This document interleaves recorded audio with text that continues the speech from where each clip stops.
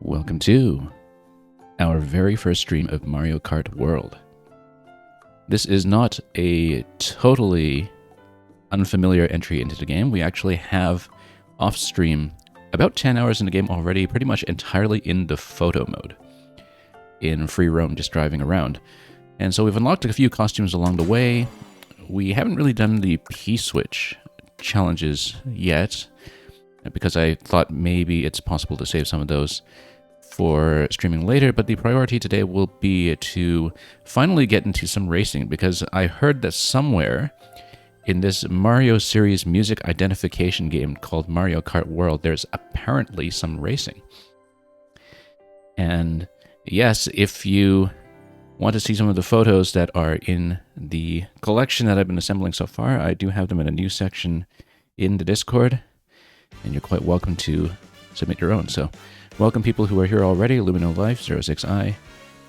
Let's finally see some racing. I dipped into a multiplayer lobby with friends once or twice earlier in the week just to see how it would work.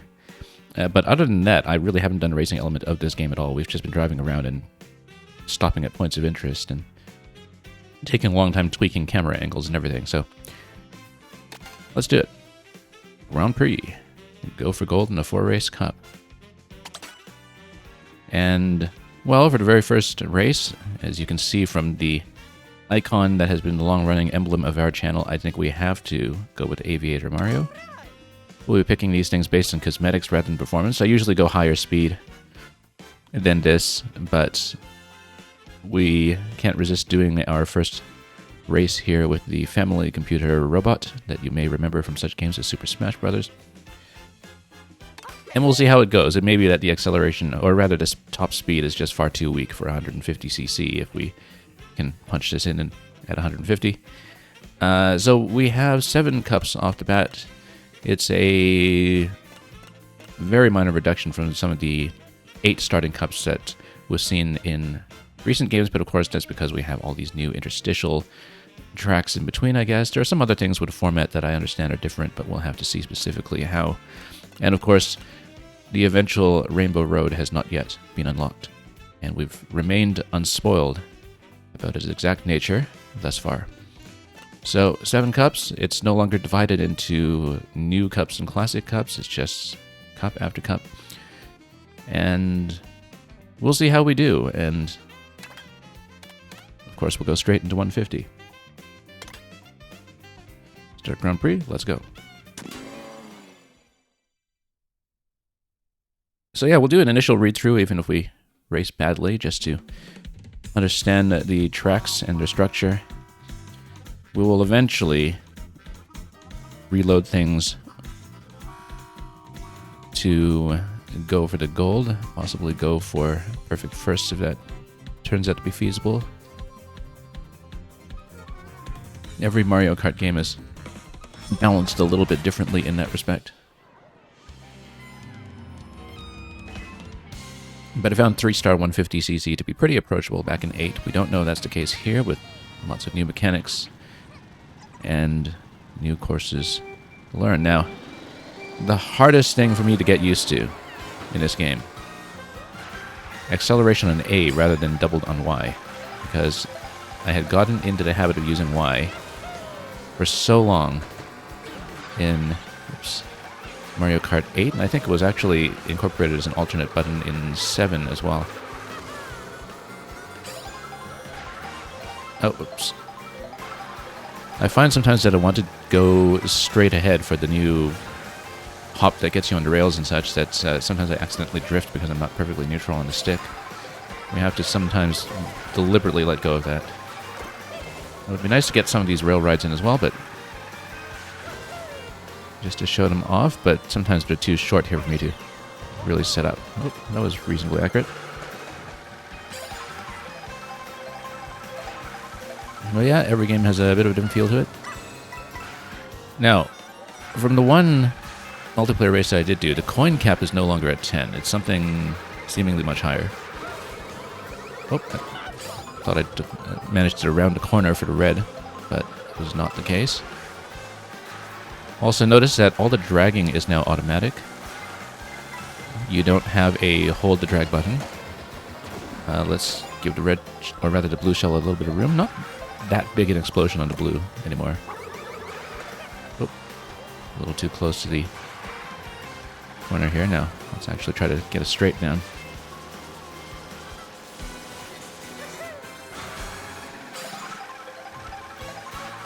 One thing that I haven't really incorporated yet either, even in all the time we spent in free roam, is the wall ride.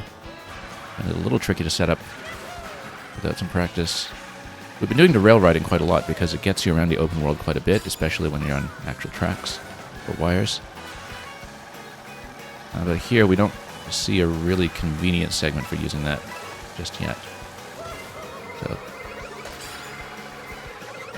oh, I should have thrown that back. Bit of a mistake not to. Oh, this is already on 3 out of 3. We've got to catch him. Nope. Alright, so rather imperfect already.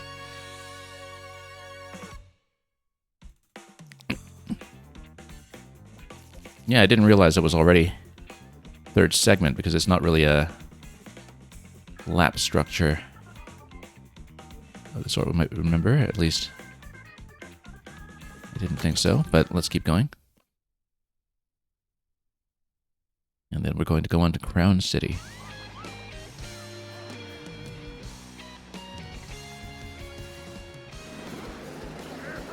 But we're going to follow the trail there, it seems.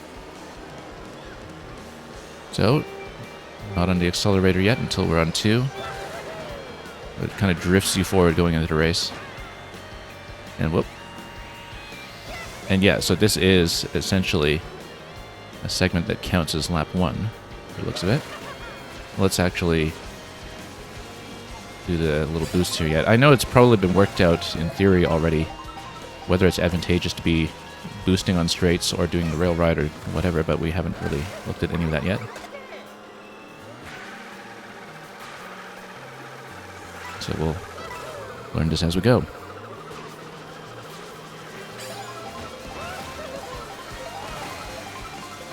Oh, here we go.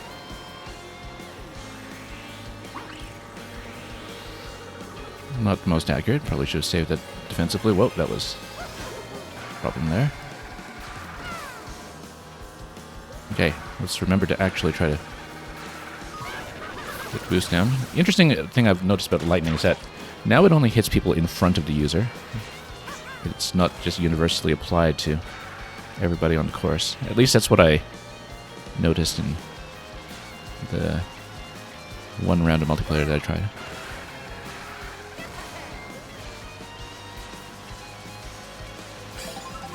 Okay, let's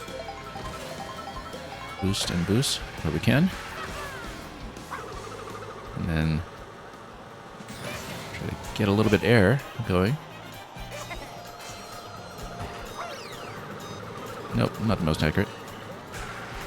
Oh, yeah, once again, I'm often accidentally drifting when I'm trying to just do a straight. We really have to be completely off the stick when we activate.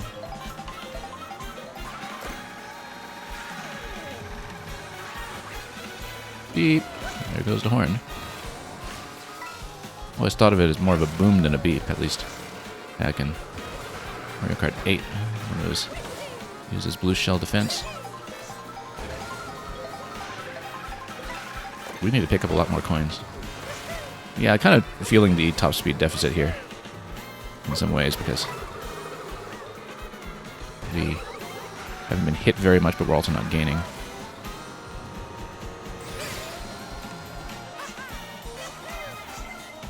Oh, there we go. There's the blue. Is it going to send me on top? Yes, it is.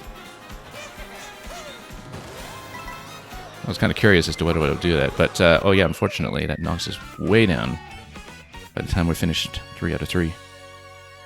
Yeah, I have seen Crown City on free roam. Like I said, I have only been doing free roam, really. And I really barely recognized it from the path that we took here because it doesn't resemble any path I took through Crown City previously. Because we haven't been on the racetrack so much. Could have gone for the shroom dodge. Yeah, I wasn't quite paying attention to how late we were in the course, too, when the blue came in there.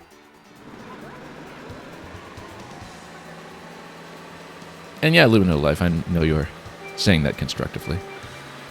No worries about that. I'm just still getting into the habit of figuring out when to drift and when to boost. And, oh, look at that. Food everywhere.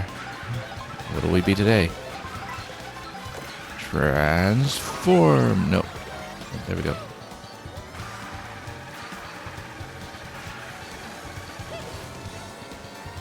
Yeah, I don't know if I've seen all the available courses on free roam. There are a few that I don't think I've really explored. But we did traverse a good part of the map.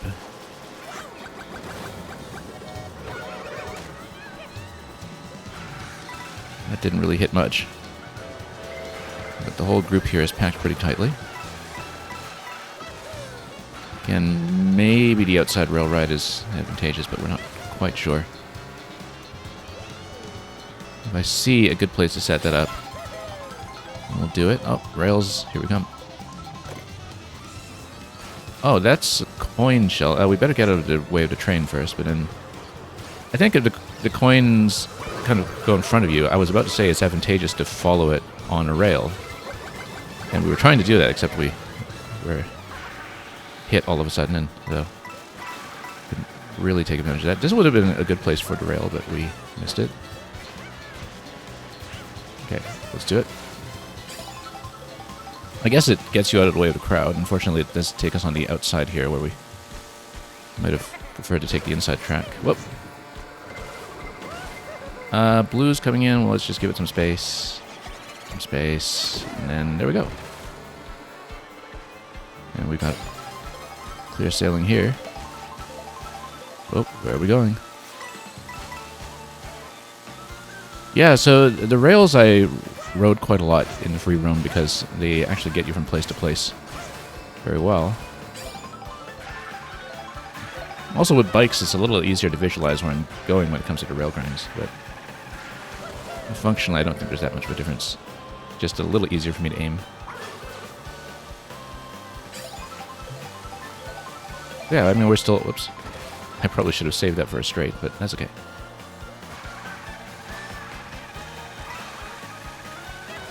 Anyway, 20 coins appears to be the cap. That's where the text is golden. And finally, we have a first. You're saying, nice counterfeit feather off of the pole? Yeah, pretty much. Still need to finish ahead a little bit on the last race here.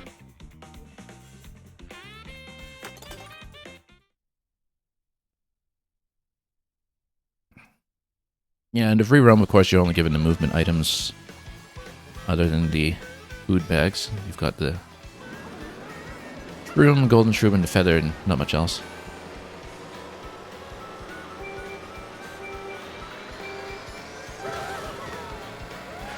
Okay. Whoop. That was not great. Let's get on the rail and see what happens. Well, the boo is going to take everything. That's what happened. It took everything from me. Oh.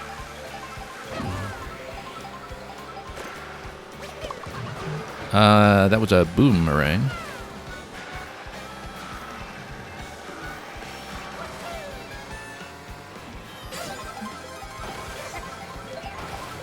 And look at that, it's nighttime already. We've got lots of bananas going where it says banana. Oh. Get a little bit of a drift boost going. Oh. Now, that magic orb thing, this must be the comic item that we saw in the trailer, right? I'm not actually sure. It is, and so what's it going to turn everybody into? A Goomba. Okay? Everything's going to become a Goomba. Absolutely everything will be a Goomba. Even all the NPCs will be Goombas. Okay. Didn't realize that. Yeah, we just seen that in the trailer. I hadn't actually encountered it in any context here yet, so... Still have to figure out what everything does with it. Also, notice that there are 8 segments in this one, 3 out of 8. So yeah, that's why there isn't a traditional lap structure. We see the Mario Kart lap markers everywhere in the world, and it wasn't clear to me that some of those were actually parts of courses, but now that I see how it's structured, where you have a lot of these races be based on checkpoints in the open world rather than, whoops, based on loops, it makes a certain amount of sense. Also, we have a Donkey Kong hammer. Can I break barrels with it? Surely we can. Oh, no, it's a Hammer Brothers hammer. Okay, yeah. We know our hammers. I was just thinking Donkey Kong hammer since we saw these barrels rolling towards us, and it seemed like the natural thing to assume. But no, they are, in fact, the completion of the Trinity, because now you can be a hammer, fire, and boomerang bro with the Mario Kart item set. Only thing left is sumo. Oh, that doesn't quite get it. Can we get on this one yet?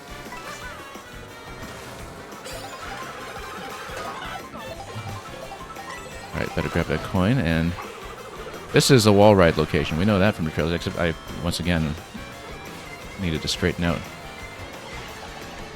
So we haven't been able to land it yet as a wall ride, as I keep drifting into it. Requires a great deal of stick discipline. Oh, no, we were headed straight for that. Okay. We're about to get Konged here. Mecha Konged. Oh, this is 8 out of 8 already. Let's try to stop Donkey Kong because he's the one I actually need to beat for the cup. Yeah, West Second Gaming, welcome. You love to checkpoints over loops? Yeah. Yeah, as long as the courses are long enough to really sustain it, and they are so far. So we're tied for first, a 3-way tie for first. Okay. I guess that suffices. We will try to get a clearer victory off these and try to get 60. But I don't know if I want to grind them up cup by cup, or if we want to see all the cups first. I think maybe we want to do a first reading of all the cups first. And yeah, actually list Rosalina as first, and then Donkey Kong is first. So it does acknowledge our 3-way tie.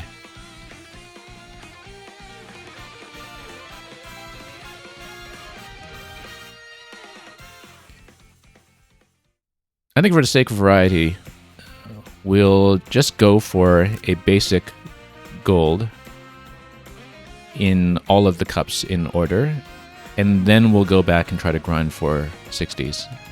So we can kind of do an initial reading of the game. And yeah, West Second Gaming, we've been enjoying the Switch 2 very much. I spent the weekend streaming the Welcome Tour, which was actually a pretty substantial experience, which we enjoyed very much. Oh, we also got an unlock. I hadn't really been unlocking characters yet. I don't know if any are bound to the P-Switch challenges as well, because we haven't really done those. But it looks like we do have some characters behind GP, so we'll grab them along the way. We have a new vehicle somewhere here. And yeah, I think every time you load up the game... Oh no, it has the badge that I had before, but it momentarily shows new ones that you collected as well. And so...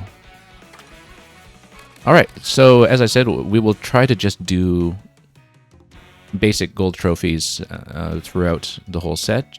We'll change carts along the way. And then we'll go back over it more carefully. I think that's maybe the sensible ways to do things. I think usually in past Mario Kart games I've tended to grind things out cup by cup, but... you know what? Since we don't have any costumes for Donkey Kong yet, with the eyes on his new design here for the Switch generation, maybe we should actually go with him. And see how we do. Blastronaut. And... you know, let's roll with it.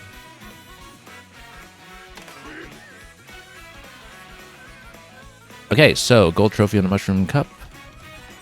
And yeah, Whistle Stop Summit is one of my favorite parts of the open world as well. We've been on the rails quite a bit, just rolling around that area.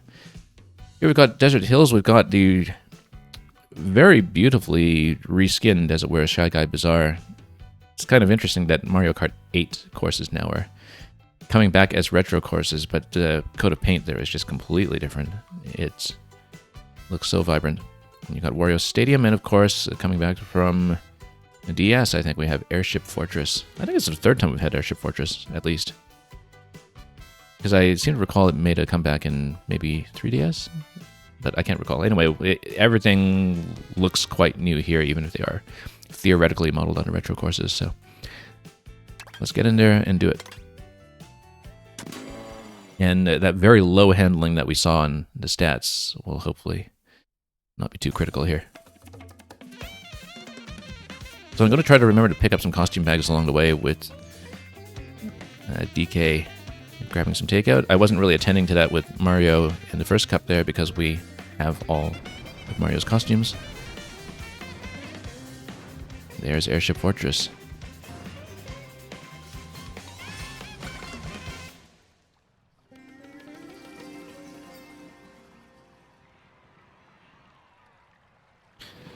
But yeah, this is, as I was saying at the beginning, my first stream with this game, but we had spent a lot of time just in the photo mode in free roam prior to this, which is why I did have a good number of costume unlocks. Wow, the handling is rough. Okay.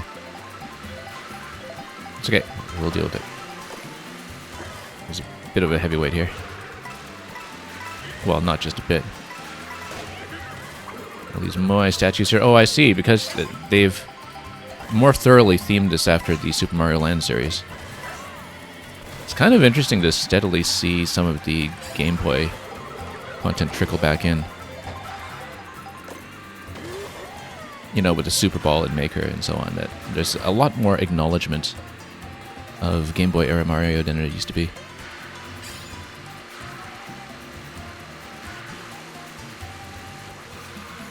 Look at that Moai here, making a run for it. Whoops, that was incautious of me. Oh, we should have expended the mushroom going into the double there, but oh well.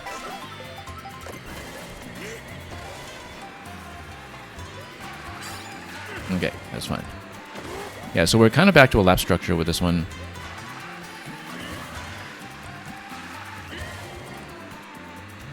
And we'll just drag the shell for the time being.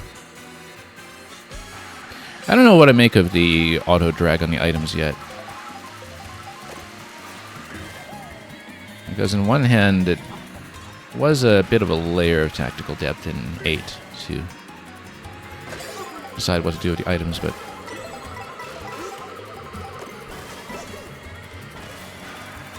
we'll see about that. Let's just get over here without the mushroom for once. Actually, the very sharp drift we have on him here is not too bad.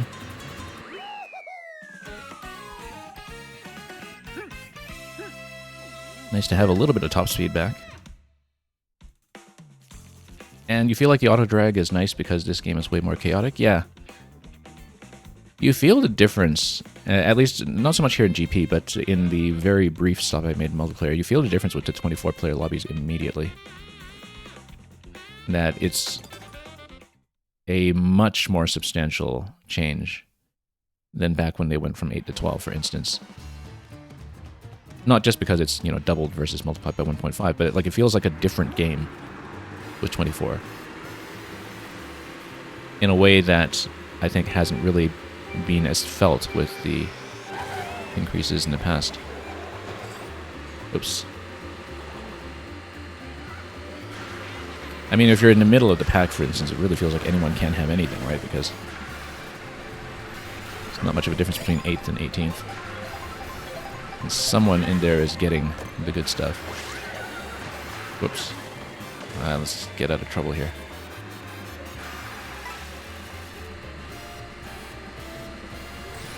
I'm going to say something about trying to get some costume bags with DK here. It's okay.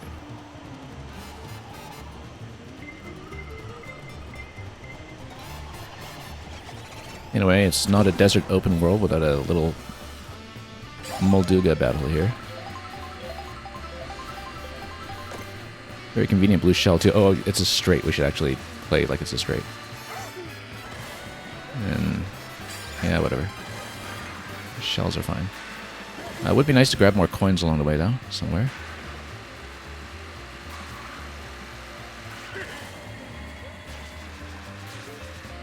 Yeah, I have to remember to actually stay active on the straights, which is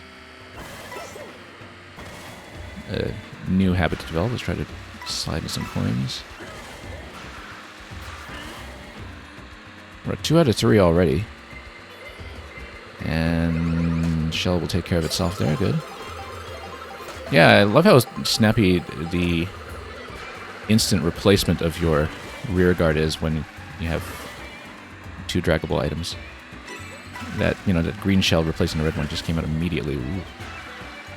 Lovely effect there. The pedals. And yeah, we're going to get smoked here. That's just going to happen sometimes. Well, I'm not going for 60 yet, so we don't mind too much, but we are near the end of lap 3, so should really try to catch up here. And try to dump some items soon if we can. Okay, that works too.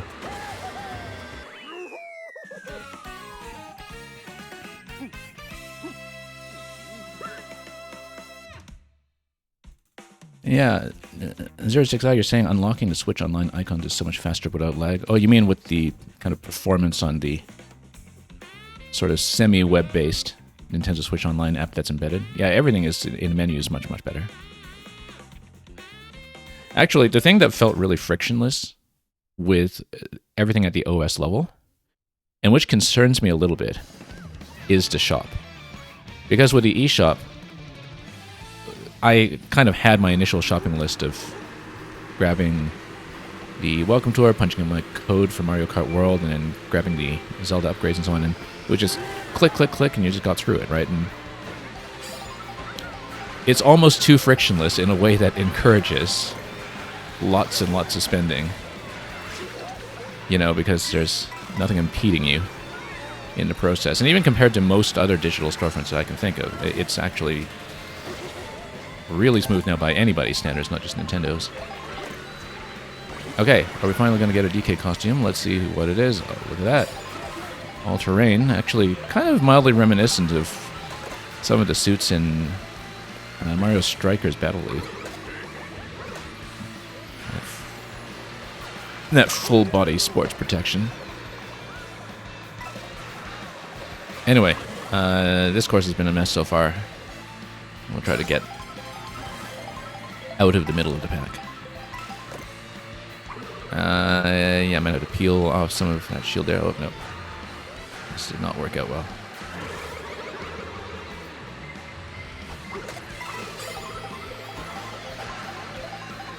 I don't have the Pro Controller for GLGR, but... Whoops, missed it. One interesting possibility that was raised... Oh, that's the golden coin shell. By someone who did have the GLGR pedals was... They were saying if you put your accelerator on GR, then you can actually keep your thumb on the right stick for camera rotation while you're driving.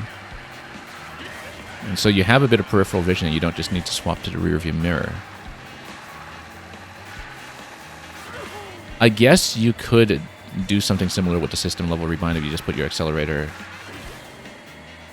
on, I don't know, one of the other shoulder buttons, but because there is a free camera in this game on the R stick, it's just that, you know, because you're driving, chances are in Mario Kart you're never touching the stick.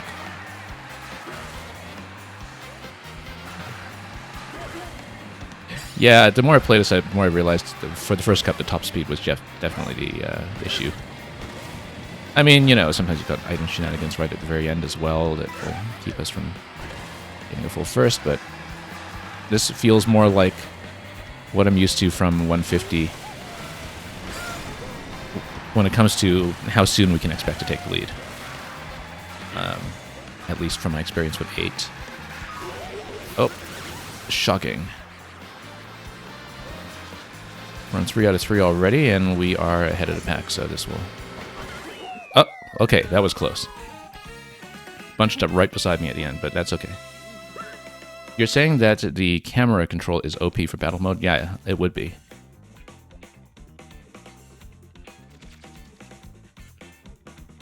Definitely a little bit of controller advantage there.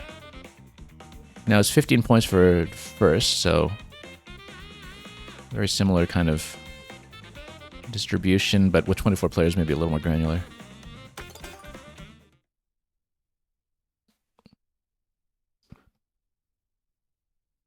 But we've got a fairly clear advantage in the standings at this point, so we're not too worried about gold.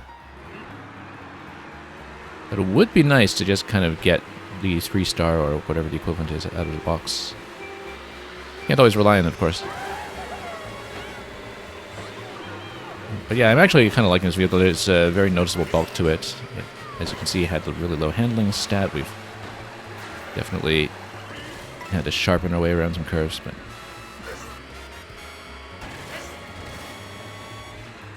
this part here, you'll notice, is the Los Angeles River that you may remember from Terminator 2. Or if you prefer American Graffiti. I think it was also in Repo Man. But anyway, you know, famous racing and chase location that I think was kind of a clear inspiration for this part. Like, I saw this and I immediately thought of all the films that have the Los Angeles Freeway, or not Los Angeles Freeway, Los Angeles River, rather. Oh.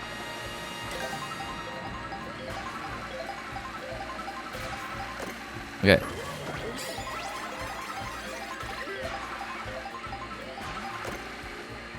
Anyway, our aim has not been the best here, but let's stay back until the blue hits, obviously. Except we'll lose the mushroom for our trouble, so. And, oh yeah, we should have boosted on the straight here, that's okay. I keep forgetting that we should do that. Oh, Comics Revenge. And, oh, it's gonna be Boom Boom, okay. That was not what I expected. Also, I'm a Pianta.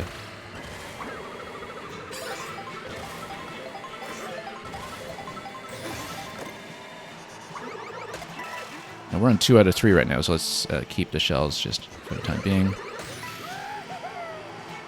Yeah, as usual with one spinning shell, we should keep it for a toss back. Oh, not. Oh.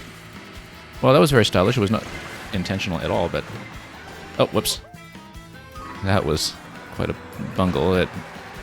I guess we weren't registered as first anyway for the blue shell. Wow, okay, that's a disaster. On lap 3. Total catastrophe.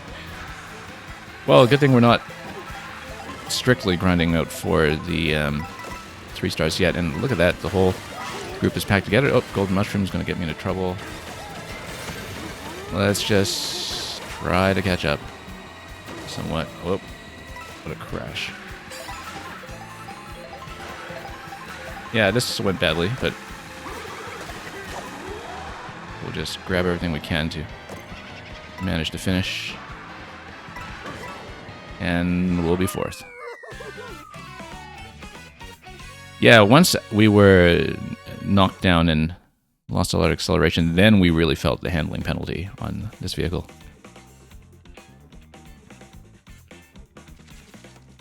Okay, that was unfortunate, but we'll be back for more.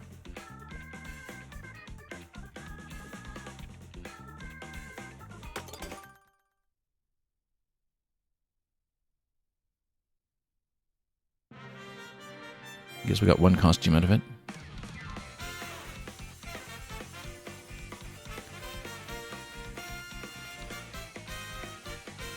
This time it's not just a 3-way tie.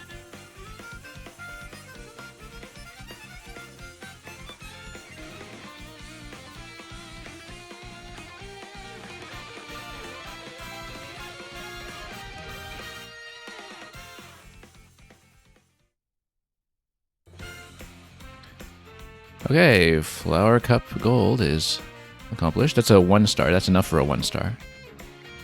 But we'll be going for 3 later on. Hi, I'm Daisy.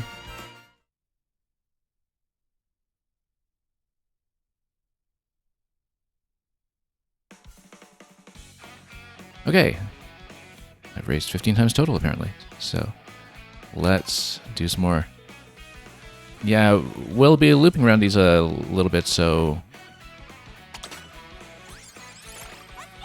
we'll maybe kind of alternate between new characters and some of the costumes I have, just to keep things interesting.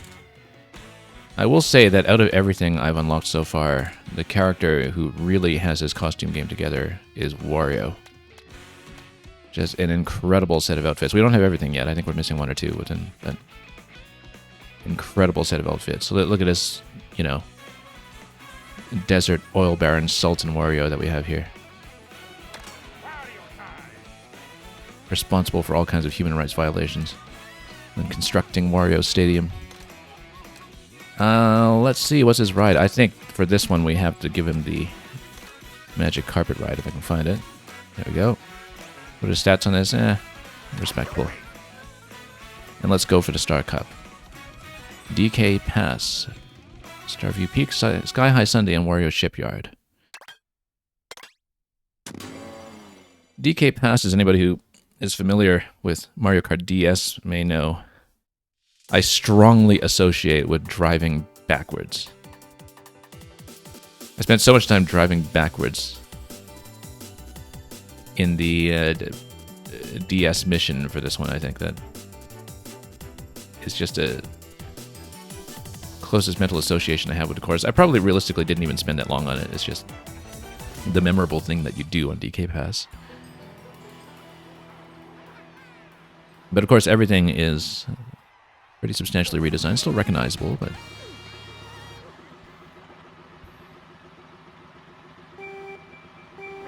it's more that the original courses are this kind of structuring idea for everything that's going on at a much larger scale now.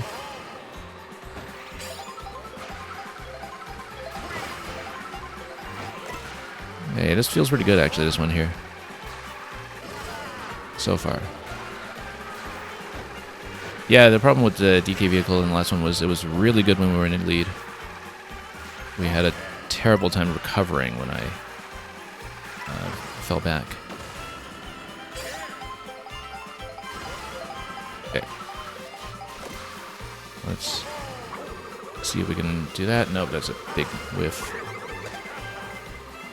And then, oh. Blue shell, luckily, was pointing elsewhere by the time we pulled ahead.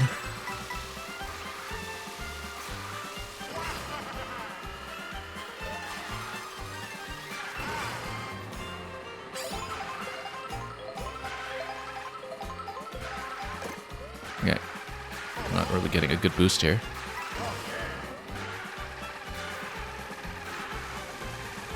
Let's curve in and see if we can improve this slightly. It'll work on our accuracy quite a bit, but... yeah, interesting that there is a 20 coin cap now. I think partly it's because, you know, you've got so many road accidents happening at any given time that you've got lots of coins scattered everywhere in the middle of the pack, and so... definitely found that in Mario Kart 8, unless we're talking about the time trials. Everywhere else, I think the cap of 10 actually felt a little bit low, where you would just come up against it pretty quickly, and then you would just have the tiny little drift boost from coins the rest of the way. Oh, look at that. Snow Pokey season here. Surprise. Oh. Okay. Lost a lot of speed there, actually.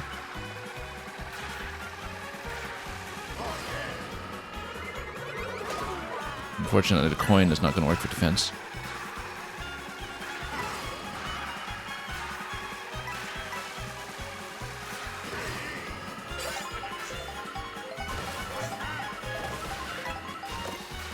And we should be able to pull ahead here. Let's wait until we've got a clear opportunity for it.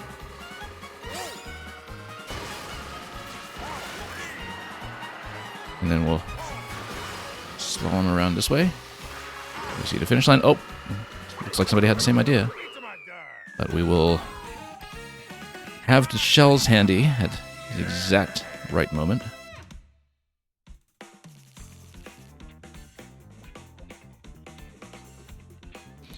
Yeah, what an incredible jukebox, by the way, this whole experience is. I mean, now we're kind of hearing course-specific tracks, but when you're driving around the open world, like I was saying, it's pretty much a Mario music trivia game in disguise.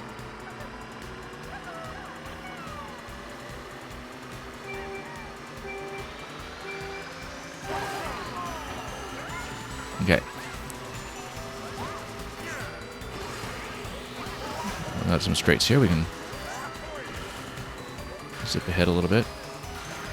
And maybe grab at least one coin. Nope, that will not happen.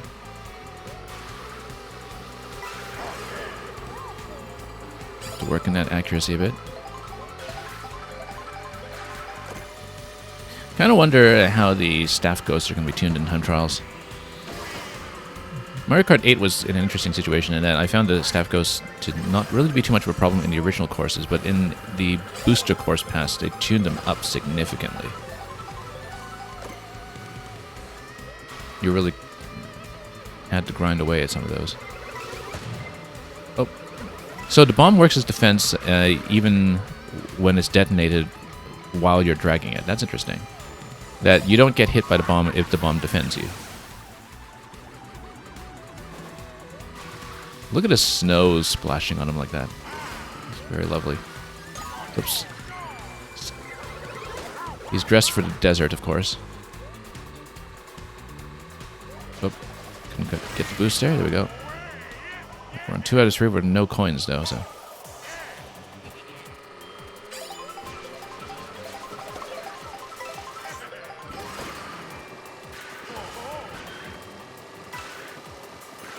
Anyway.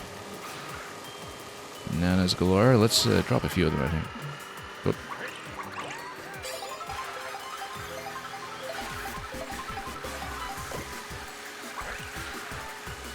Just want to tag some coins here and then swap back into shells when we can.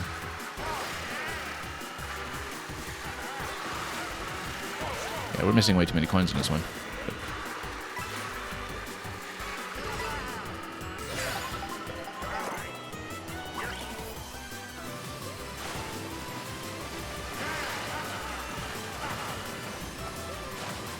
Okay, maybe tighten up this corner here. And... oh, not within range.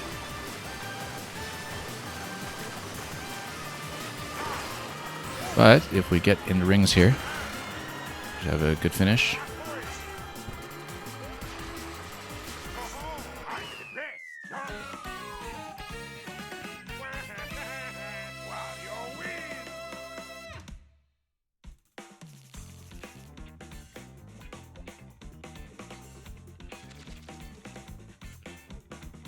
I didn't realize Peepa was a drivable character.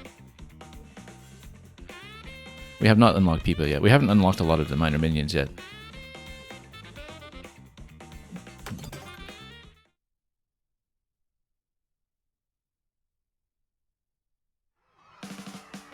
Which unfortunately, I think largely do not have alternate skins. But maybe that's patch content waiting to happen someday. I feel like that's an obvious thing to be patched in at some point. Oh, whoops, I totally missed the A button. I pressed Y when it was 2. Still on Mario Kart 8 muscle memory after many, many hours. So.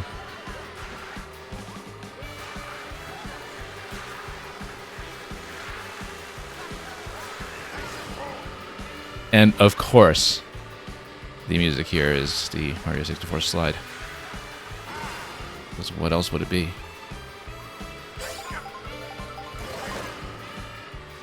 Alright, it's hammer time. I haven't actually had the ice flower yet. Let's get into a decent range with the hammer first. Get in close.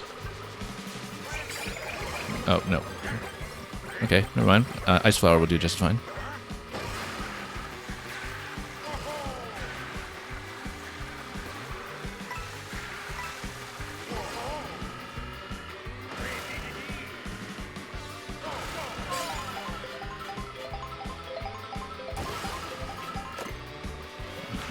And we're still on 2 out of 3, but items will be a little inconsequential here once everybody's struck by lightning. Oh, also, can't remember. We have most of his costumes. Oops, I missed that anyway. Let's just race. Worry about those later.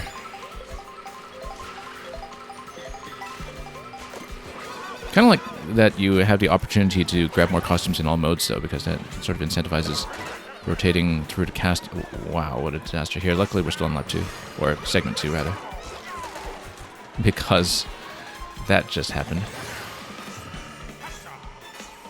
Anyway, here we are in the Sky High Sunday that we remember. The parts that we recall from Booster Course Pass.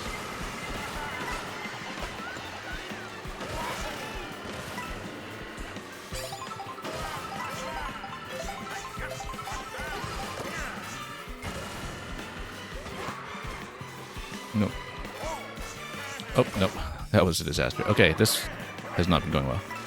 And we're on lap 3, so we don't have a lot of time to make this up.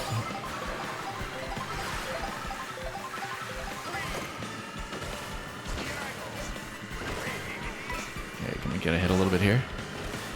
Not very well. Wow, that was a wipeout.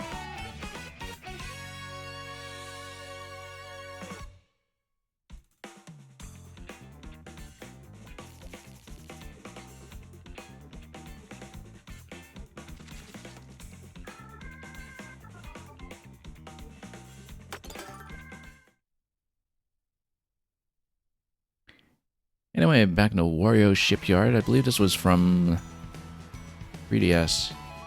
I don't remember it very well. I don't remember Mario Kart 7 that well. Generally, actually. But regardless, we need to connect our way there from Sky High Sunday first. So yeah, it looks like the GP courses are named for the end segments, really.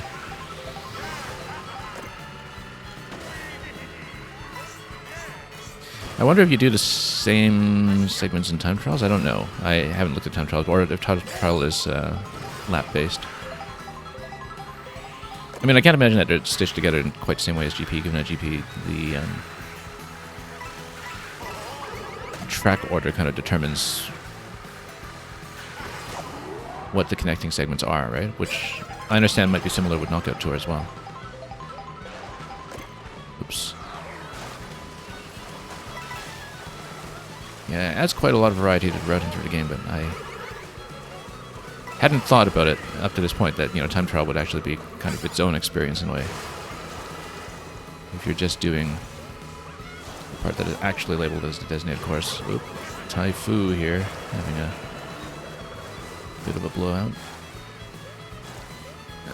We better boost ahead a bit.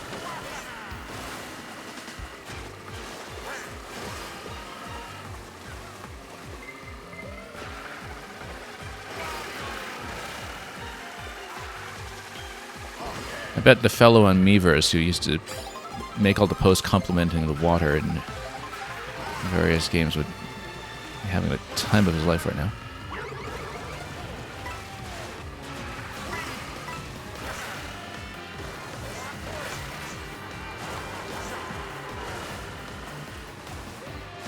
Very splashy.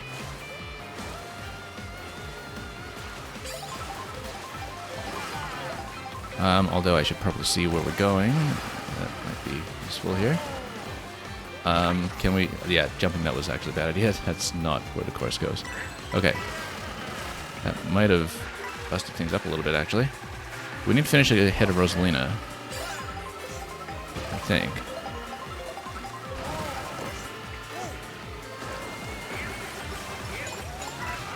Okay.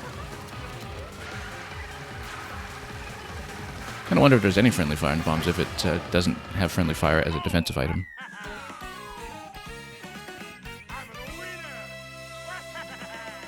And yeah, the interesting thing about the music is indeed that there is, for the first time, a real sense that we're in a post-Odyssey era and that there is actually so much reworking of Odyssey music in the soundtrack. Often in completely different contexts, you know, with the instrumentation changed to match different environments and moods completely. Well, despite taking a dive into 8th in one race, I guess we're out of here. It doesn't, at the end, summarize your placement in each course, though, like the end screen for the Cup does in Mario Kart 8. And that's a little too bad. I kind of liked seeing, you know, first pop up, or at least in this case, first, 8th, first.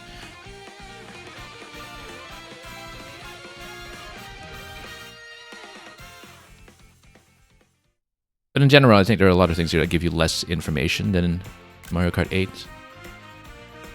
Like how there isn't a stats page or anything yet, but, you know, again, that could very well come later at some point.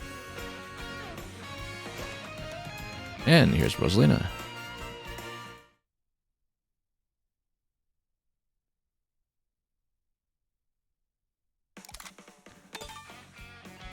All right.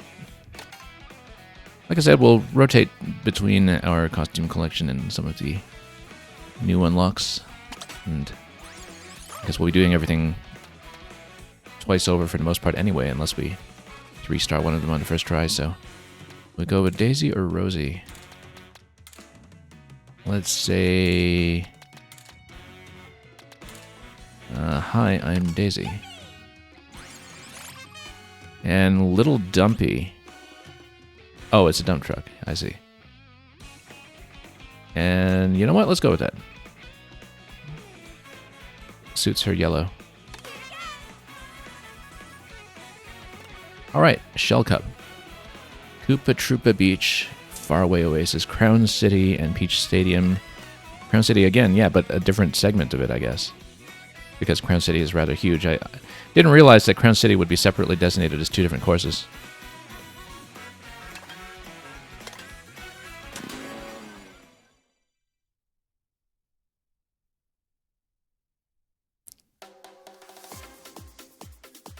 I don't know how much Koopa Troopa Beach resembles the shape of the original Koopa Beach Island in the Super Nintendo, but here it's its own big music festival.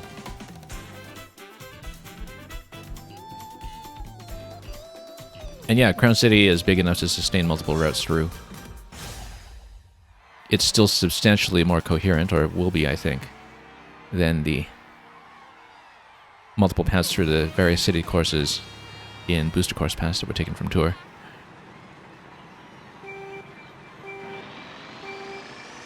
Which I generally disliked, I would say. It's the one thing I didn't particularly like in Mario Kart 8 was the city tour courses, but it's funny because some of the other courses that originated in Tour I thought were actually rather neat, like the Ninja Hideaway. But the city courses I found were just excessively dependent on reading markers to know which way to go in a certain lap.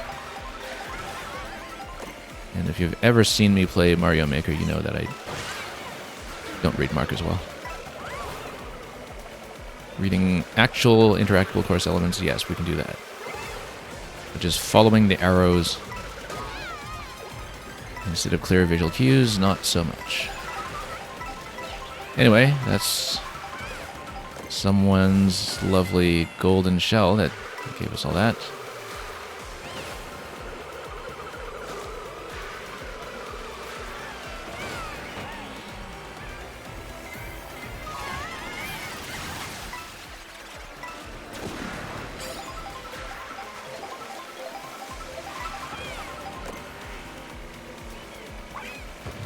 I always loved the original Koopa Beach music as well.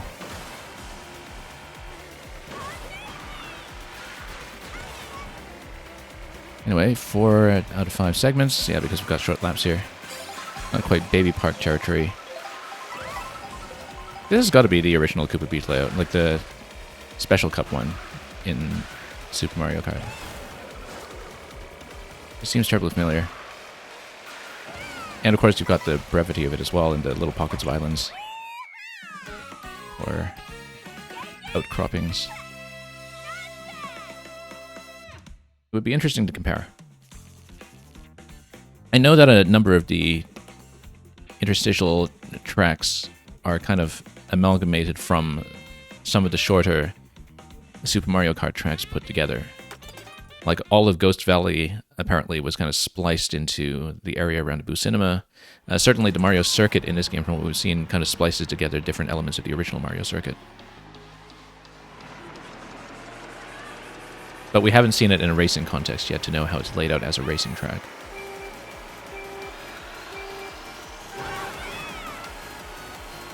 Anyway, just remember to actually boost on straights. Or just ride the waves and bounce. Do that too.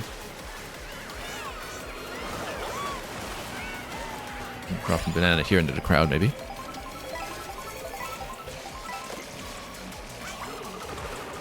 Oh. Total whiff over there.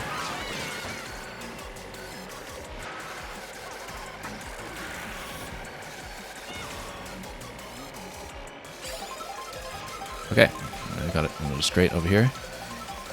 I don't know if, like the Drifter, is an advantage to holding the forward boost for as long as possible to charge up the sparks to the maximum, whether that's advantageous or... I would assume it's better than just trying to charge short boosts consistently, but we don't really know that yet. Yeah, because the risk you take, of course, is that you could get interrupted by something bumping you. So it would kind of make sense from a risk-reward perspective that, as with the long drifts, that you would want to do a long boost. There we go, finally hit with that. And yeah, no friendly fire from what I could tell. Dropping the bomb within very close range. Whoop.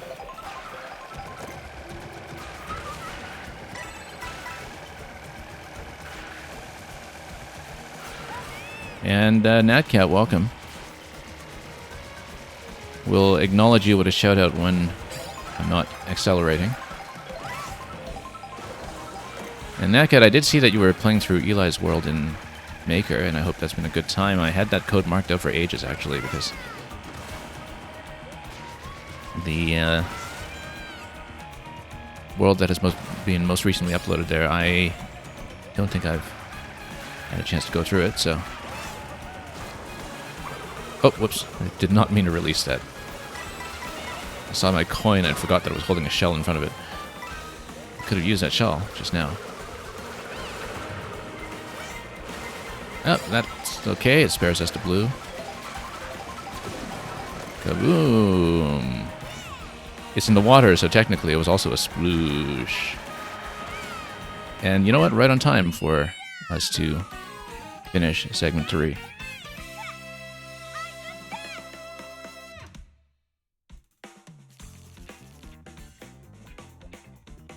Descriptive is, did I know that Pianta has a secret high-speed stat on water, Cow has a high-speed stat on dirt, and Wario has high-speed on road? I didn't know that. We haven't looked at anything but the actual racing elements of this game yet. I have not consulted any outside information about stats, but it does not surprise me that there are hidden stats, given how Mario Kart 8 also worked.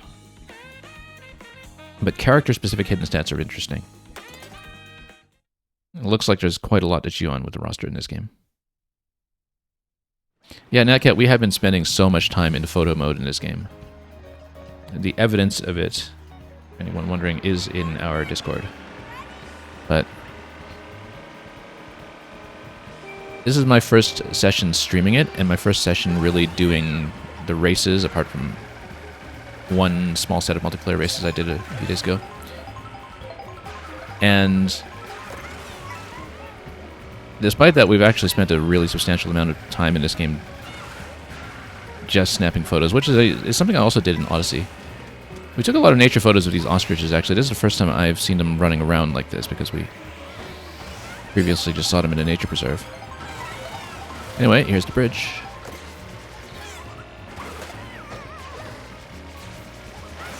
And there we go. Got a little DK barrel practice going on.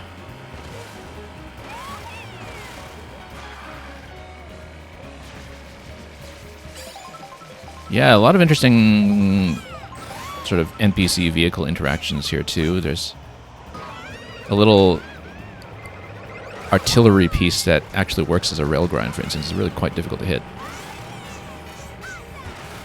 Anyway, that's running away with me on a straight. I don't really have a good place to use the feather except maybe the railgun. I don't know. No, we should have boosted into that. Okay, that was unwisely chosen.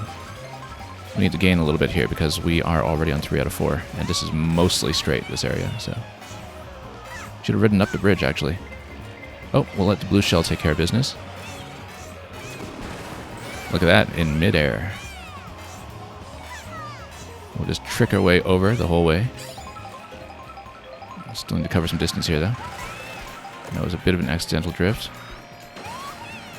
Oh, whoops, that was not great. Poor Toad. Oh, missed a cannon. And we're on no coins because we've been whacked by absolutely everything here.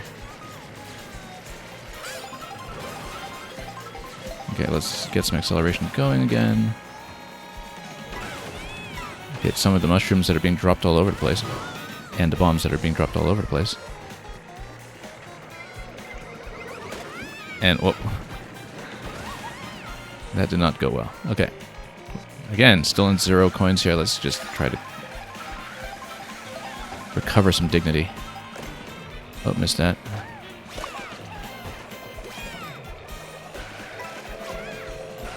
Try to snipe our way up front a little bit, maybe. Not quite, but, you know, one good, well-placed mushroom here could do wonders. Or one well-placed bomb is not quite enough. Yeah, no, we're going to finish rather badly here.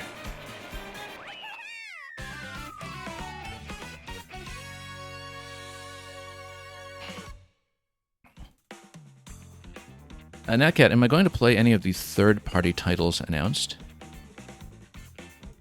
Well, with some of them, I will probably wait for some kind of sale price. The thing is that a lot of things I have on PC already because I had already been playing Street Fighter 6 and Star Wars Outlaws and so on the PC side. And in general, because most of the time I play my Switch docked rather than portable nowadays, unlike the early years of the Switch when I was playing mostly portable, it generally makes more sense for me to have things on PC. And anything really high performance I'm kind of covering with GeForce Now, actually.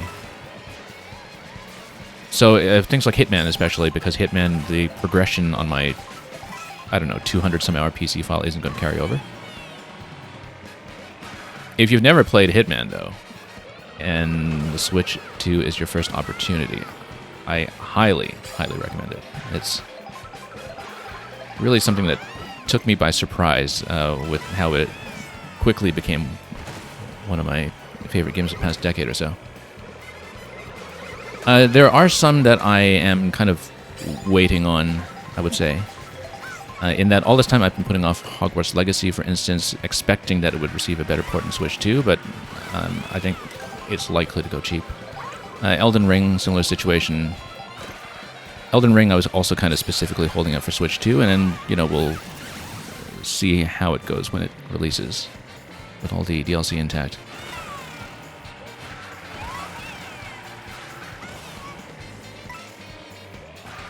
But yeah, some other things. I understand that the Cyberpunk port is in a pretty good state, but again, that's one that'll likely play on PC instead, unless that I hear from people that the motion controls are really good, because, you know, if I'm choosing between playing locally on PC and playing locally on Switch 2,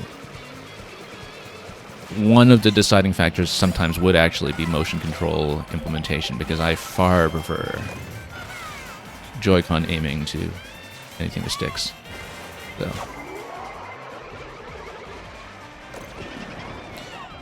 But yeah, I've got such a massive Switch 1 backlog to go through yet, and some of it I've been holding off for performance improvements in Switch 2 anyway. And so I have no shortage of things to play in the foreseeable future. We already have Donkey Kong coming in a month. So on the third-party front, I already have a Switch 1 catalog that will keep me busy for the foreseeable couple of months.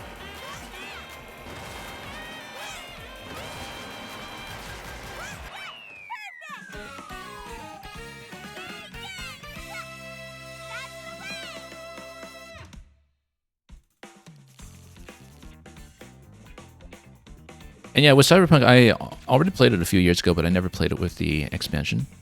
And actually, they had fixed up the game and revised it considerably since I originally played it, as I understand. I had a massive file on it. And I would probably start over fresh, but I don't have time to do it because I know how much of a time sink that game is from experience. And I find that with replays, even of games that I had a marvelous time with, sometimes I need to take a pretty good long break before I'll get back into them. I never replay older games as much as I think I will, and I kind of have a tendency to overbuy them sometimes. But I'm meant to get back to Cyberpunk at some point for the Phantom Liberty expansion, which is included on Switch.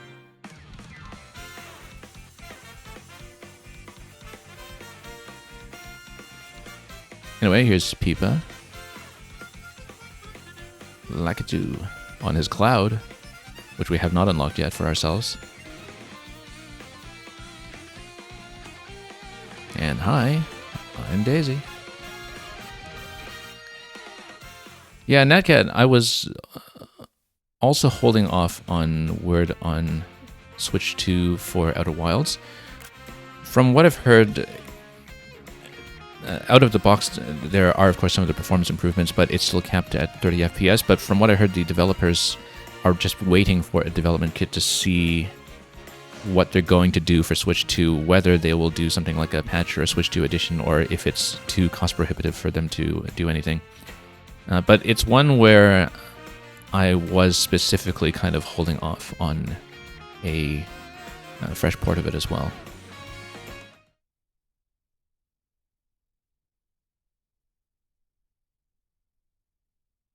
But yeah, as far as I know, the developers have spoken about it, and they said they'll look into it when they have the dev kit in hand. I think that's the case with a lot of things that don't have anything announced in terms of Switch 2 patches yet. That where there are improvements and where there are fixes for compatibility, they've been happening from Nintendo's side. That Nintendo's engineers and QA and so on have been doing the patching of the compatibility layer on their end. But that relatively few developers actually had the development kits to produce their own Switch 2 editions, with very few exceptions. Anyway, we got Lakitu. We'll go back to him. Like I said, we're kind of swapping between newcomers and old bees. I wonder if Lakitu actually has skins. Because the thing is, we're still sort of in the characters with skins section. It's later that you get into the characters without skin section. And in fact, you can see the icon in the bottom right, the Piranha Plant and Goomba icon. I think that consistently refers to characters where you can't get skins. Also, notice that we have Pianta as a new character. I think that's because we transformed into the Pianta when someone else used Kamek. Because we had the exclamation mark here, and I don't think I'd unlocked Pianta up to this point. So it seems like that's actually one way that the minions can be unlocked, is when somebody uses the Kamek item on you, which I didn't realize. But yeah, so minions kind of have their own section, as you can see in the bottom row on the right side, and Lakitu does not have that designation, which means that we can probably expect skins for him, you know, like a fishing costume or a traffic management costume. Anyway, we have to show off Peach in this lovely yukata that you may remember from Bowser's Kingdom in Super Mario Odyssey. I think we will go with that. And oh, Dolphin Dasher, surely we're using that. Yeah. Oh, very low speed though. I feel like we want to put a heavy on it. I mean, we're just kind of fooling around and doing our first run through, so maybe I don't mind. Like, we're not really building to play well right now, but I foresee I'm going to get a lot of use out of this one in photo mode. We might go with something else for the time being, though, because the low top speed actually does concern me a bit. We're not really picking based on stats, but still. Oh, you know what? No. Let's just go with it. Let's go with it. We're redoing everything for 3 stars anyway. Let's just do it. Okay, Peach Beach. And we'll get to see it in water mode pretty much right away on Peach Beach, so it makes sense. Salty Speedway. Dino Jungle making a comeback after so long. Although you'll notice in Dino Jungle that, as with the whole Jurassic World series, it has not been scientifically updated for the theropods to have feathers. And the Great Question Block Ruins. Now, I'm looking forward to the transition into that, because I did find one of the kind of transitions to go up to the Great Question Block Ruins in the free roam, and it was a very memorable moment of the free roam, so I wonder if it's the same kind of passage going there. But let's do the Banana Cup. And descriptive is, if I tab into the map, it's going to show me how many costumes everybody has. So you don't necessarily need to tell me. Because the map actually shows you how many per character you've collected when you're in free roam. Anyway, Dino Dino Jungle, hotly requested ever since its original appearance on the GameCube. I am a little disappointed that Wario Coliseum from GameCube does not seem to have made a return. It actually would have been perfect for 8, and perfect for some of the anti-gravity with its big looping structure. But it would have been quite a good fit here, too, because that was one that was not lap-based, right? It was like a... Well, I mean, it was kind of lap-based. It was, I think, a 2-lap track originally, because it was so lengthy. That was the one with the big kind of spiral inside the cage in the center, and I always found that to be a very memorable piece in Double Dash that just, for some reason, never received any love in all of the course remakes we've had since then.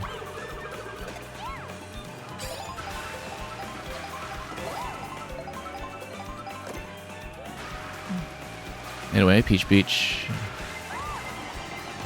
with this incline up that we all remember. Oh, I have to remember to boost in straights.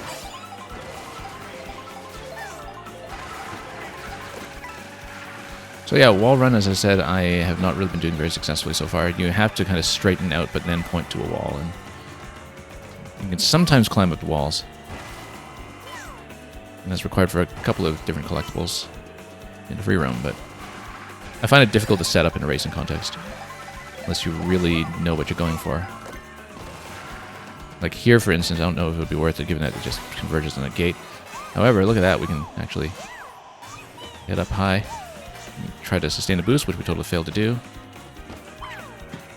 We're on 3 out of 3. We're not going to do well here. That's okay. We picked somebody with low top speed. We got what we paid for. Oh, deep.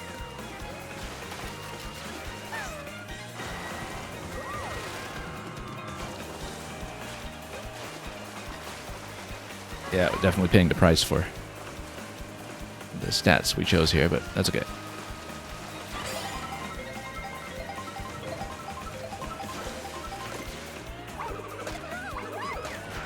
And we'll try to at least get up to maybe 3rd. No, we're going to be 4th. Okay, bad start, but oh well. Descriptivist, you're saying you heard a really good educated guess about costumes that must be coming in the future? Well, I mean, I think, you know, in spite of the fact that all the minions seem to be in their own designated section, that...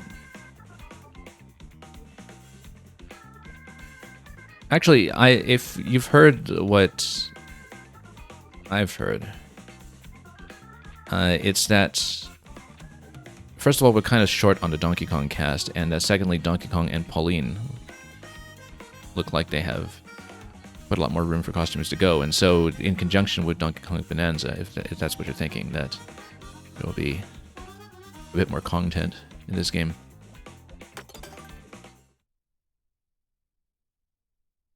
Yeah, I think I saw that remark as well.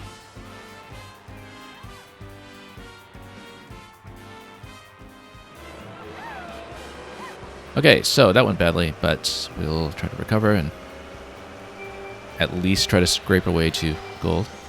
We picked somebody with low top speed in Mushroom Cup as well.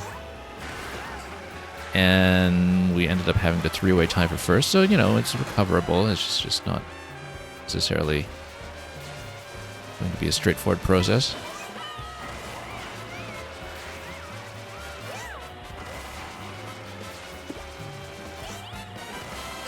Okay. Oop, that was bad. But that's exactly what cataquacks do. Everybody remembers that from Sunshine, so... That's what they're for. I did see the Cataquack as a driver here. We did see some of them roaming around the open world. When you're on the racetracks in the open world, you see other racers racing. Okay, let's nuke everybody.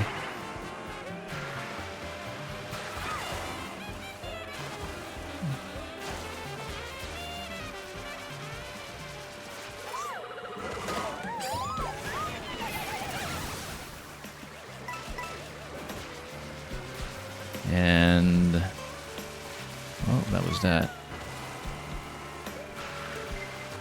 Oh. Well, yeah, let's give the blue shell a little bit of room. Let it do its work.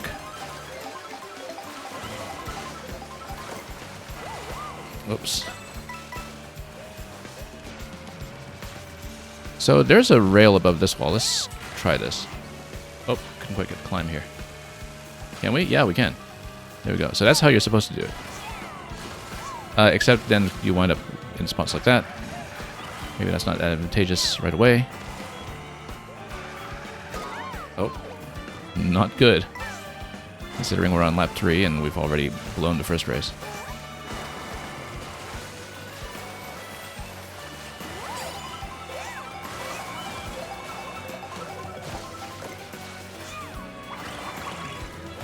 Bananas in the water won't do that much, I don't think. And yeah, that's the ending already, so we did not do well here, but we might not even place. Am I playing in 4K with a 1080p output resolution for the stream? No, at my streaming desk I just have a 1080p monitor. In fact, for the one part of Nintendo Switch 2 Welcome Tour, which required an output to a 4K display, I just moved my dock to a different display.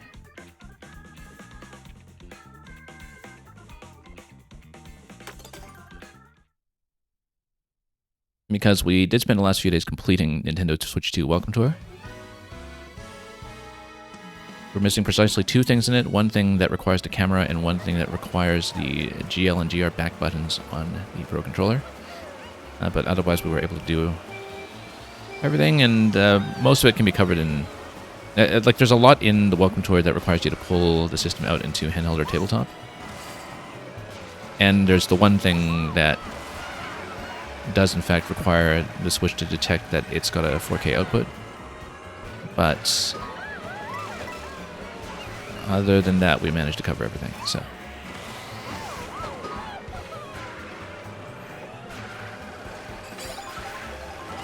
Okay. Yeah, definitely paying the price for the low speed as we expected, but it's okay. We know we're going to redo everything. We'll redo everything for the gold right away. That's the policy here. We'll go for gold. We'll do 3-star later. So we may see more of this cup immediately. Okay.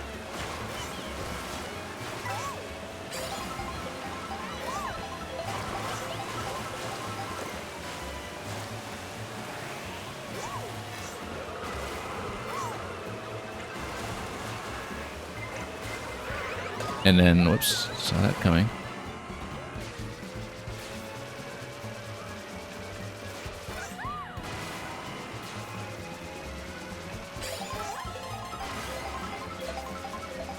Anyway, Dino Jungle.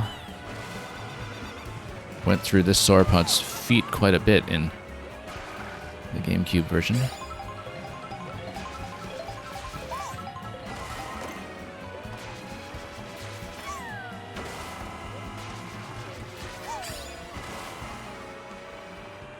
Then let's just cut this corner here, perhaps. And finally we get into the jungle music here.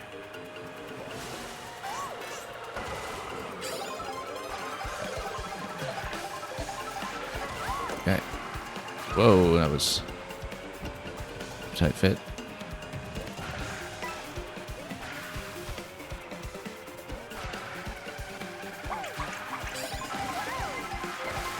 We'll grab something a little more helpful.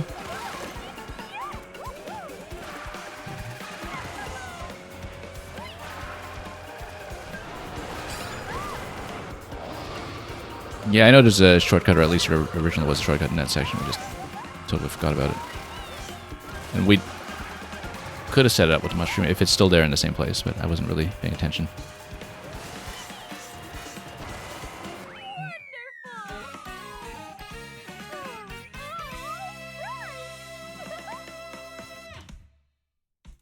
My current monitor does not have HDR.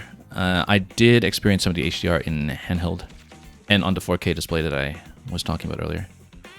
Took me a bit to tune it because I think it was a little bit bright by default, but yeah, definitely I could see the contrast really popping with the snow. Yeah, we might be within range of gold if we actually play this decently. We kind of had to finish 2 places ahead of the leader, though. Otherwise, just finishing in first won't be enough.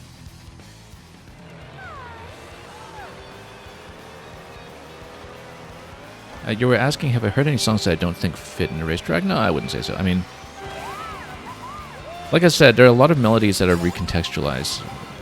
So, you know, what might have originally been a snow theme or a water theme might be rearranged for different instruments to be something like a night theme, for instance, where there are actually a lot of water themes that show up as night themes on the open road.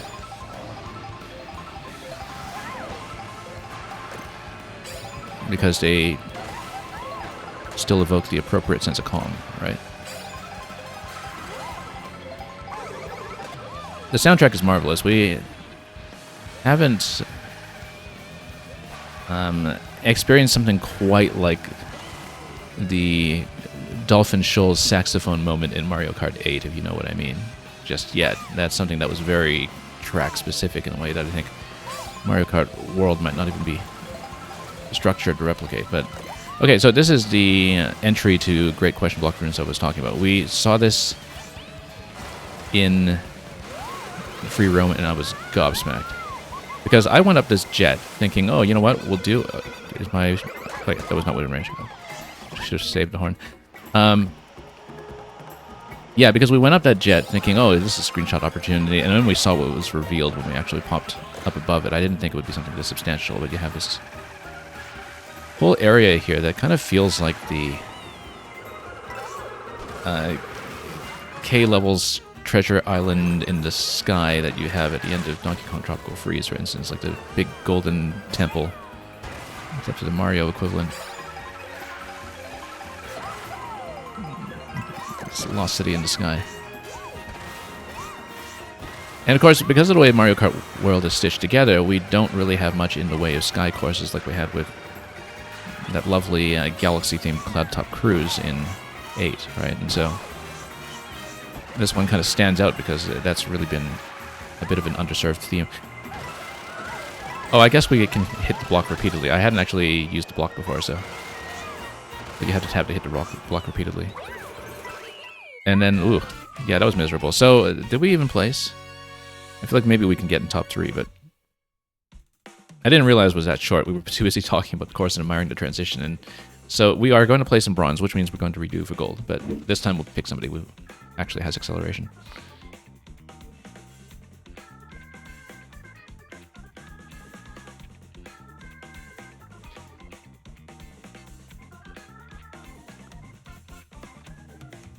Yeah, descriptive as you're saying you don't like hearing Galaxy songs and non-galactic tracks. I mean, there aren't many non-galactic tracks to speak of, right? I mean, there aren't many galactic tracks to speak of, rather, because this isn't anti-gravity Mario Kart 8. But, you know, possibly you're also just joking. Given how many times, for instance, the Gusty Garden Galaxy melody has been reworked since its original inception. I recently came across this discussion about what people thought the sort of iconic video game music of the Wii PS3 360 era was. Like, what's the kind of definitive piece of video game music? And I think Gusty Garden Galaxy is surely the answer. Anyway, we are doing the Banana Cup again. Hey, here's Berto.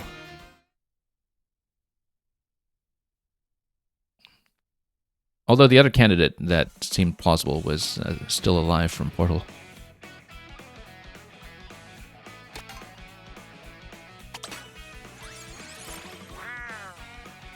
Yeah, I said I was going to alternate between costumes we already had in the collection and newcomers who might want to pick up some bags. Let's go with Birdo. We actually didn't really pick anything up with Daisy, did we, when we ran with Daisy earlier? I don't think I grabbed a single thing with her. Oh well, that can be fixed later. Let's go with Birdo and grab a bag if we see it.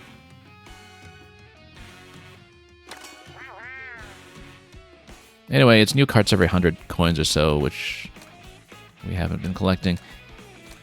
But yeah, let's actually make sure we have a reasonable speed stat this time, because that time was not great. But I wonder if there are any kind of hidden stats for different types, like road or water, or anything that are cart specific as well. Because if so, it would make a certain amount of sense to go over a lot of water courses with something like Funky Dory, which may very well have a water stat, for instance. We don't know. Somebody knows, we don't know. But let's ride the boat. And let's go for the gold.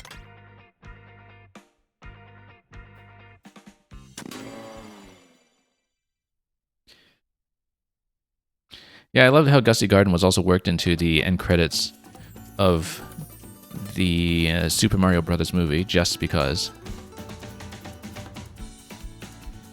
But yeah, I think it's undoubtedly the iconic piece of Mario music from that era, and video game music generally. I think it has a very strong claim.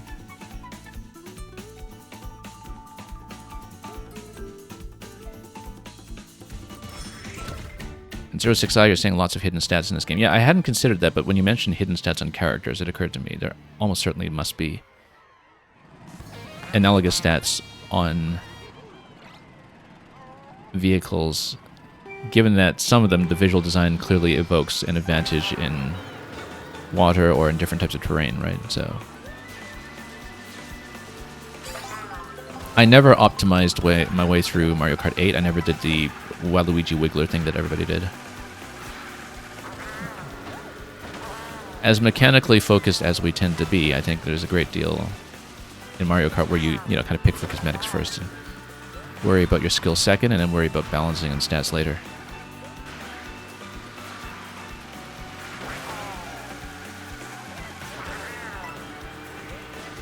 And if it weren't such a very, aesthetic and flavor-driven game, we wouldn't have everybody going crazy about the cow. How fortunate are we, by the way, looking at this game, how fortunate are we that Nintendo does not just put all the costumes behind microtransaction loot boxes and such, and gacha rolls, because given the quality and variety of costumes in this game, right, like, if they were the kind of studio that, had the moral character or lack thereof to do it, they would do it.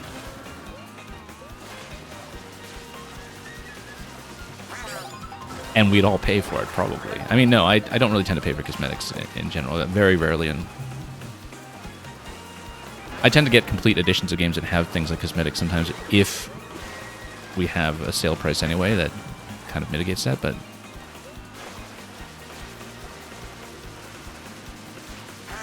I find it extremely fortunate that Nintendo would rather just say,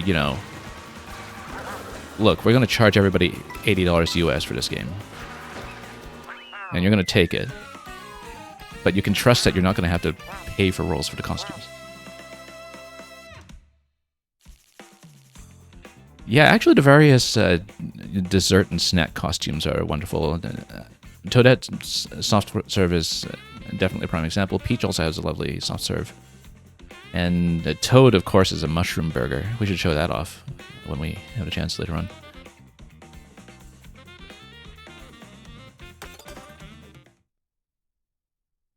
What's the best Toadette outfit? Well, the soft serve is up there, but I'll show you. I don't know if I have all of Toadette's yet. I think I might be missing one, but we'll go over it in just a little bit. I mean, she also has a Captain Toad Explorer outfit with her headlamp.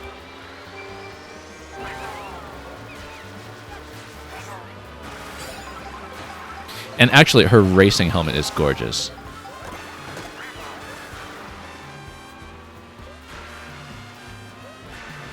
And maybe part of it is just the texture work and the kind of specular reflections on them, but the helmets on Toadette and on the baby characters and so forth are really kind of lovely to look at. But Toadette's really kind of pops and shines. And she's got this visor on it too that you can see if you're in photo mode, because normally you just see your characters from behind, right? But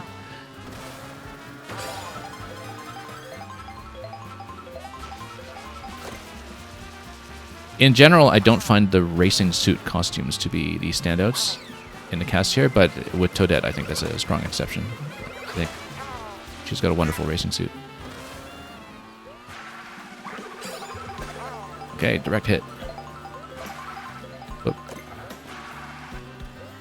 That was a lot of accidental drifting, once again, when I was just trying to boost on the straight.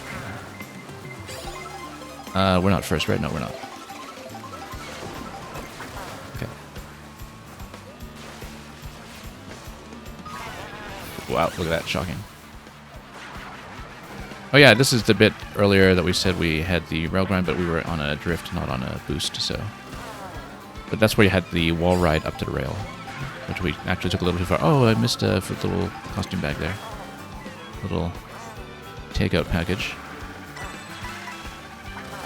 Yeah, the fact that I actually have a top speed stat this time is very immediately noticeable. I'm not driving any better, really. I'm just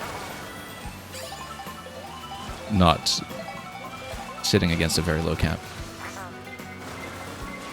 Let's let the red shell hit. We can't. Whoop. Are we just going to fall just short? Yes, we are.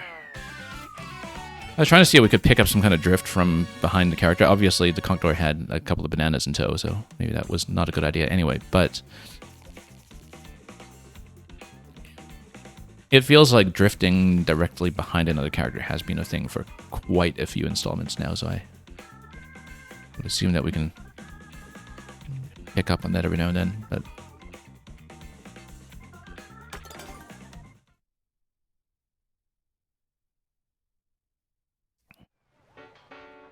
Natcat, you're saying that's the first positive take you've heard thus far since the game was announced to be $80. Well, I mean, you know, I don't think it feels $20 more expensive than Mario Kart 8. Or rather, I mean, it depends on the kind of value you get out of it. It's a lot of it is just somebody had to fire the first gun when it came to the industry finally keeping pace with inflation and keeping pace with all the costs that they were secretly trying to cover with microtransactions, DLC, etc. And I think that if we get a lot of free updates, and as the price becomes standardized outside of Nintendo, which is already happening, and which somebody had to jump on first, right? Like, with Nintendo, what are they going to do? Start with 60 and then move up to 80, you know, a year later when everybody else is doing it? No, I mean, with a generational break, and with something that is going to be as universal as Mario Kart, and which they're kind of pricing to move into bundle anyway. I think they're kind of counting on the fact that people get the bundle now and feel good about it, and that they don't notice the sticker price as much a year from now when everything is as exorbitant. And not just Nintendo, but across the industry.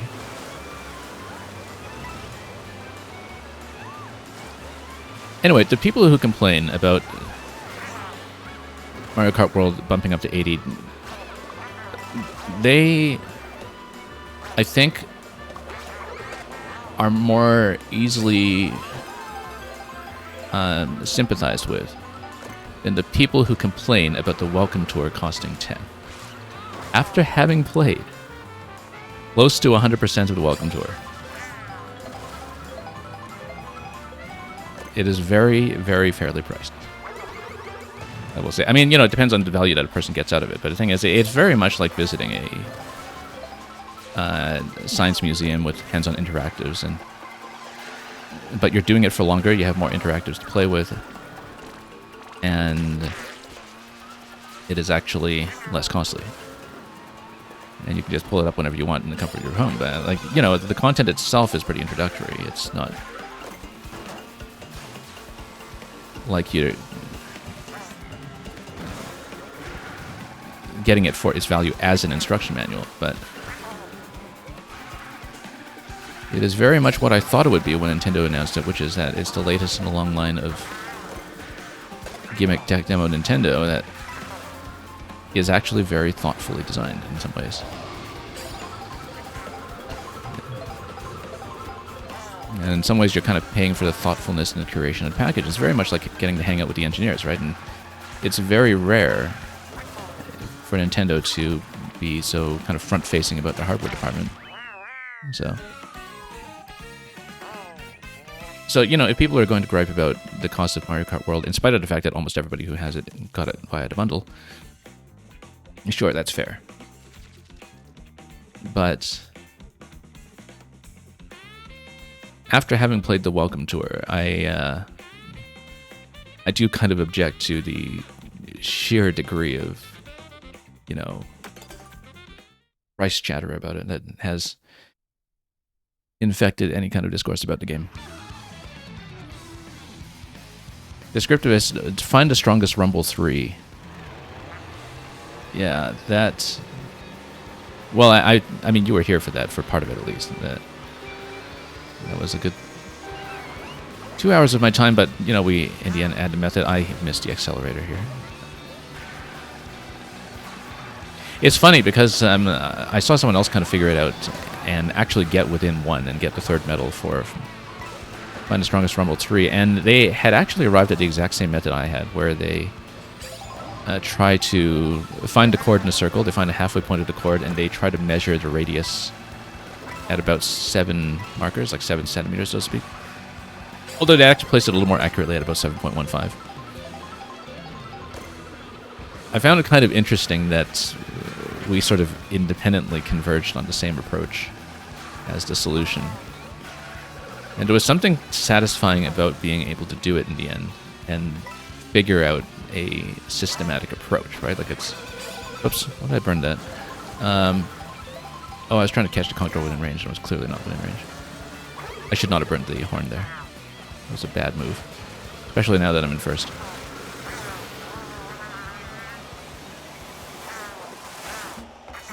So, in real life, I actually have a great deal of trouble driving and navigating while talking. I guess with video games, well, I mean, I don't know. Maybe I also have trouble, but it doesn't feel as severe simply because I think in the streaming context I'm accustomed to talking over the game, but also because you're not at personal risk of grave injury, I guess, if you have a lapse of attention.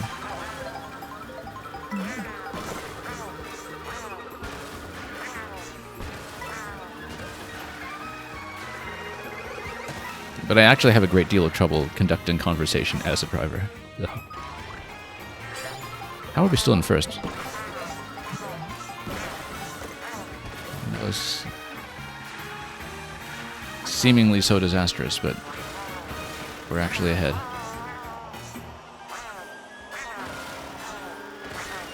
I don't know if there's a particular advantage of tricking our way all the way across, but we'll do it. And I think that gets us gold. So yeah, NatCat, Welcome Tour took me about 15 hours, but that was with lots and lots of talking and also reading things aloud for the benefit of the stream. I would say that a full playthrough would probably be half that for most people. Now, the thing is, with Welcome Tour, you only need 2 out of 3 medals in the minigames to get 100% designated as 100%. Because the third super expert medals are kind of like this bonus secret in a way where, you know, if you're really serious about it, you can, but you're not strictly expected to. And because the designers know that's too big an ask, when sometimes it would depend on things like RNG going the right way and things just happening well. I think it would be very difficult deliberately to get all of the secret third medals that are beyond what is counted for 100%.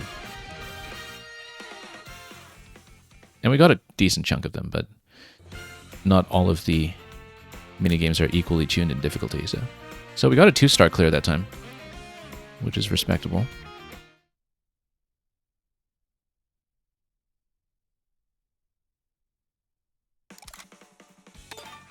got something new. And let's go on to the next cup. Let's go back to something else in our set. So you were asking about Toadette's costumes. Let's show them off. So we have these ones. This is their Pro Racer with the helmet. This is the soft server that we were talking about. It's one of several ice cream and dessert themed costumes that we found so far. It's rather lovely. And of course, this is Captain Toadette. But anyway, we've been talking up the racing helmet. Let's show off Toadette in the racing helmet. Because it's a gorgeous helmet. Anyway, Junkyard Hog. Interesting.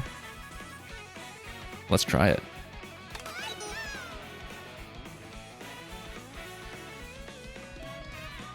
Okay. So, Cheap Cheap Falls, Dandelion Depths, Boo Cinema, and Dry Bones Burnout. Dry Bones Burnout is really striking from the thumbnail image. It's like the course is about to devour you. Anyway, let's see it. Cheap Cheap Falls returns. The other three, I think, are originals. But of course, you know, with the way the courses are stitched together, sometimes it's a bit of a mix.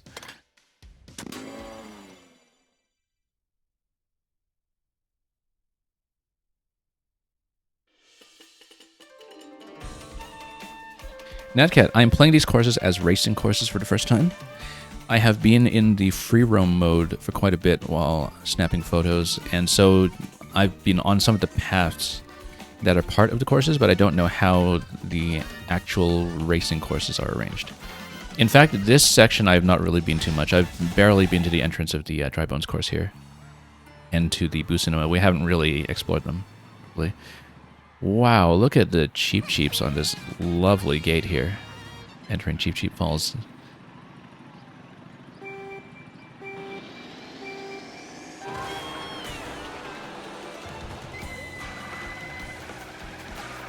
Okay. Oh no, I'm thinking of Shy Guy Falls, not Cheap Cheap Falls. When it comes to the waterfall course in 8. Yeah, this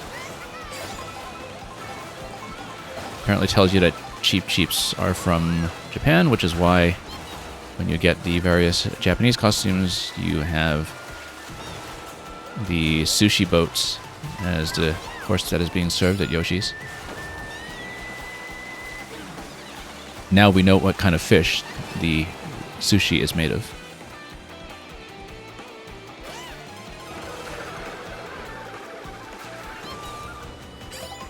Okay. I love the color work in this entire area, actually. It's just... I haven't really explored this properly. How do I know that? Because if I had, I would have spent a lot more time in the photo mode here. So yeah, we have not really been to this quadrant of the overworld map yet, the whole northeast area. We've barely been there. I did see, you know, where I think the sushi restaurant on the water was. There's a sushi stand in the water somewhere around here. I don't know if we'll see it in the racetrack part of the course, but it's in this zone. But yeah, we definitely hadn't really properly explored this area because I would remember. And my photo album would also remember.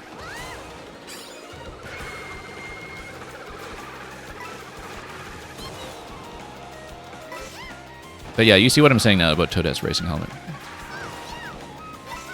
It's appropriately sized. I mean, maybe Toads have this sort of innate cushioning in their heads to begin with, so they don't get spattered everywhere upon crashing off their motorcycles, but I think it's safe for them to wear helmets anyhow, so at these speeds in 150cc.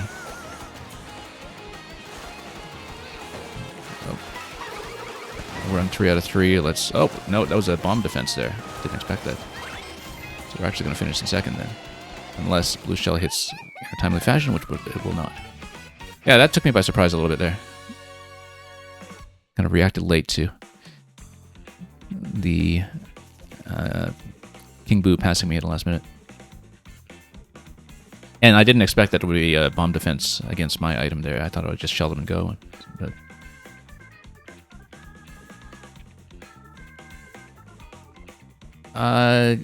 you're saying Mario Kart is 60 rather than 120? Yeah, I haven't spent enough time in the handheld to know. I haven't really played Mario Kart on a handheld. I just did a couple of things. Welcome tour there.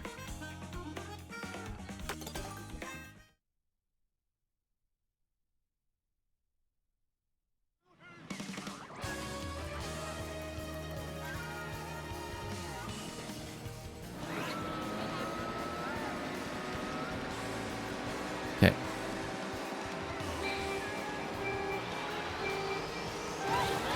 I know that Digital Foundry did have a performance video about Mario Kart World that was released earlier today, I think, but we had not seen it. Oh, it looks like Toadette, when she has the little fish cracker there, is just Toadette.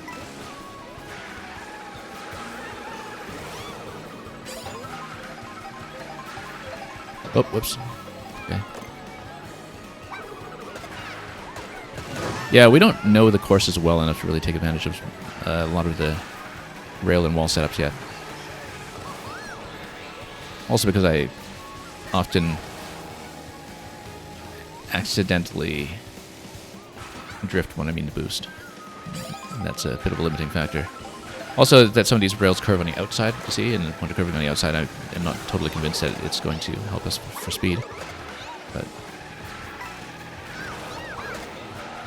I just have to hit Bowser a second time.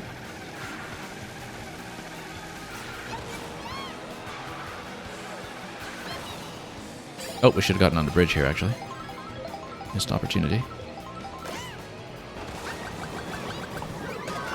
Oop. Anyway, whomps are gonna whomp.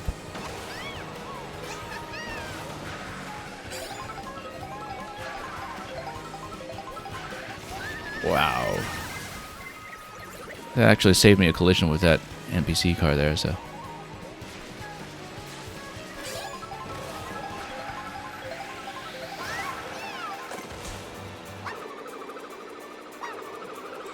Boo's got a banana for defense, so I was hoping to hit with 2 there, but 2 shells in succession, but we didn't quite manage it. Oh, we're still on lap 2, though, so we've got a little bit of room to catch up. We'll let the blue shell do its work. Give it a little bit of room here.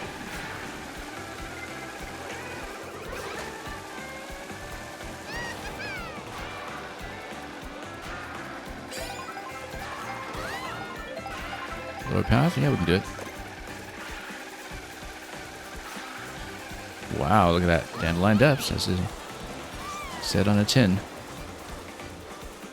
I have not been to this area in free roam. Actually, I didn't discover it. So this part is new to me.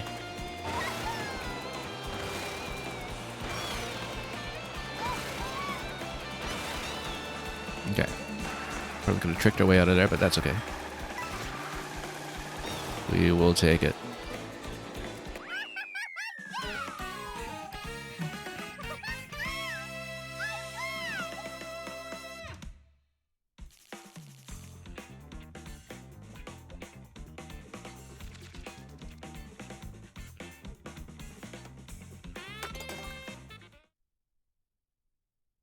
So yeah, I thought I'd actually play my way through the whole Grand Prix first before I looked into whatever they did for a performance analysis on Digital Foundry. I just understand that their Mario Kart video went up in the last day. I have not sat down with it yet. But I mean, I already have the game. It's not like I have a reason to be fussy about performance.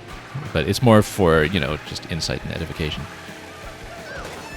With the upgrades from Switch 1 to Switch 2, for instance, paying attention to old performance analysis about whether things like frame rates were capped on Switch 1 is suddenly relevant, right? Like, I found that there's suddenly been a reason to go through old performance data of games that people haven't looked at for years in a careful fashion, just to see what we're working with.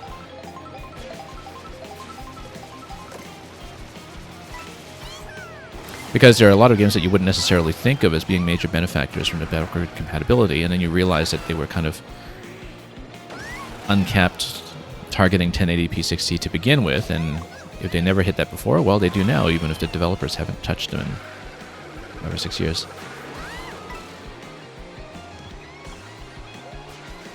The Switch version of the Wonderful 101, for instance, was in that position. I tested my copy of it a little bit. I have the game on Wii U, but I also backed the Kickstarter for the Switch port, and which was also a remaster that was the same time as the PC port. And yeah, on the Switch, it really actually was not that improved from the Wii U version, and in terms of not having the gamepad available, and it was originally designed for the gamepad, it was actually, in some ways, not even as good as an experience. But with the backward compatibility on Switch 2, now suddenly it's extremely smooth, because it had a limit of 1080p 60 to begin with.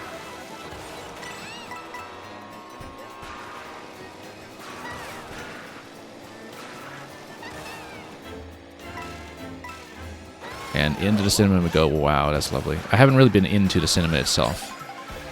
We've been on the outskirts. This was, from the trailers, I think one of the most striking courses to me. Look at that, we're on this film reel here. Peach looking very shocked. Oh, okay, we were off course. I didn't realize. Luckily not so off course that we compromised what we were doing, but oh, we're on 3 out of 3 already. King Boo's right behind me. Yeah, luckily aiming into the middle of nowhere did not actually hurt us too much there. Yeah, that's a lovely part of the track. Too bad it's too short. It's so short, actually. You see it for so little. Again, I wonder if in time trials you get the whole kind of lap structure to it where we can appreciate it a little better, but I will need to go back to this area for screenshot mode. We haven't explored it properly. This entire cup, actually, this entire banana cup is in a zone that I have hardly been to in free roam, and it's very noticeable to me immediately. And yeah, Natcat, it is actually just like a theme park ride in some ways, where you bust your way into the wall.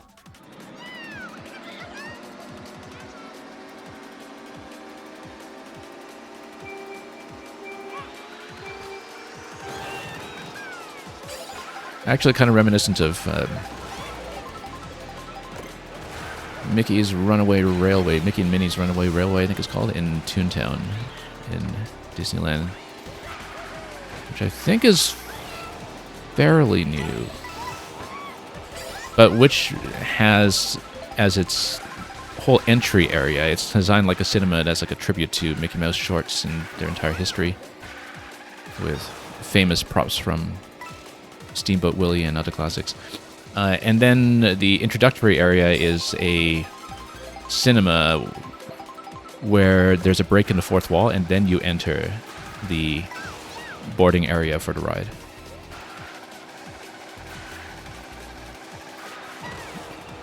And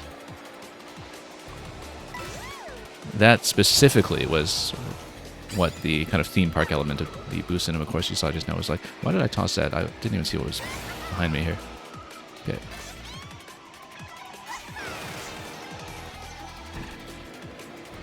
All those helpful little bugs.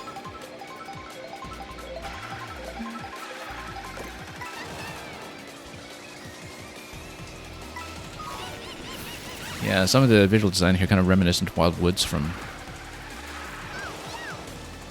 the first round of the Mario Kart 8 DLC cups. Actually, I don't remember which round, but you know, on the ones that were already present on Wii. Which was always one of my favorites in all of Mario Kart 8, actually. I absolutely loved Wild Woods. Anyway, going to get through the bomb track here. And Boo's going to pull ahead. Now, I think if we finish second behind Blue, we still have a tie for first, but of course, I'd like to do better than that. And we see a good, clear opportunity to drop that shell on, and we will.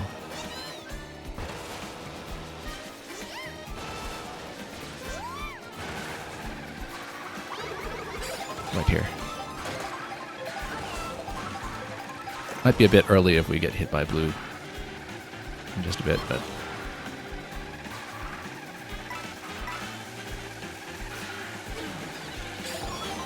Oh.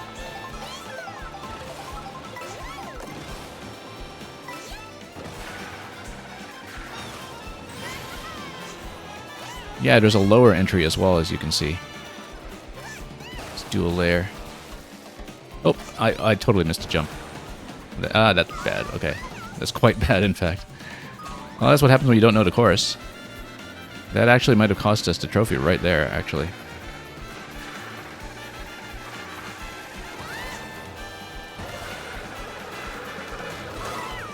Oh. Yeah. Bad situation. I think we actually had that cost us a trophy. Oh well. Yeah, because I saw the rail there. I didn't see that there was that jump to the next rail, which I don't think you can actually make as a jump unless you've got some mushroom speed, perhaps. Oh, we're tied for first still. Okay. All right, so we made it in a fashion, but that was a very near thing. Yeah, because we saw the rail grind there. There, you're supposed to get off the rail, I think, unless you can build up enough speed to jump to the next part. And of course, not knowing the course, I didn't realize that you would actually drop to a playable area at the lower level. It's just that we dropped right next to the lava, and then everything else was a bit of a fiasco from there. But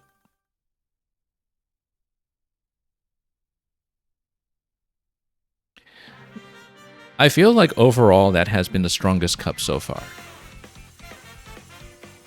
In terms of just a cup that, in its totality, top to bottom, was just really quite remarkable, I think. I mean, you know, obviously we may learn more about each of the cups as we traverse them properly and find other things that we come to appreciate with time. But as a first impression, I think this has been the highlight.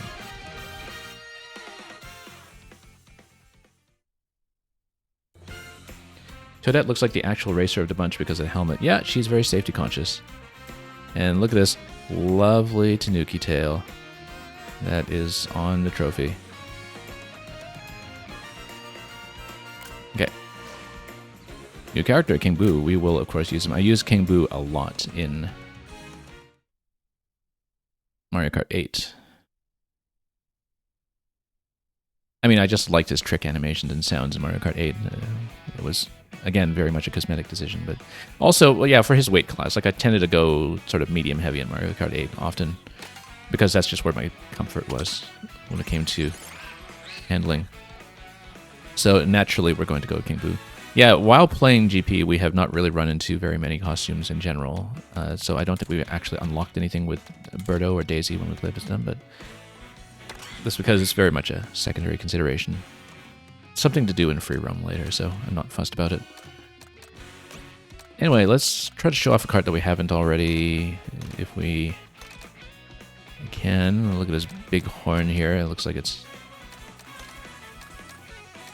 if you're bullish about your chances. A boo and a blooper, then, you know, the stats are nothing much to look at, but again, we're picking based on style, so I think we're going with the big horn. They're nice and heavy. So yeah, Leaf Cup, really quite a highlight so far. And here's Lightning Cup, and so yeah, our big horn will be perfect for Moo Moo Meadows, coming back yet again. Choco Mountain Toad's Factory making a return from the Wii, and Bowser's Castle. We did see a bit of Bowser's Castle in the free roam, and I'm looking forward to seeing how it looks in the race, because it is pretty spectacular. So even going through it non-linearly, it's quite a treat to look at.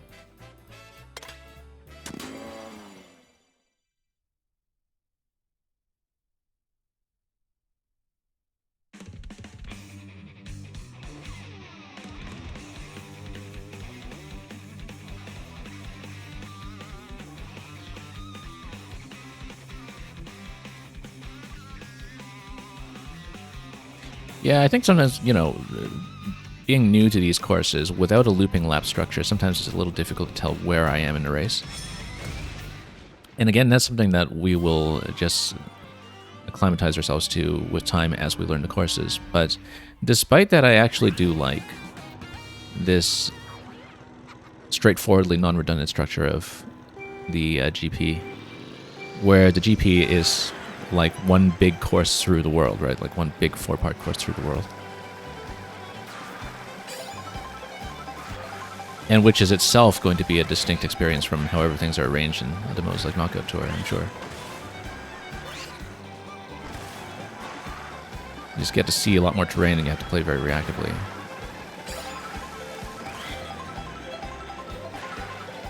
Which again makes me wonder how time trials are structured.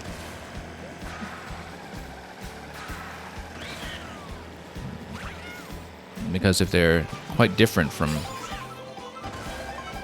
how things are arranged in Grand Prix, then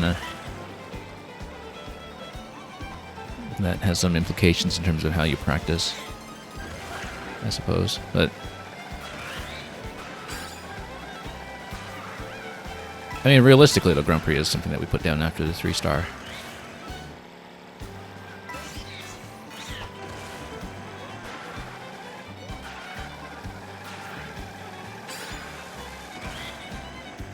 Yeah, Moo Moo Meadows feels quite different with this muted lighting that we see with the day-night cycle.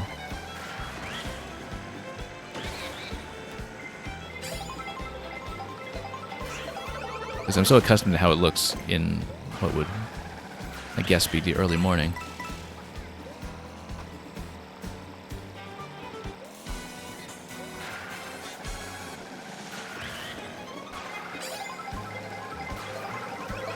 I was trying to tap that shell in time.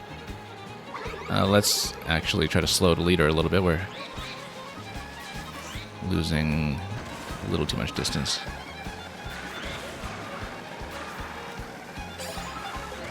We don't have Junior yet, do we? I think we might potentially pick him up this cup. Who knows?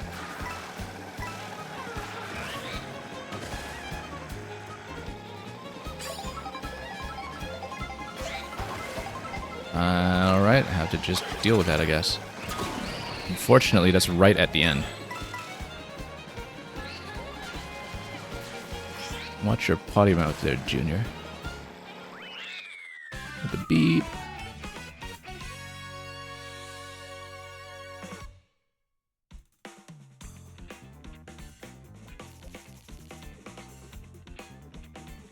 Descriptivist, you're saying it's criminally reckless for the Mario Kart organization to conduct Grand Prix on public roads while civilians are just driving to work. I don't know, they make the rules. It's criminally irresponsible for all the civilians to be driving on a racetrack, that's what it is. I mean, it even says Mario Kart everywhere, right? You know there's going to be a race. It's like jumping into the street while there's a marathon going on, right? It's clearly marked.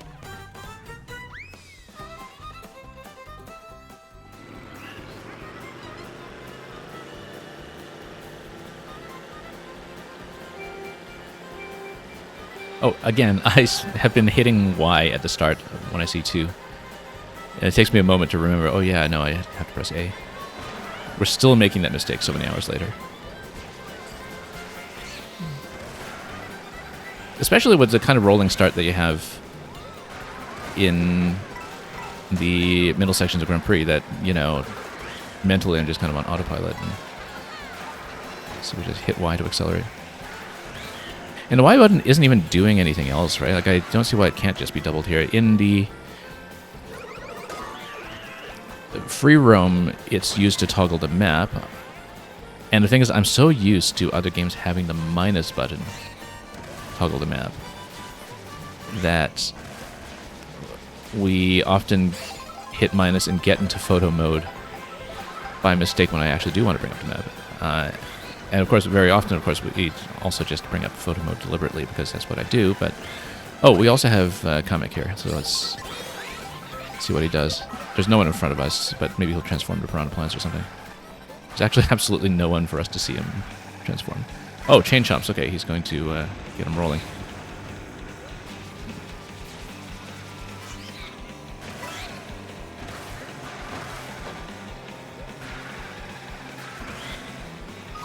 But yeah, I hope there's some kind of in-game rebind or alternate control that's eventually patched in, because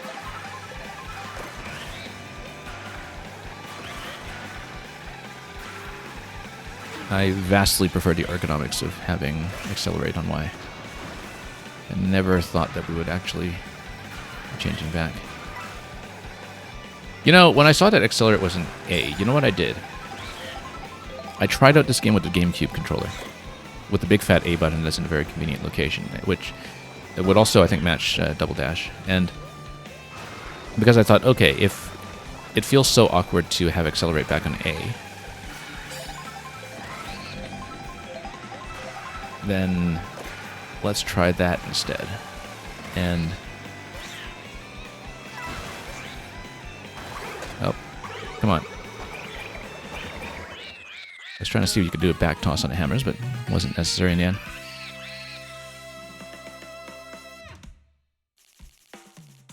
Yeah, I'm hoping to unlock Dolphin.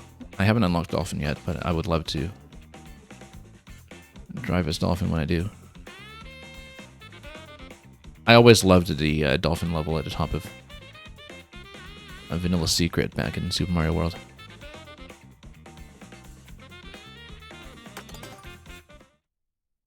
If you've been following my little photo mode sharing in the Discord, you'll notice that probably my favorite thing there is that I captured a shot of dolphins in the sea with Super Koopas, you know, the literal Koopa capes from Super Mario World flying overhead. And between those two, between the dolphins and the Super Koopas with red capes, that just perfectly captures the feeling of what was so wonderful about Super Mario World when it was fresh. Both elements, by the way, that you'll notice have not returned in Super Mario Maker, or really much of anything else in platforming terms.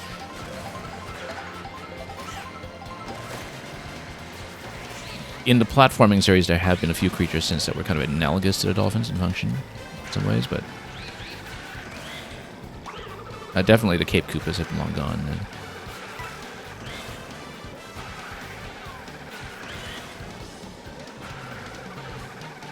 because, I mean, the point of them was that you'd find the shiny ones and loot their capes.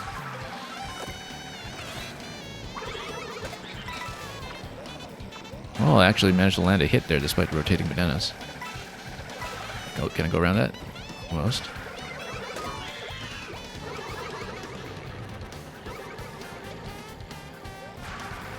Look at all these spikes auditioning for Mad Max here. Oh, hey, let's go to costume. Finally have an opportunity to do it. What have we got? Boo's got a lovely helmet too. Not quite as complete, well-rounded protection as Toadette's, but maybe sufficient.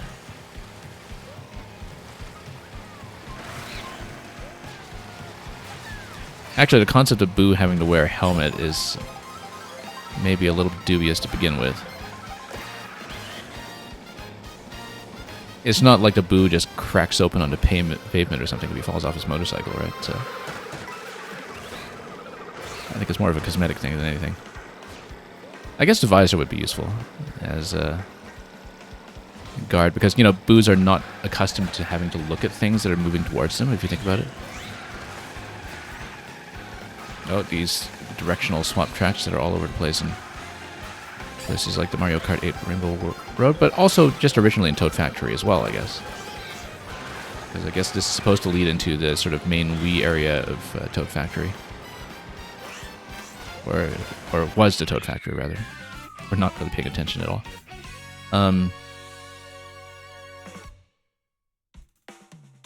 Yeah, because I guess it was in Toad's Factory originally, with all the crates being stacked everywhere, that you did see a lot of these directional tracks.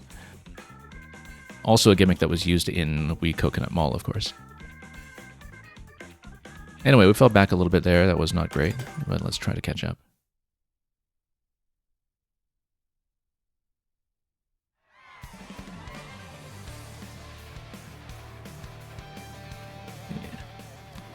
Yeah, you're saying you appreciate the thought I'm putting into these questions. Oh, you mean like questions of Boo wearing the helmet? Notice, by the way, that when you choose a costume for your character in Grand Prix, that when you do pick up a costume mid-course, it is temporary, and that you switch back to your original chosen outfit. Which in Boo's case here was no outfit.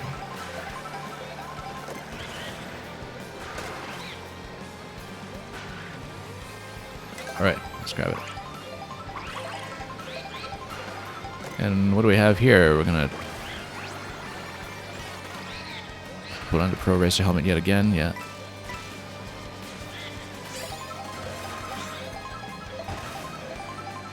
And there's Boom Boom. We saw earlier,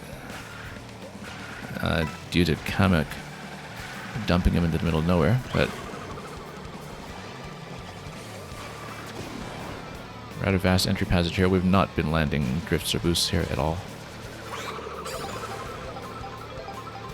Okay.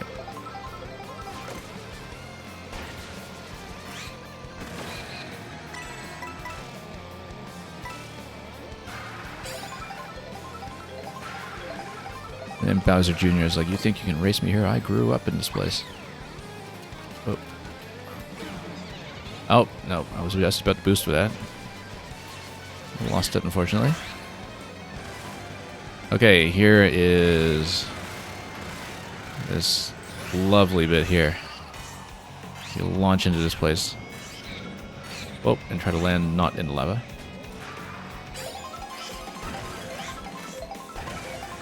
Yeah, I'm quite a few points behind Junior.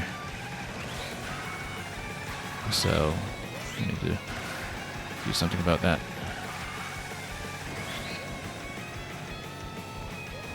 Oop.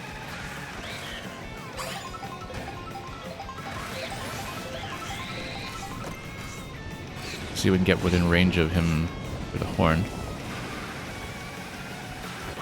Got him. Blarg.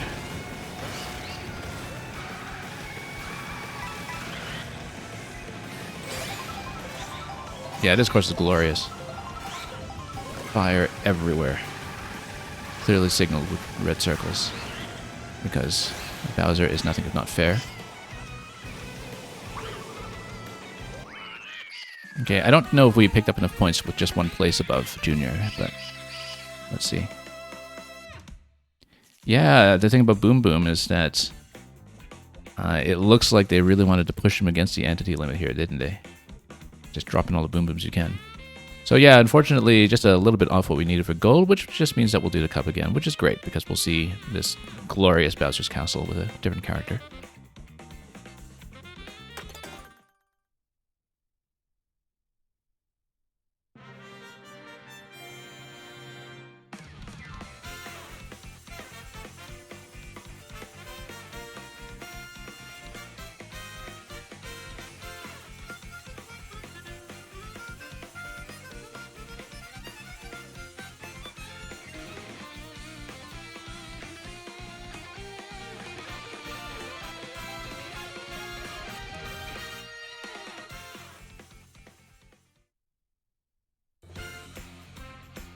Okay, only a silver, unfortunately, but we'll get back into it. But as expected, we have Junior.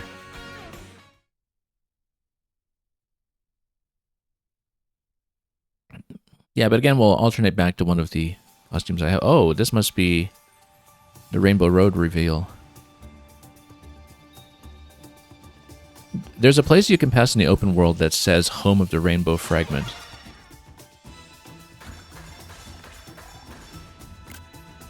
I feel like this cutscene is spoiled by the fact that we only had silver for the Lightning Cup.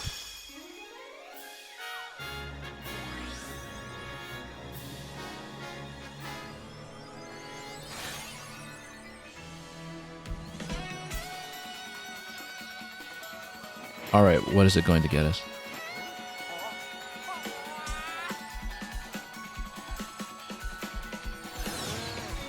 We will try to redo Lightning Cup for the gold first if it will let me. Oh, I guess Peach Stadium is where... Yeah, I guess we hadn't really seen Peach Stadium properly. Or Crown Bridge. I guess that must be the lead-in to Rainbow Road then. Because we have seen these places in the free roam. It didn't occur to me that we hadn't really raced it properly yet. Even though I spent quite a lot of time in both places in photo mode. Special Cup is now available. So yeah, you actually don't need golds for it. I think maybe you just need cups.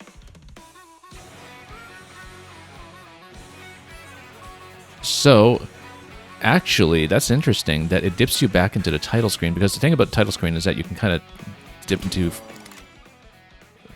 free roam right away at any given point. So if you wanted to just drive to Rainbow Road immediately, it dumps you in the right place to do it. However, we're going to redo Lightning Cup first. In fact, I want to see what it looks like on the map. Yeah, because we see Wabu's got the 4 costumes that are available, and yet now that area has been opened up. Because previously we saw the thing there that said Home of the Rainbow Fragment, and I don't think I'd explored it properly. So I wonder if... Well, we just have a permanent change to the world, I suppose. Or, well, I don't know what the area around the Rainbow Road entry looked like previously. I feel like I had been around this tree. I had been around the big acorn area, but we don't know what the entry is like. So let's switch around to a different character first. And yeah, you're saying you want to see me travel a route in free roam. We might do it afterwards. I want to focus on Grand Prix today, but just to have a bit more of a focus session. Also partly because I've been doing so much free roam on my own. But yeah, we actually have been saving the P-switches for later in case I do want to stream some free roam. We actually have not touched a single P-switch challenge yet, and partly that's because I was thinking, okay, maybe after Grand Prix we might want to save that. The other thing we'll balance that against is obviously a lot of people have been running multiplayer lobbies, and Twitch... on Twitch, and rather the multiplayer lobbies in this game seem well designed for it in terms of joining somewhat conveniently. Now, I love the Yoshi Aristocrat costume, and we will obviously be using it. Yoshi, as you can see, has a really lovely pink soft serve theme as well. Cloud9, look at that. So, yeah, let me look around at what our choices are. We will be redoing Lightning again, of course, and Charge and Truck. I want to pick something that we haven't shown off yet, which may very well be the Cloud. Let's do the Rallygator. It matches this aristocratic purple here.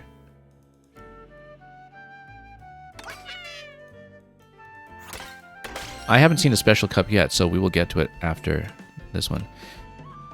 So yeah, it's interesting, as 06i was saying, that Crown Bridge is just in intermission, or it's part of some other named course here.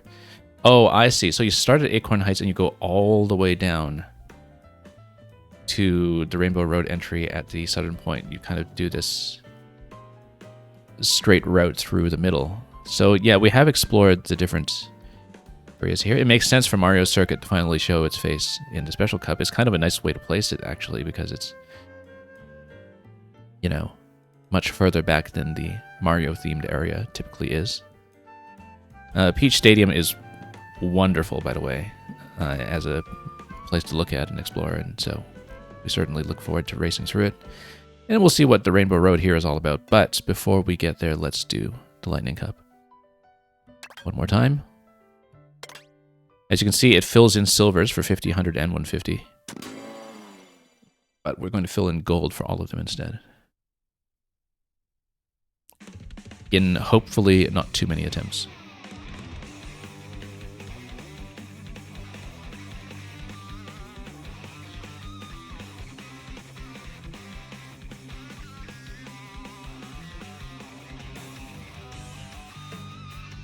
But yeah, I would say we'll definitely do Rainbow Road and try to grab a Golden Special Cup before we go over anything for 3 stars.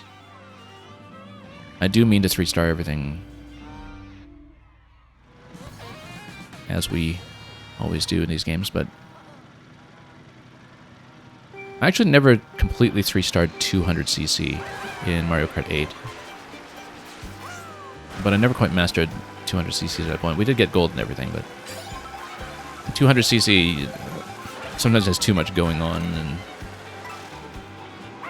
there's a bigger element of chance than usual, I think, when getting a clean finish on every course. Unless you're a much better racer than I am.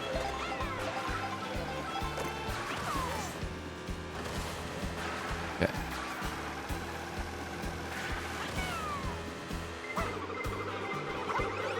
Oh, okay.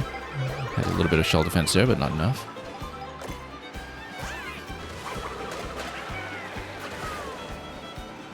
Yeah, this three-wheeler Rallygator here is a rather interesting design. How far off are we from first? Pretty far off. Right. Should be able to catch him soon. Hi, I'm Daisy.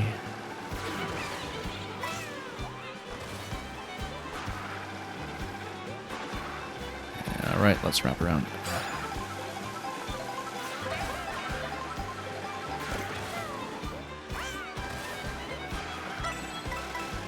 We should have just used coins to begin with, but that's okay.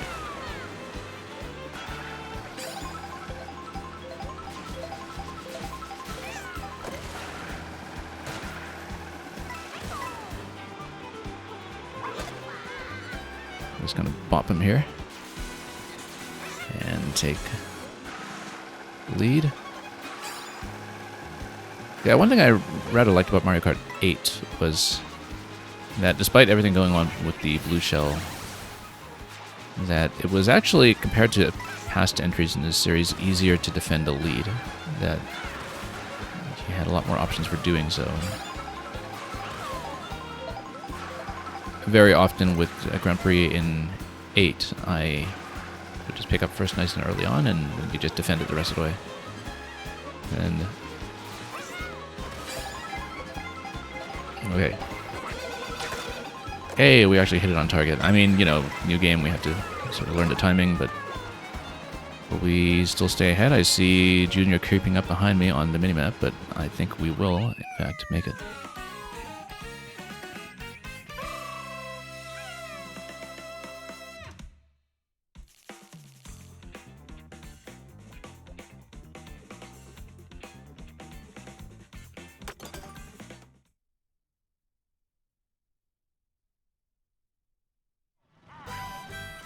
CL Smith, welcome. You can wait until the blue shell is circling above you. Yeah, not having played World, I wasn't quite sure what the animation difference would be in this one relative to the other one. Anyway, CL Smith, nice to see you here. Hope the chess has been treating you well lately.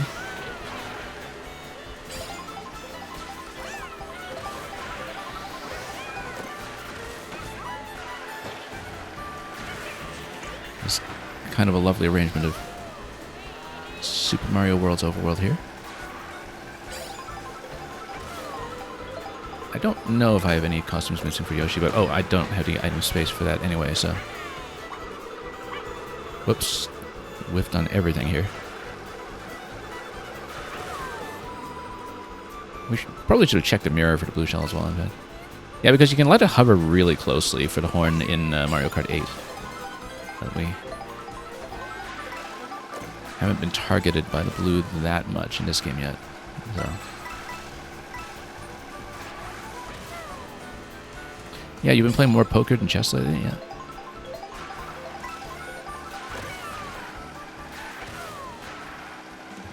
Yeah, I've been back to a lot of Scrabble over the board. I haven't really been back to streaming it so much yet, but... apart from one tournament that I did about a month or two ago.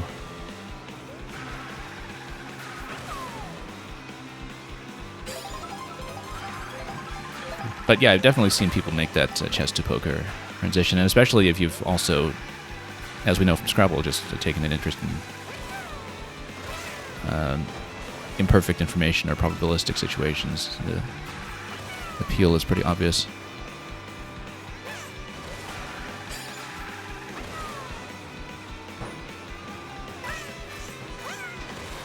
I have very little actual poker experience myself. I'm around way too many people who work on the computational side of things with poker AI and such, but...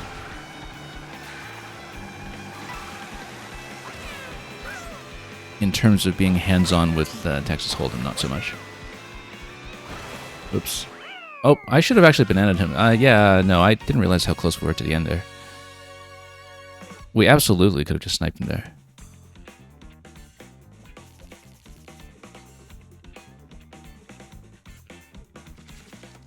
So, yeah, you've been saying it's been poker, Mario Kart World, and chess in that order for the past several days, yeah.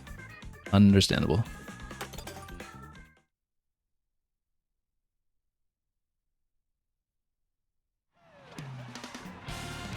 Yeah, I should have been paying a little more attention to where we were in the course because the finish line kind of snuck up on me. I've been playing a lot of the free roam in this game and just snapping photos all over the place.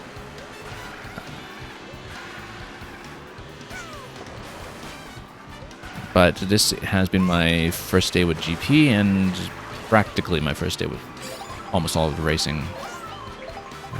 Apart from one multiplayer lobby that we've been in a few days ago. So we're picking it up again as we go.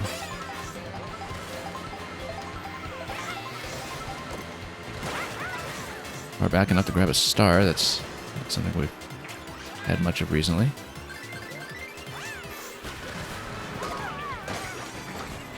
Rather nice reworking here of the bramballs from New Super Mario Bros. Wii. To use them as little boost skates like that. Okay, Kamek, what are you doing this time? What are you giving us? Everybody is... I can't even see. What did... Oh, okay. Cattle all over the road. Yeah.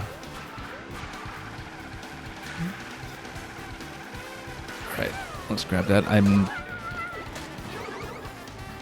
not missing many costumes for Yoshi, I think, so this is probably something familiar, but...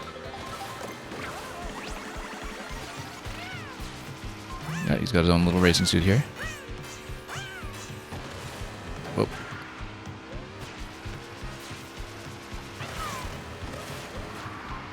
And to the factory proper.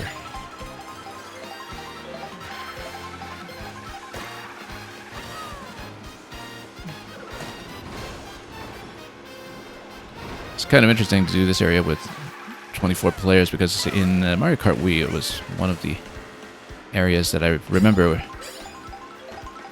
the jump from 8 to 12 players being especially noticeable early on. Well, wow, I just drifted in the wrong direction there. That was awful.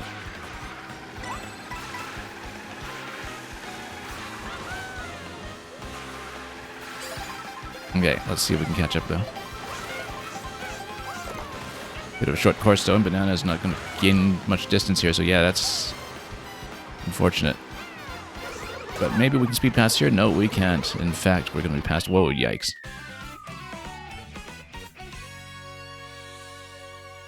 So yeah, it might be a little bit tricky to get back into first, although Junior also didn't rack up too many points here, so... I think we still need to finish... well, I think finishing first might be safe within a 3-point difference, because I think it goes to 15 and then 12.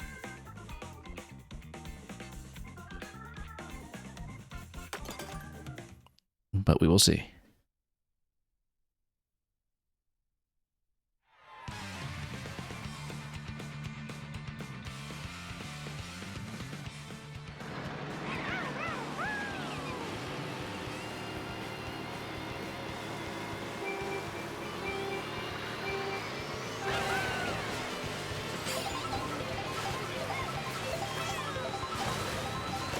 And then just get some speed on the straights. We'll stay back because we might get a good item at this point. Oh, no, we'll get nothing at all. Alright, fine, let's speed ahead. Oops. No coins, we should probably pick some up.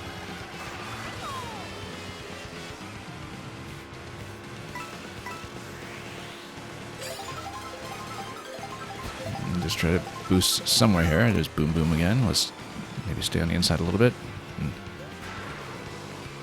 And not liking to curve in that drift very much. That's slightly better.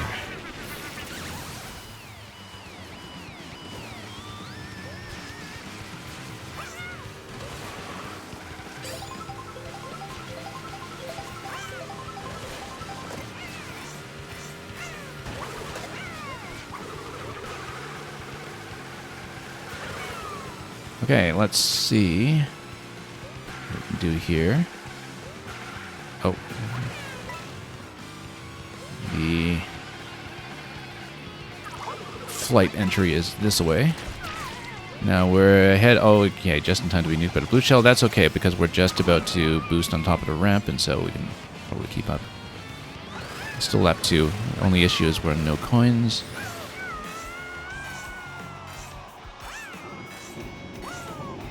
And let's try to get a clean landing here. As we enter the control room. Yeah, so there's a bit of a split path here as well. Everybody's going right, though, it seems.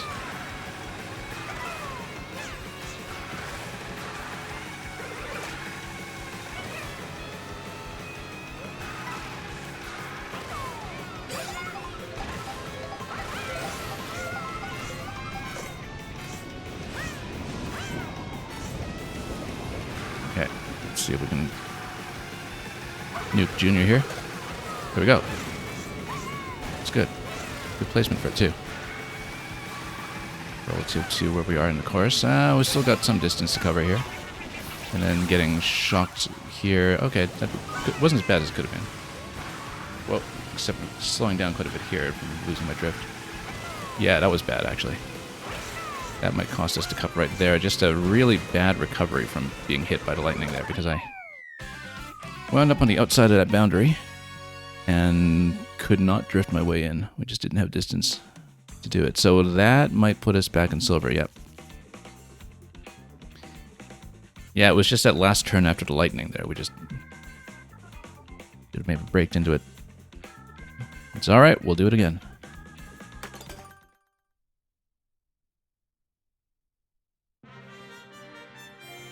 And we'll pick one of the other unlocks this time. In keeping with the alternating order that we've had.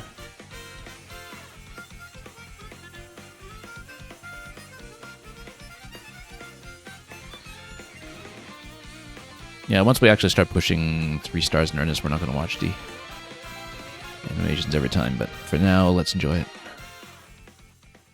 Let's try to win it properly.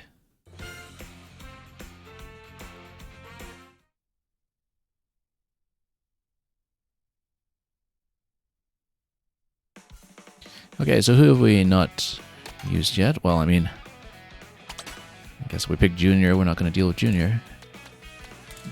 But who else have we not really unlocked anything for? We haven't actually used Rosalina yet. Let's go with that. Maybe get a good suit for her. On the way, Rosalina on a cloud? I like that idea.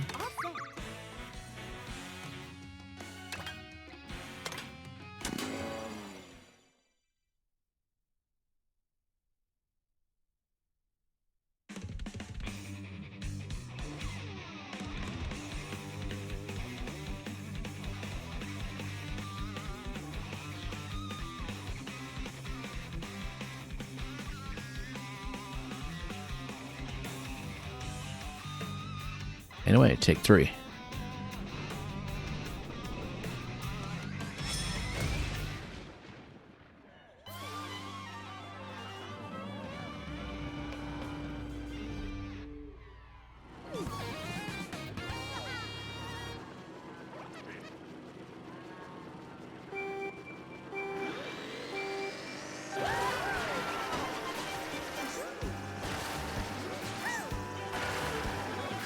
Yeah, so it looks like we start at the same point in a day-night cycle every time when you actually do the GP.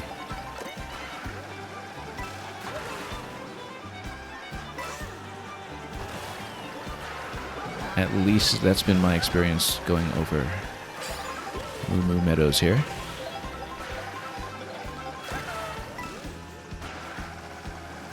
Kind of reminds me of how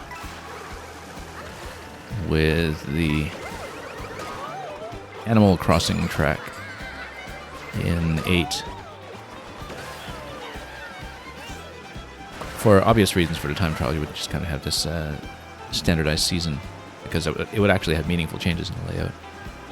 I guess the day-night cycle is comparatively just cosmetic, but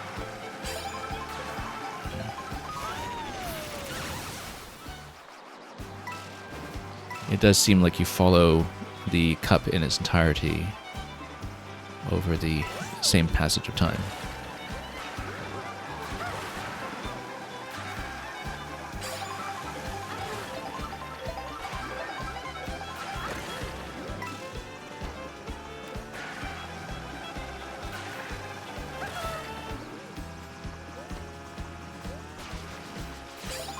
Just remember to actually get some boosts in here every now and then. Whoops. I guess there's a little bit of a fence to ride on the side, but not that much of a distance that you can cover with it.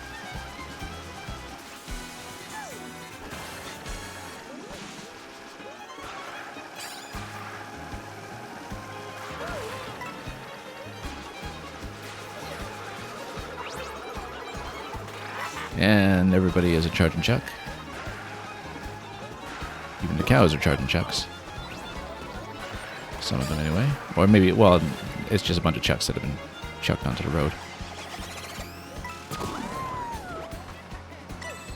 Okay, that is what it is, but we'll see if we can recover before we hit finish. Nope, I was trying to get to that in time. That did not go. And get within range of the horn of Rem, that would be good, but I don't think we'll do it. Nope.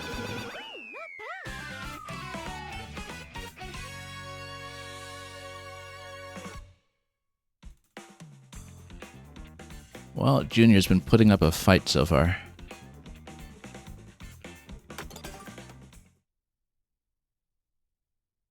As the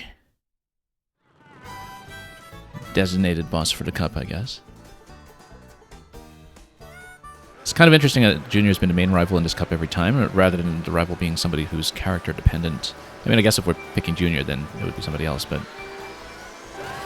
with all three characters that we picked so far, Junior has been the designated rival for Lightning by all appearances.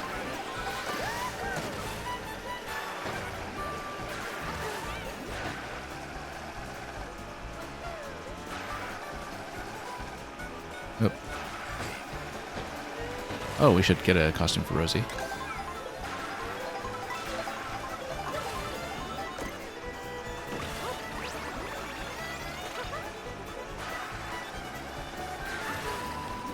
You got a lovely touring costume for her.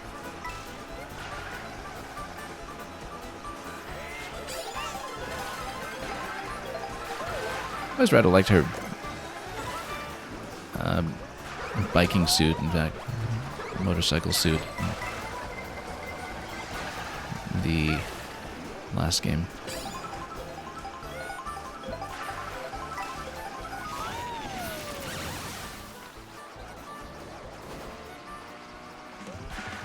But the ladies all had really sleek cycling outfits last time around.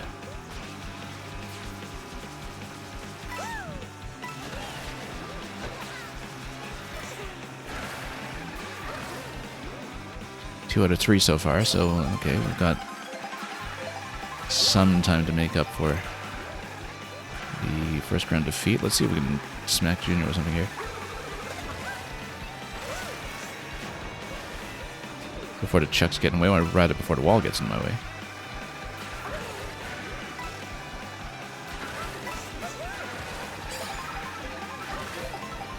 Okay.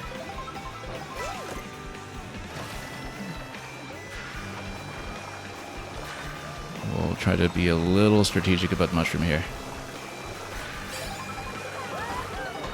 Since I'm pretty close in. Okay, let's just dump it now. Dump the banana too. Since I saw on the minimap that Junior was tailing me pretty close, I didn't want to check the mirror though. Although I know that at more advanced play, people are much better about checking the mirror. Or in this game's case, if you're able to, give it the stick a bit of a spin for the camera for some peripheral vision.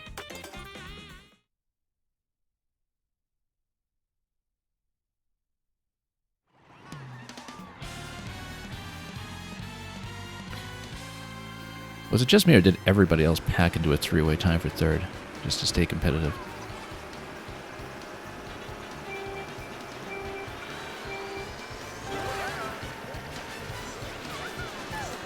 Oh, wow.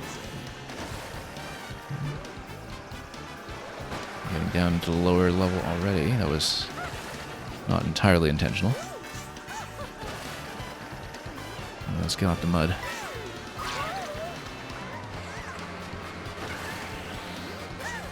Oh, we missed a costume opportunity on the left there. That's okay.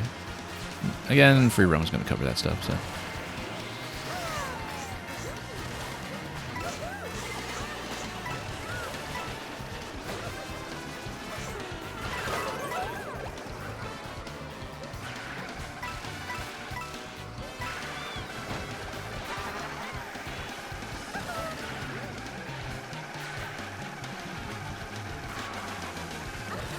Okay, let's recover some ground. We're way back right now.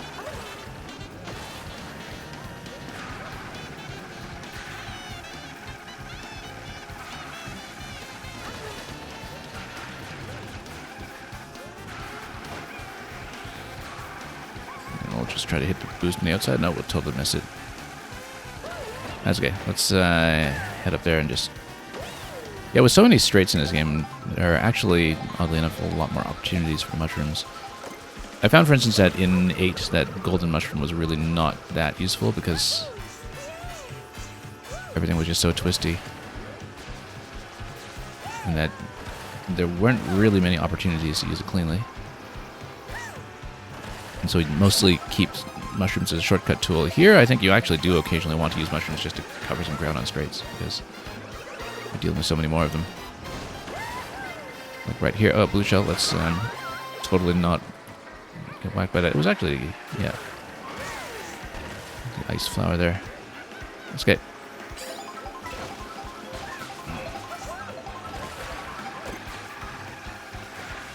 Speaking of ice flower, let's try to get some things done here. As we're on lap 3. And we don't have much time left to sort this out.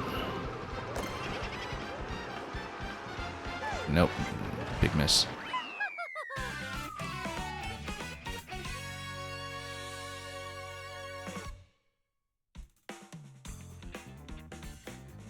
Yeah, we've rarely had to work this much for just a basic gold, not even a 3-star, but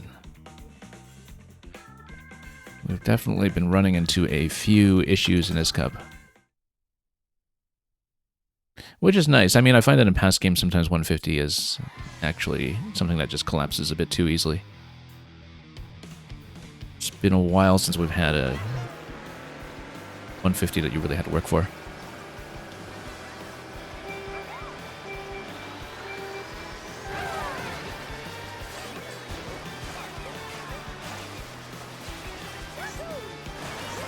Yeah, we'll see how we do.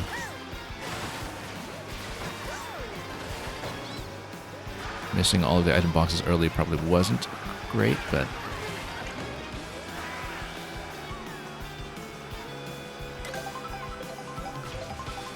we'll go out of our way to get a costume anyway, because we can. What do we have this time?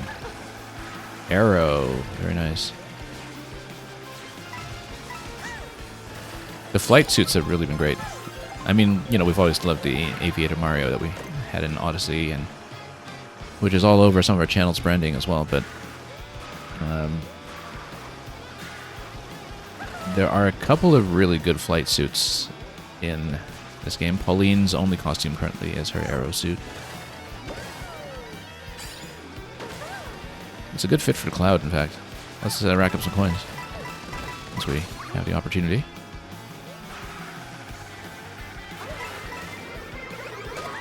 That's okay. We'll get whacked by everything.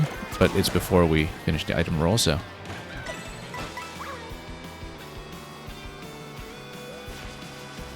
Seventh, though, is maybe not a great place to be in. Everything passed us really quickly, though, so I think we'll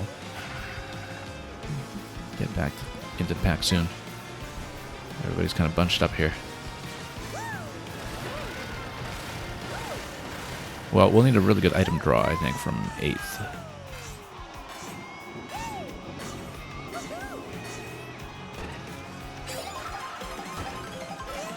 I don't know if there's actually a good incentive to be doing so many consecutive tricks like that, but oh. This whole segment feels like it's built for a wall ride as well, to get on the rail to navigate cleanly, but the thing about a rail is that would help you just face the right direction and turn in the right place, but we haven't been able to take advantage of it there. Go way back. Not a lot of time to work with here. What triple shroom going on.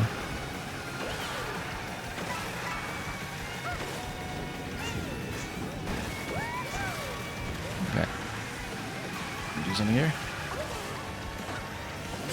Double item box. We need it. Yeah, this was where we struggled last time when we thought we were winning. Whoop. Oh, no, bad. Wow, that's a disaster. Right at finish, too.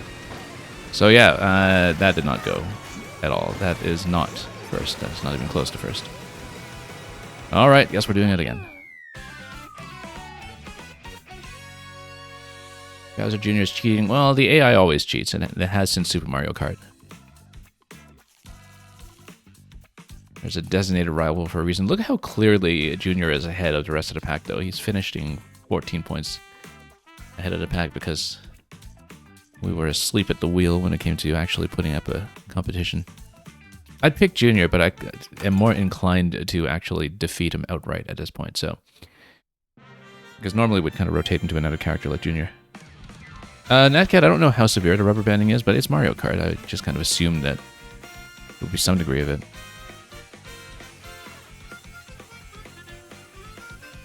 I mean, whatever formula they have for it does change a little bit. It's not as obvious, I think, as it is back in Super Mario Kart, but...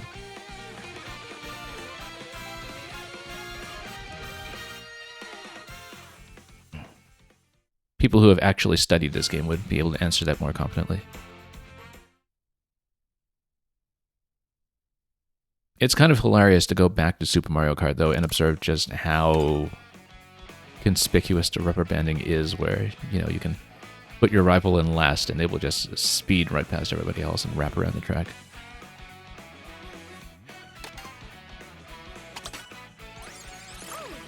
Well, at least we're getting some unlocks along the way. Yeah, look at the touring jacket. It looks very comfy. Okay, let's pick somebody else. We haven't been using the non-costume characters that much. But... let's... yeah, actually, let's go with Mariachi Waluigi. I like that idea. Let's do that. The Dread Sled. The sequel to the Fusion Sled, of course. Let's do it.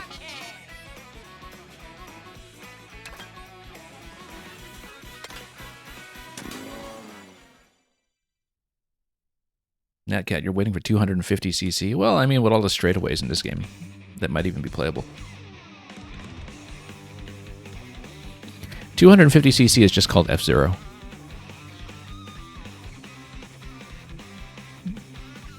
And if you have the upper tier of the Nintendo Switch Online subscription, F-Zero GX is right there. Oh, speaking of which, yes, earlier I was talking about how because I was having some trouble adjusting to the A button, I actually tried out playing this game with a GameCube controller. I didn't stick with it because even though the GameCube controller, I think, allegedly has a standard rumble to receive rumble signals on things like the GameCube titles, which most people would not remember if you played mainly on the wireless Wavebird controllers that did not have rumble back in the day. When you plug in the GameCube controller, or rather connect the GameCube controller for Mario Kart World, it does not receive any signals at all from the HD rumble. So there's no feedback, and it's very conspicuous that there's no feedback. Also, I realized suddenly how much better I actually like the new Joy-Con sticks. In the long history of Nintendo control sticks, the new Joy-Con sticks are very, very good, and I found that the GameCube stick was actually hard to go back to. Despite... Oh, why did I think I had a shell? I thought I was holding a red shell for some reason. I think I just saw red and tapped that immediately. Anyway, lightning nuked all the items anyway, so no disadvantage to dropping it there, but... Look at Junior, he knows he's the champ.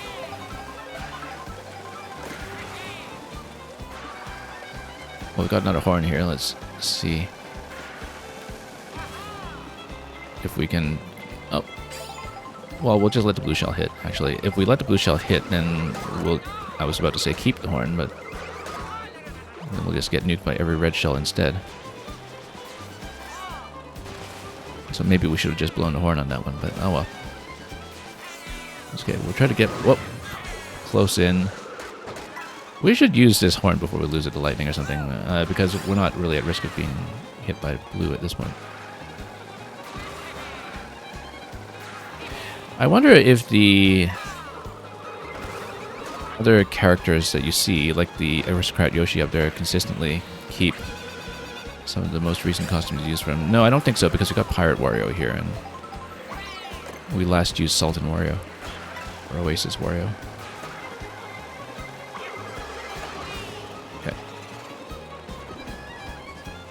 Alright, we're not too far off the lead. I'm having a little trouble getting a proper drift here, though. Okay. Let's just drop those just in case.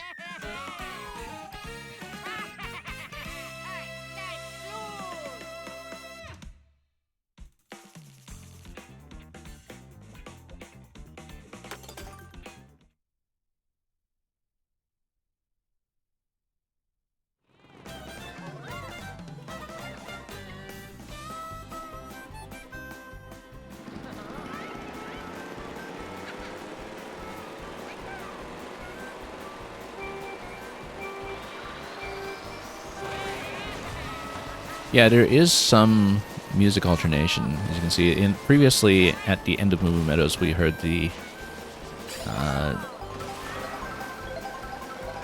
bluegrass violin here play the theme from Super Mario World, but now it has the slider from 64 instead, which works just as well, but I definitely noticed the difference.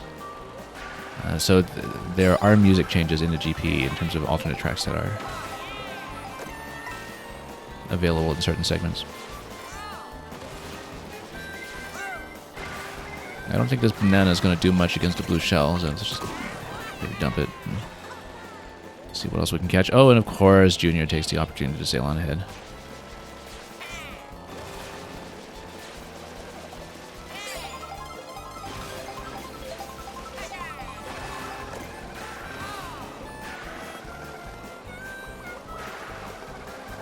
And Yoshi tries to take care of Junior for me and totally misses.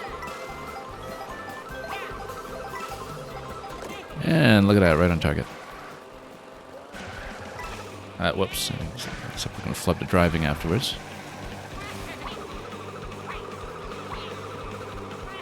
As well as all of the throwing. Coin shell coming out, however. I wonder if the coin shell actually behaves like a red. I didn't know if it was tracking me or if we were just standing in front of it, but I couldn't quite tell from the times that we had used the coin shell previously. Oh. We're already on section 3 here, so we need to watch out. Let's let the blue shell do some work.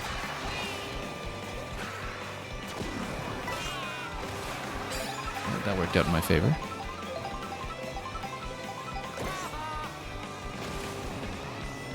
A whole lot of chucks here.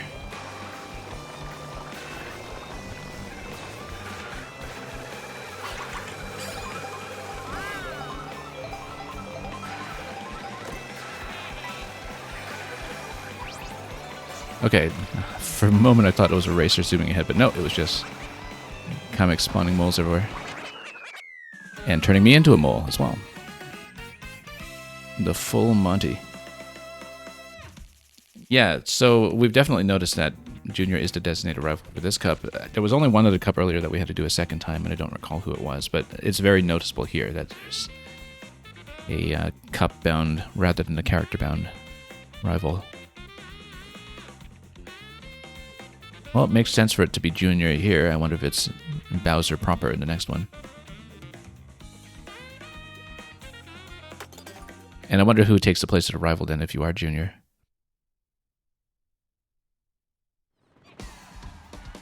Yeah, Nat Cat X. That is a very distinguished Yoshi indeed.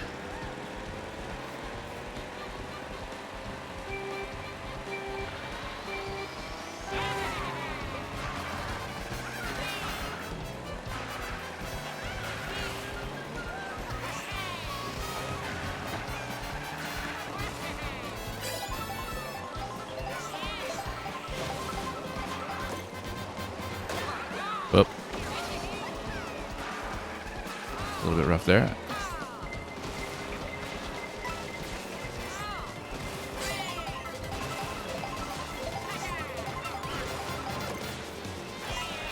Okay.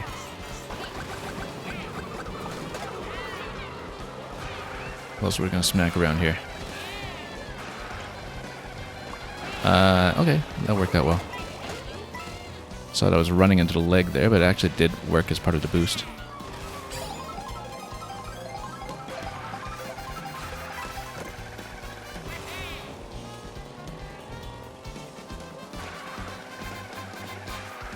Let's grab some coins, maybe. Oh. Maybe hit a boost or two for once.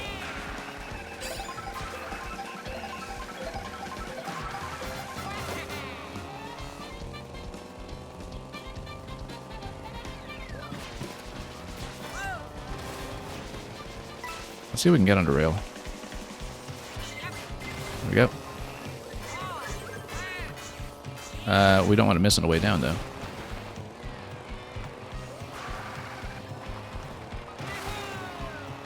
Okay, into the factory.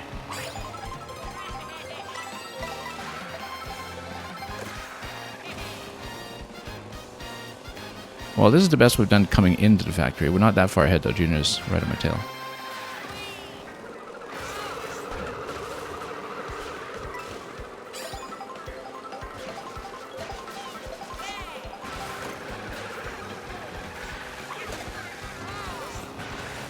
Oh, bad drift coming out here. That was awful.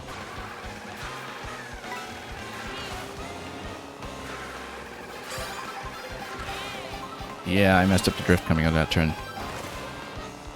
However, Shroom here could make a big difference.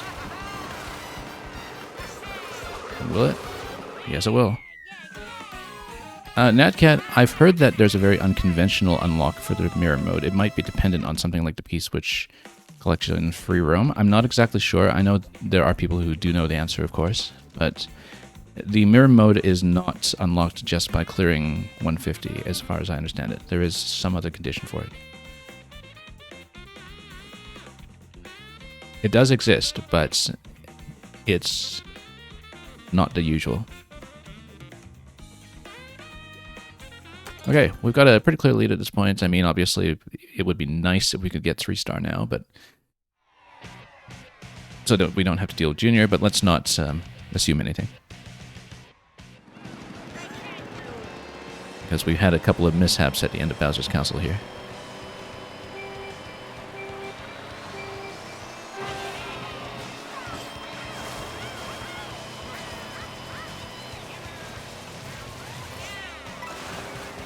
Yeah, trying to get the maximum boost on the straight just to see what we can do. I mean, there's a third tier as well, I think, of the flames.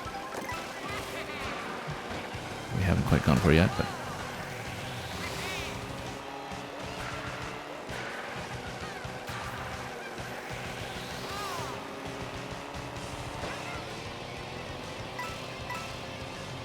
I've rather liked the handling on the setup here so far.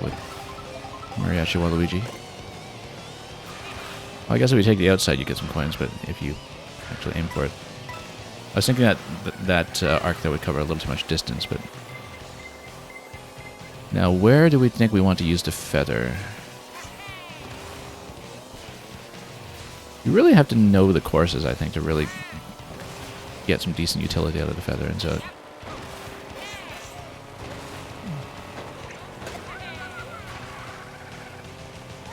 I think we're just going to burn it now. I mean, I guess you could possibly use it as an item dodge. I don't know if it would, in any case, dodge the blue, but certainly reds or greens I would expect it to, since they're grounded. Blue has that explosion radius, so I doubt a feather would be much use there, but then I don't know, because mushrooms work defensively before, feathers may very well do so. As well, speaking of the blue, just load up on coins immediately, and then yeah, this section we had a bit of trouble with. I feel like this is definitely something to master with the wall ride, if you know how to set it up. It looks conspicuously set up for that.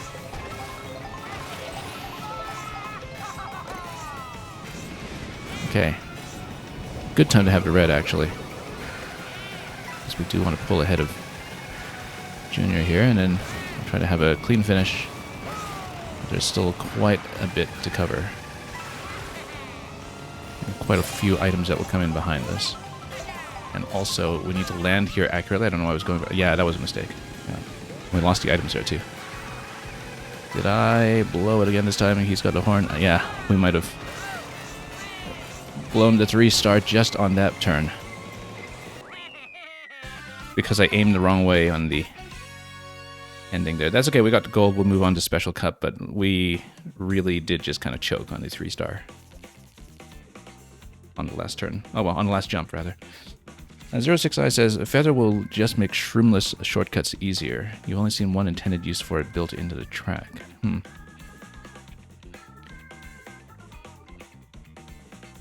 Yeah, it seems like you could potentially use it as an alternative for some of the wall mounting and such, but you'd have to have a pretty clear idea of where you're going with it. So, you know, just having a feather in the middle of the race seems like it would just be a shell dodge at best. But too bad about that. We were so close to the 3-star, just one turn away, really. I mean, I was ahead. I just aimed at the wrong side of the track on that curve.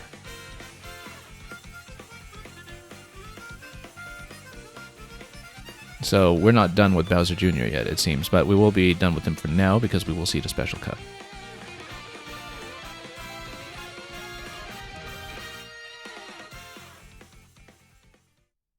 We had a bit of an early start today, so depending on where we are in the stream, I'll see if we want to push into 3 stars right away, or whether we want to see something like the solo knockout tour first, because I haven't looked at that yet either. I haven't done the knockout at all, in fact.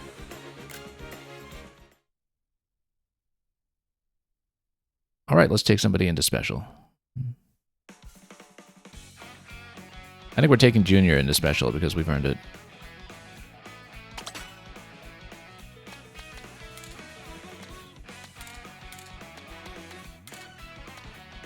Where's Junior? He's somewhere back here. Yeah.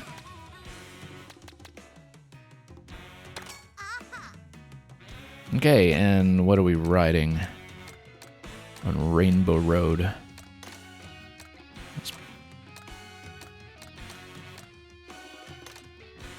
He said we'd make decisions based on cosmetics rather than speed, but sometimes, yeah, Junior's pretty lightweight actually, so it might be tricky to get some decent top speed going on him. We don't want to get something really low, obviously. That would just be disastrous. Kind of like the idea of putting on a charging truck. Have we used a Junkyard Hog already? I think we had. I'm trying to not be too redundant with vehicles that we've shown off. Roadster Royale is rather lovely. He's got the orange color on it. Yeah, this is one of those that changes color with each character. A couple of them have it in pink. I know Wario has it in pink, and it looks amazing on him. Because that's one other thing we were playing with in the photo mode. A bit of a low speed on it, but nah, whatever. Let's just do it. Okay, Special Cup. Let's do it. Acorn Heights, Mario Circuit, Peach Stadium, Rainbow Road.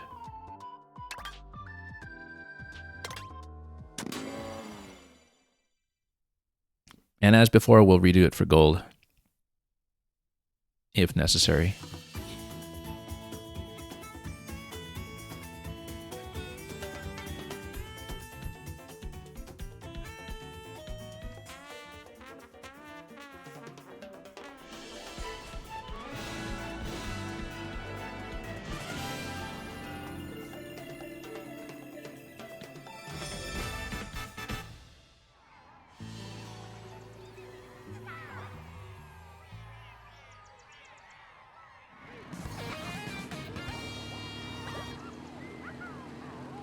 Love the opening gate here.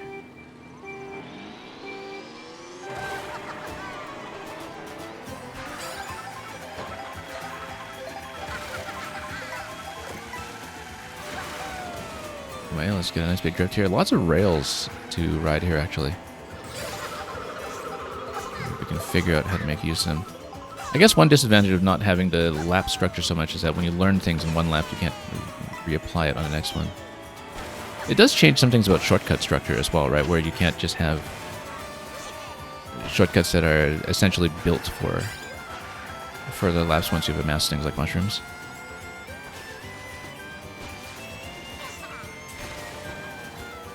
But it just means that you put them in the second or third section instead.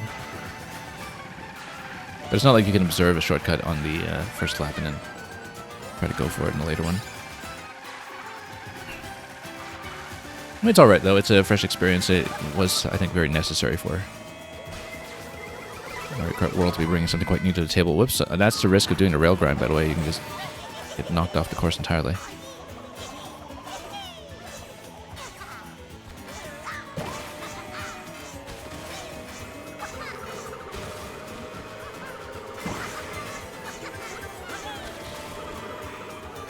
But yeah, lots of potentially usable railings everywhere.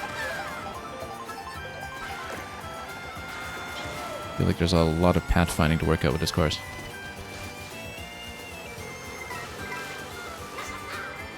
See where the rails end, of course. Otherwise we just wind up falling off the course, as we just saw. And entering lap 3 in 9th place, which is not a good place to be.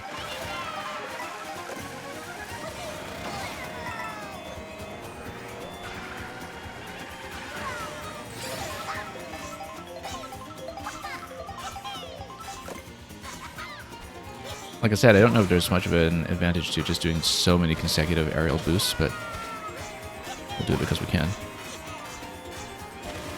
Looks like you can definitely jump on some of those stems as well as the railing. Whoop, that was quite the acorn.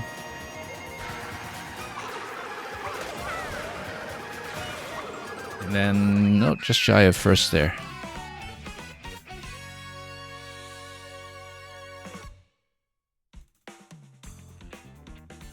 It looks like our designated rival here is Wario in his Praetorian Road Warrior outfit.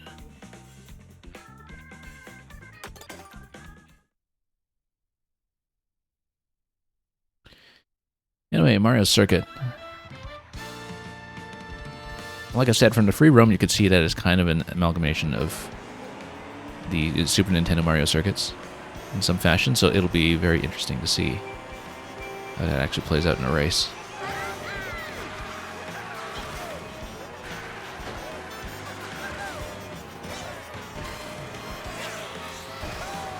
Let's get a costume from.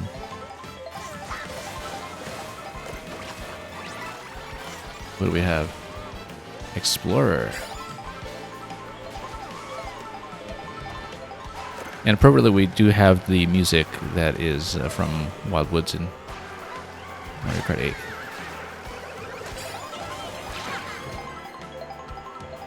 Which is one of the really notable pieces of video game music that you count in 5. Actually, it's in 5.8 or 5.4. 5.4. I always heard it in 5.4 anyway.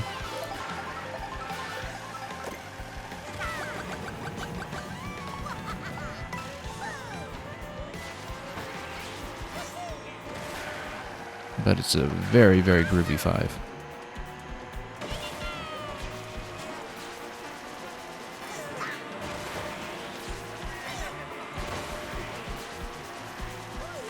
We've got a nice long straight here. Let's just jump our way through, and here we are in Mario Circuit. And listen to the music pick up here, right as we enter the chorus.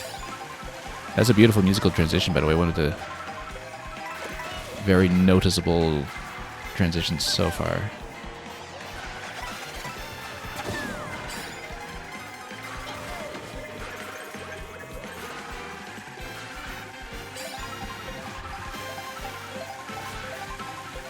Curve our way around this bend.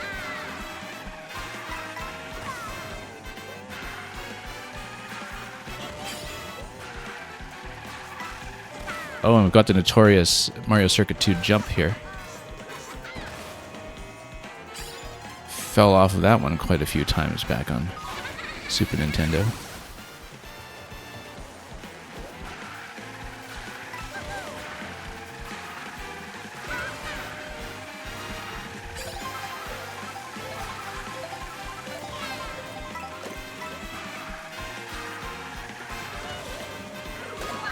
Oh, flipped right at the last minute here. Well, that's not great, but there's a blue shell coming. Will it rescue us in time?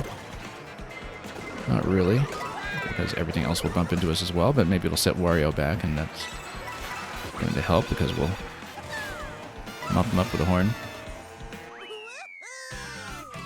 So we're third, but I think it doesn't compromise the standings too much, depending on the order here.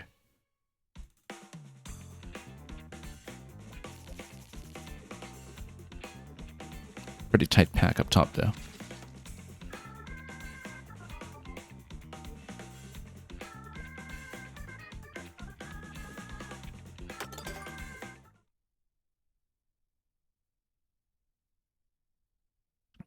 So yeah, like I said, Peach Stadium in a free roam is really quite gorgeous.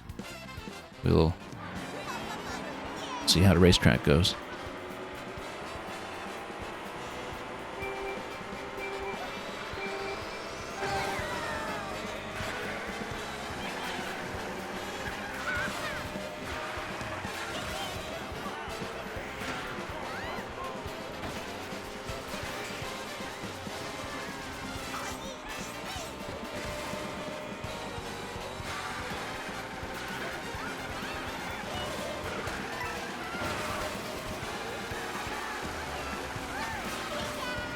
Okay.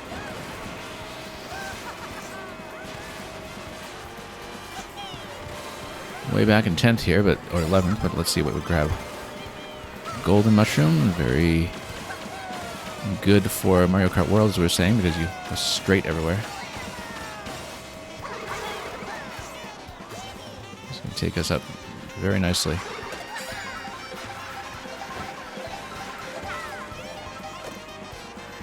And we got a boomerang opportunity here pretty soon. I don't know if we'll hit it all here.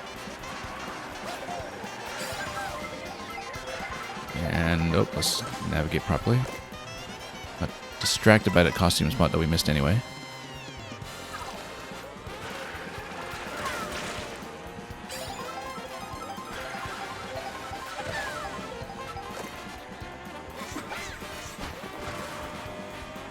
Let's see if we can catch him. No, that's way too slow. Whoop, and everybody will drop anyway, so.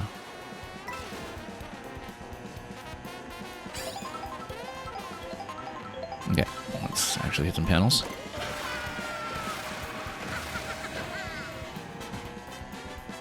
So 3 out of 5, so we've got a ways to go yet.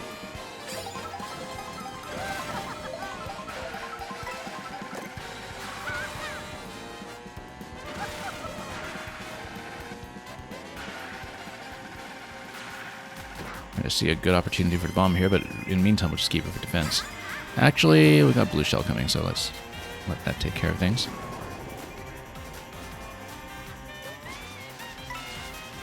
We'll just keep it for defense then, since the dragon and bomb is perfectly okay.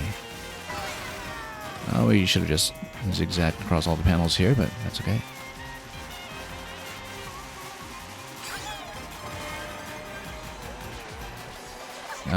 Oops.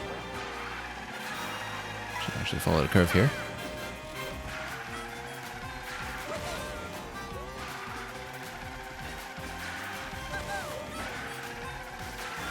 We're in a pretty good spot. I'm sure lightning or something will make us drop all the items, but as long as we don't really have a big self-inflicted problem like we did at the end of Bowser's Castle, we look to be in a decent position.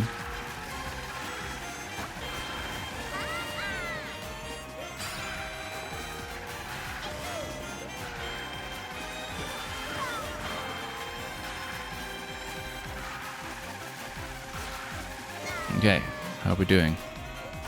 Good spot, actually.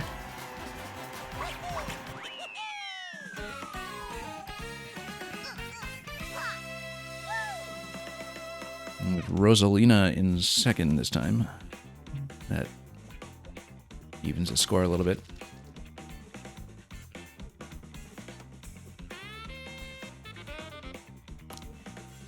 So if we finish second behind Rosalina, that's still going to be a tie for first.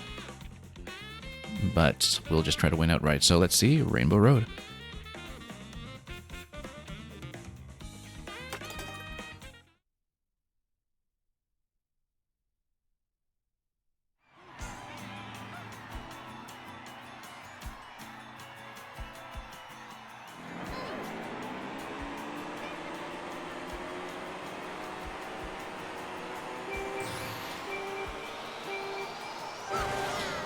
Oh, and you start in flight, which is interesting.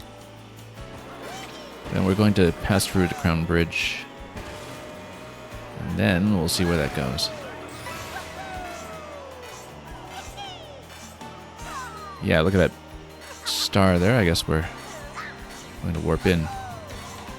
Yeah, so that's why you typically can't go up the Rainbow Road. I was wondering where the entrance would be, because we had passed by the bridge, and it goes over typically to Koopa Troopa Beach. Over to the festival. Someone's got a mega behind me. We should get out of the way.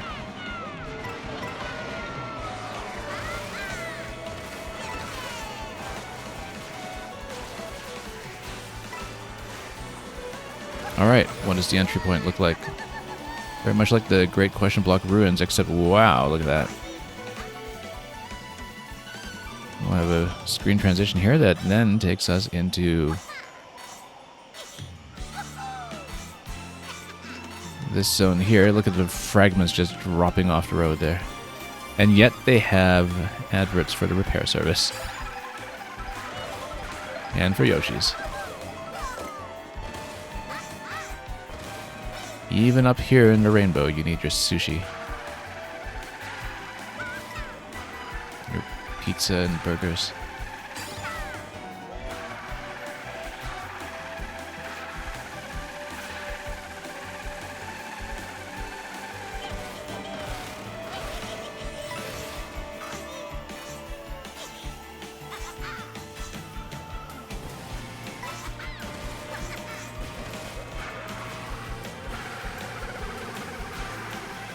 Actually, it makes a certain amount of sense if Rosalina were the actual rival here. But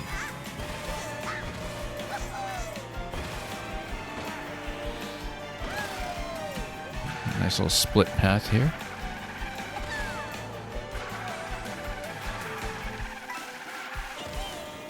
Oh, I guess we could have just dropped off the edge there, but... Oh, yeah, I was trying to dump some items ahead of the item blocks, but no, that's okay. This is interesting. Doesn't look so much like a rainbow over here. I mean, I guess the rain had to fall somewhere. Oh, we are in first, which means that. And look at that, the Rainbow Road Railway is back.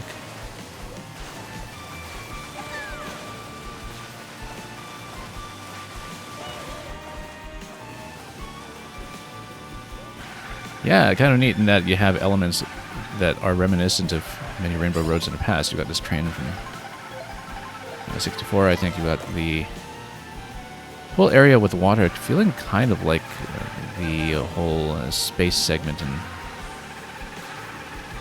Mario Kart DS, where 3DS rather, Mario Kart 7. You have a different surface that's a bit of a change, and then you've got this mechanical area here that's kind of reminiscent of the MKTV studio in 8, except, well, actually quite a bit different, some other kind of satellite.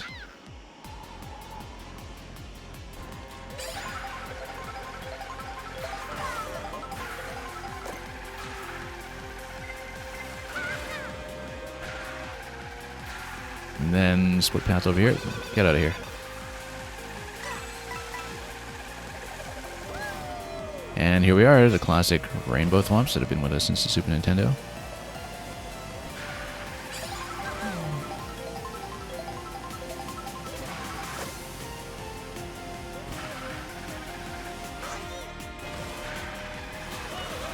I like how substantial this Rainbow Road feels, actually. Because in the past, when you had the ones that were just linear, like the sort of one-lap variant of Rainbow Road 64, that's in 8. Oh, come on. Really? Right at the end? Right at the end? Are you serious? No, we're entering lap 5. Okay. Usually they felt a little too short, but this one feels like it's actually a proper length for something that's a sort of single end-to-end multi-segment Rainbow Road. Look at that. Everybody joining us here to spectate, including the dinos from Dino Jungle. Bet they've never seen this side of the rainbow before. That's a lovely moment right there, actually. Oh, and here's the little acceleration track borrowed from F-Zero. We're going to use Kamek here because why not? He's also a guest. And we're actually way back and forth, but we see all the races ahead of us, and we're not too far off, except we're going to get chumped. Now, surely that's going to be the exit, but we don't have a lot of room to work with here. When it comes to items, then you're going to give me a banana. That's not really most helpful at this moment. Now, we want second, at least, but first is even better.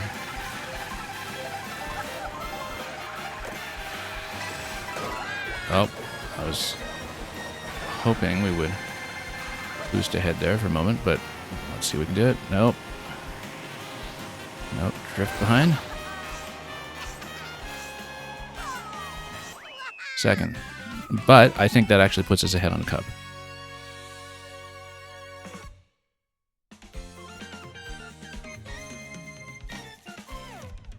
Okay, that's a great Rainbow Road.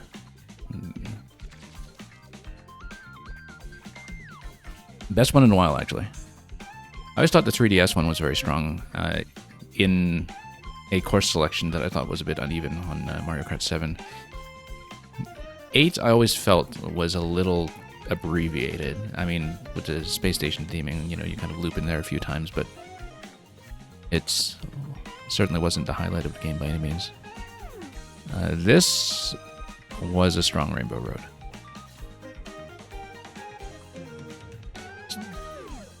Because I think it felt like it had the appropriate scope.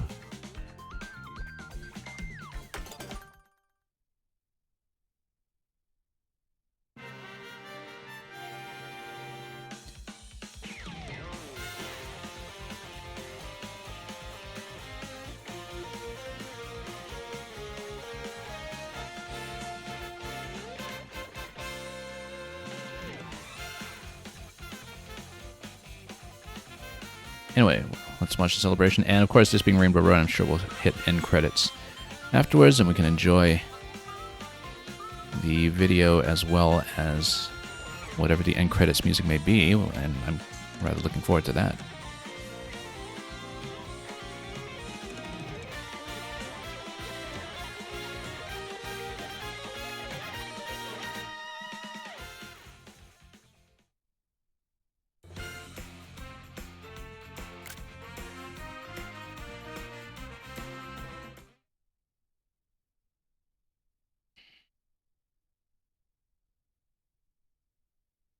Rainbow Road returns.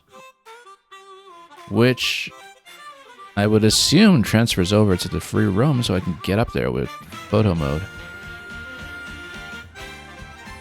Oh, I gotta take a shot of the world map here. And study it closely later. All these Polaroids here. In photo mode, there is one particular frame that you can apply to photos that has a Polaroid. Well, actually 2 shots. So what it does is it just kind of overlays whatever you're looking at on camera and then isolates 2 squares on it as Polaroid shots. Very similar to what we see in the credits here. I love neon. But the cacti are, you'll notice, not for hugging. Now, this is nice. This little arcade throwback moment here. Which also incorporates the a DK melody as that triadic fragment. Try the local pizza. Defend it from the gulls. And yeah, thank you very much for the GG. And yeah, we were talking earlier about the Birdo mermaid statue. I actually didn't notice it in the wild, but there it is there. And Pauline's still giving concerts. Birdo's still looking very fashionable. One thing I hope they do, actually, because I've been spending so much time in the photo mode, is give us more variance on some of the frames, like the Polaroid frame or the magazine frame. Magazine frame in particular, because for the Drive magazine, we've just been doing alternate photos of the same issue. Oh, there's fish in Lagatu. So now we know who catches the fish for the sushi, right? And yeah, Bowser's still busy with his control room. So the bullies, by the way, so there's a particular area outside of Bowser's Castle where there's just a field full of bullies that are just kind of running around in wild. Like a wild herd of bulls. And it's marvelous. It's just an absolutely glorious location.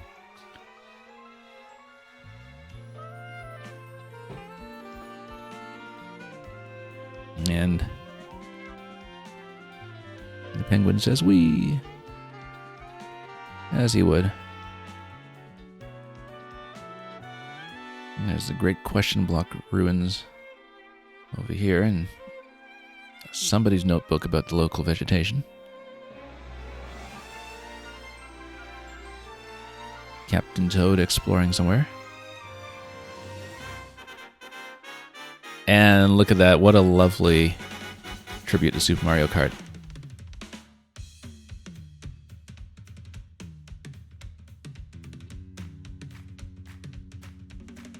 See this UFO there, it says that's probably fine.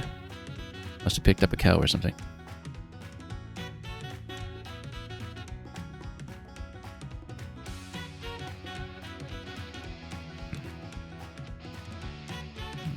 And Dandelion Puff looks very delicate.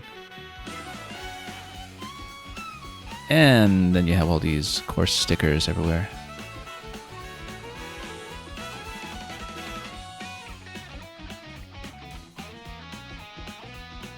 For all the places that we've been visiting.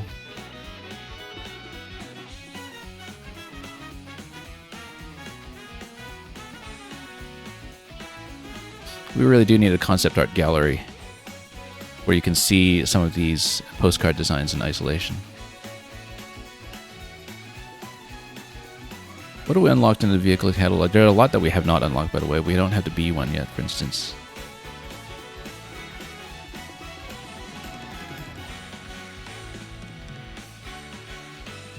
Yeah, it actually shows us quite a few things that we have not collected. Everybody in their racing wear. The ladies all looking very aerodynamic. Birdo being a queen.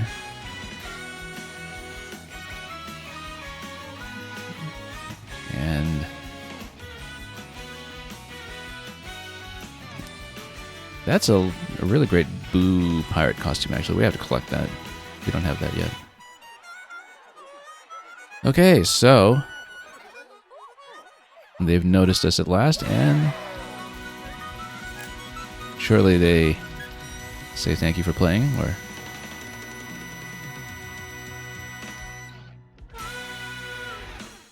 Congratulations, thank you for playing Mario Kart World.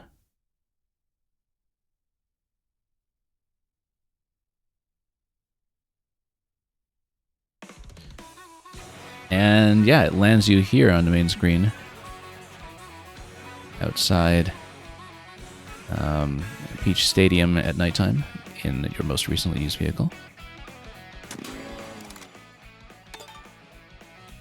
And looks like it's just vehicle unlock. We've also got the Rainbow Road sticker for completing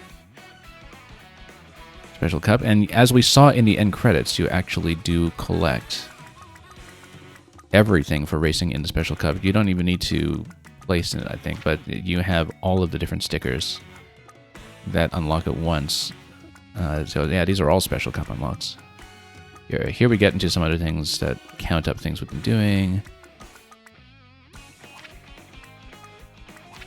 But beginning with where it says Rainbow Road, you get this whole run of stickers that give you ways to display all of your favorite places. So,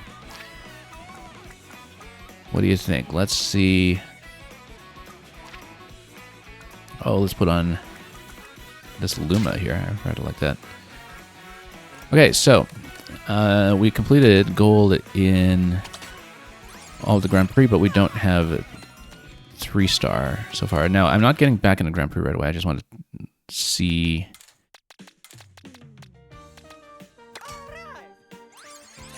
what we have. Lobster Roller. That looks really interesting. Yeah, so no, I just want to get a shot at this quickly, that we finished gold and everything, but we don't have all the stars. So we will go for 3 stars. I don't think we'll start working on it today because it might be a slightly longer term grind. It would not have been as much of a long term grind if we just hadn't blown that last jump in Bowser's Castle over here. But what we will do is we'll take a look at the single player knockout tour, because I haven't done knockout tour at all. I don't know how the single player is structured differently from the online mode, because obviously there is an online knockout tour as well that has its own race rating. But we might as well see what the single player one looks like, and we'll try to bag a win in it if we can, depending on how approachable that is. So we were just using Junior,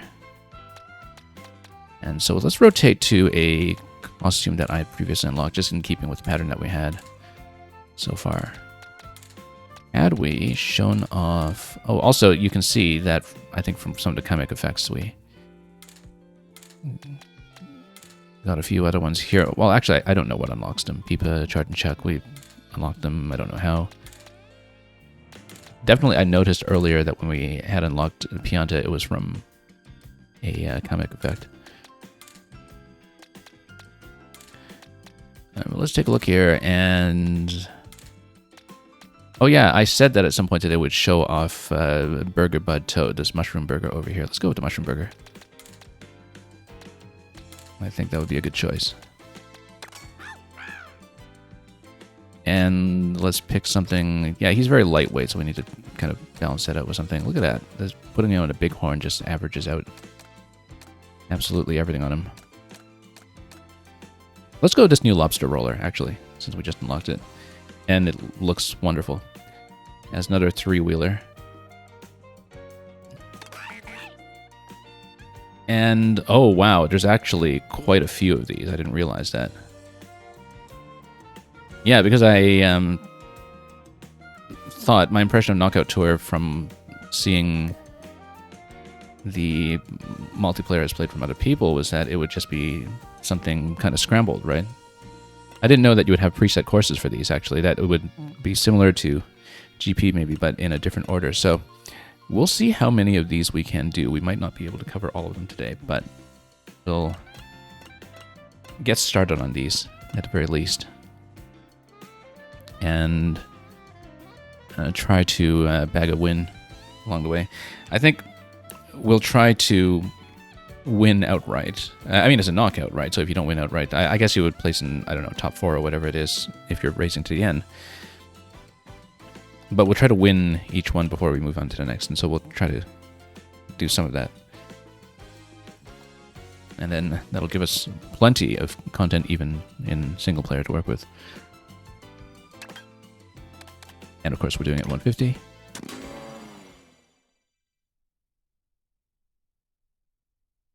So yeah, as far as I understand, it's kind of like with F-Zero 99, you just need to stay ahead of the cutoff line that is steadily moving forward, segment by segment.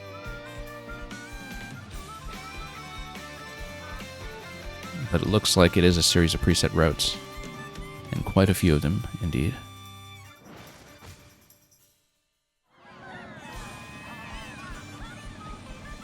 So let's see how we do.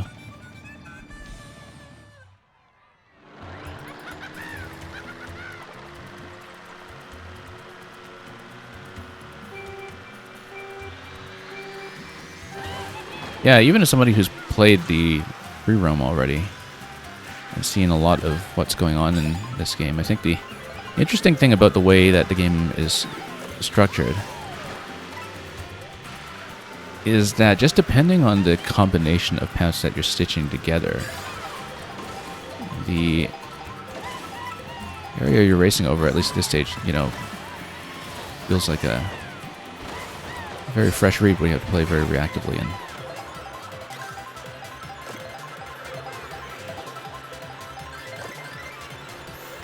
kind of rely on just being able to read the situation at a given time, and instead of being able to steadily accumulate course knowledge from repetition overlaps. And let's just go continuously, and you know, even if you have some redundancy between courses or areas that you've seen before, it just feels organically part of the world in a new way.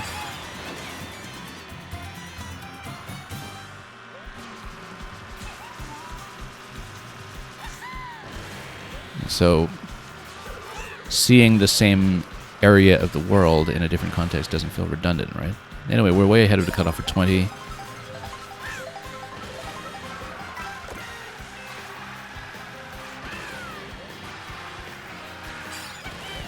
I should actually edit my stream title to say that we are now doing Knockout Tour. But we'll do that after the race. Oh, also, new costume. Just realized. Or rather, the Explorer costume, because that is just what is implied by the giant mug that we had. I should have taken a rail ride here. But instead, we'll proceed forward.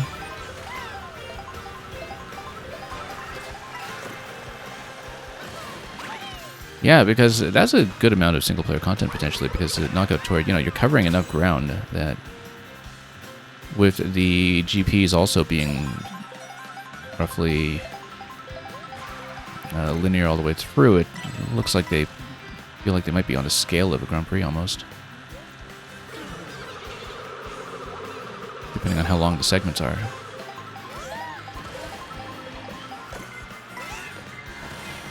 Anyway, Blue Shell, let's just dump this back and see what we can do. So, yeah, we're still ahead of the cutoff, so that's okay. We don't care too much as long as we try to finish in first by the end.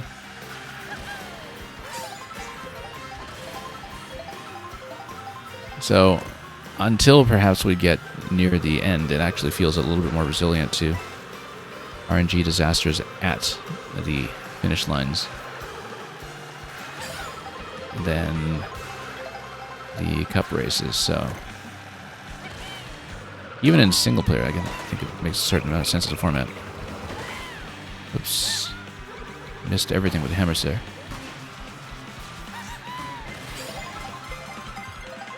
Yeah, and of course in the top right it shows you who has actually made the cutoff. Everything's gonna whiff.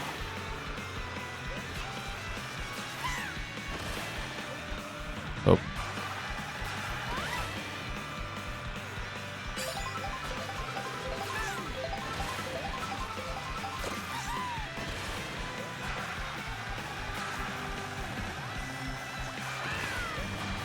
I certainly didn't expect single-player Knockout Tour to be this substantial, but I had not even gone into the menus before to see how it was structured, so...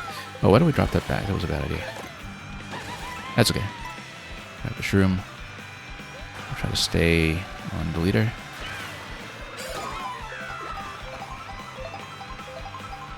She's pulling ahead quite a bit, so...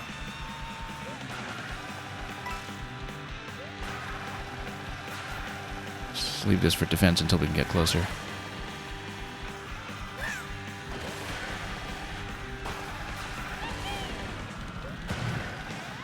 Yep. Pick up a shroom somewhere here, that'd be great. She's tearing way ahead, actually. Very clear lead. Might need somebody's blue shell to rescue us.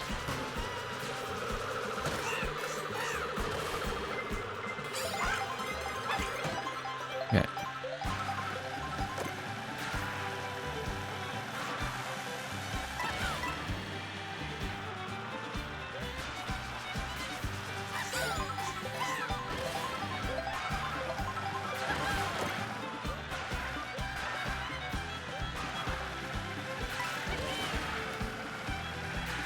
Definitely, I think an advantage in coins can really steadily accumulate here. She's way ahead, I don't even see her.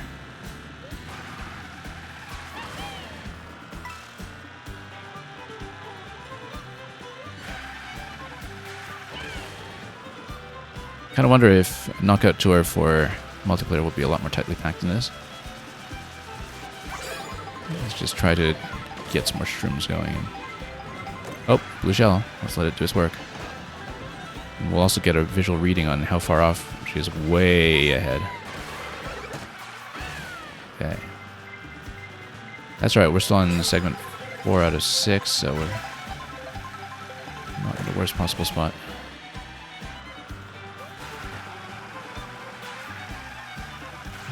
The leader's still within view. I'd like to get within shell range or something.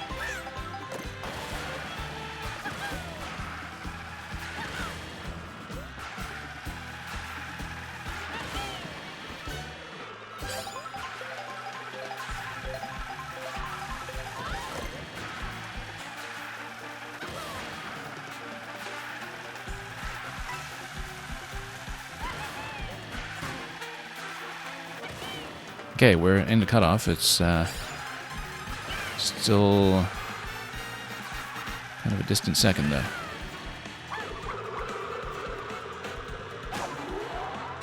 Let's try to grab whatever she just took. Because, yeah, more shrooms would be great. More bombs is not that useful yet. I want to drop that just to try to get more shrooms.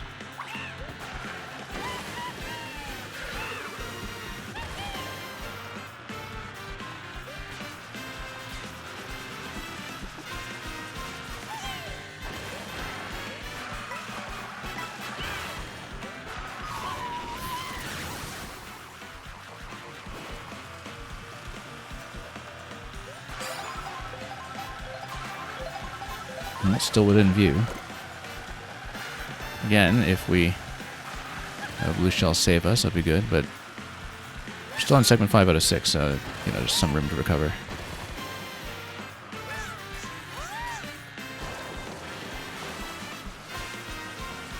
feel like shortcuts knowledge would be very handy too, depending on which ones still count as being on course.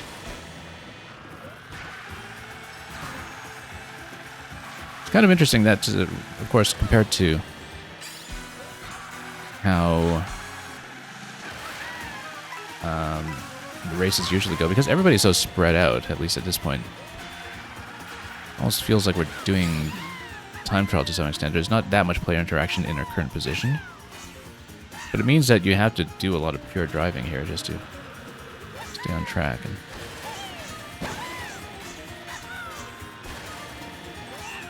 okay.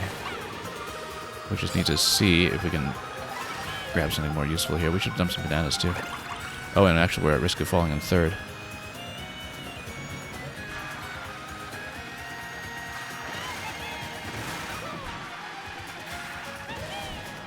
Okay, second. We never really approach first.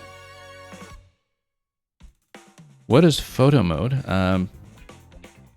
In this game, when you're in the free roam, and possibly in some other single player modes as well, I haven't really checked, you can put the game into photo mode, just like you can do in other games like Super Mario Odyssey. Also, I need to change my stream title to reflect that we are now on Knockout Tour.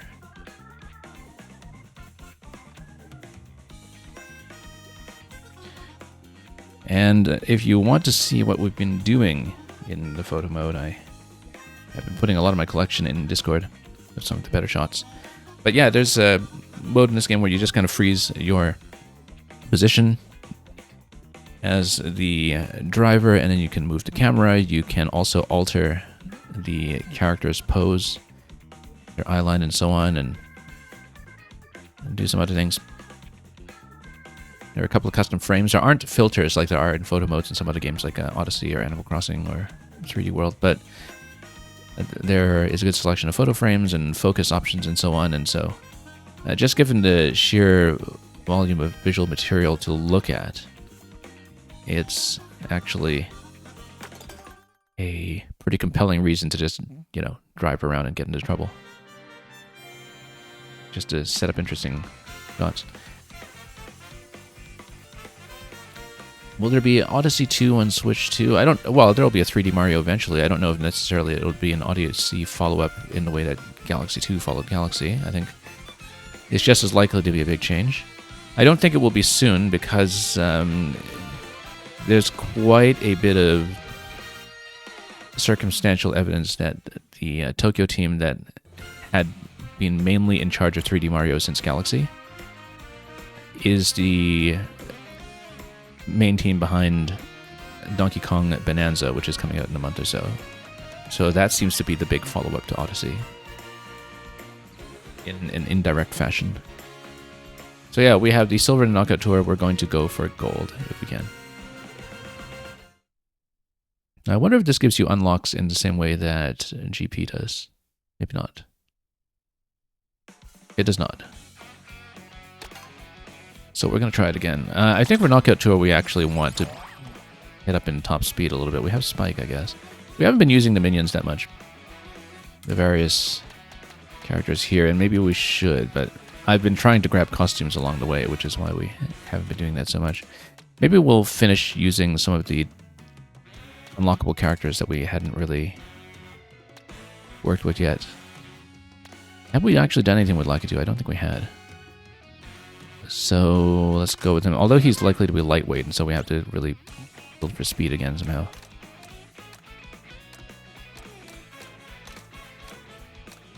I mean, this was a nice vehicle.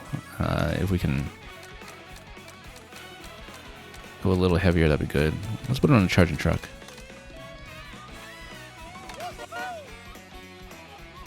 But I feel like for this one, because we have such long straights everywhere, that in order to keep up, we actually do kind of need a higher top speed. So yeah, we're going to go for gold in each one before we move on.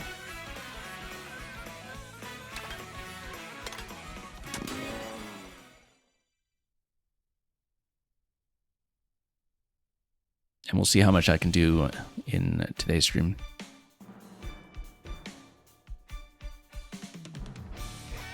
Yeah, in terms of single-player content, I guess I'll decide whether to grind out all the 3-star cups on stream. I might do it. I mean, you know, we'll be on this game for a while, so.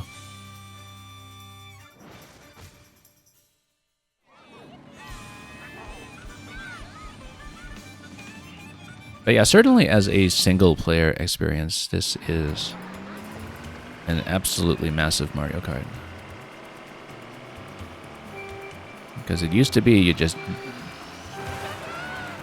do your GPs and it would just be multiplayer from there.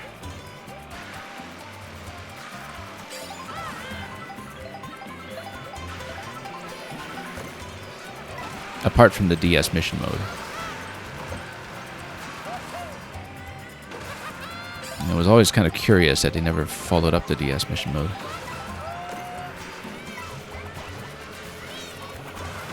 With single-player offerings in the later games, but okay, we don't have a costume for Lakitu yet, so let's see what we get.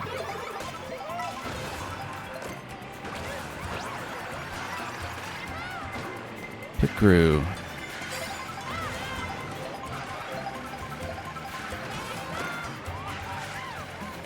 in keeping with one of the ones that Shy Guy has as well, in fact. But the funny thing is, in the photo mode, you have two buttons to adjust the character. You have on X the pose, so you can have what the character is actually doing while driving in a given moment that you took the screenshot, but alternatively you can also have a couple of preset poses.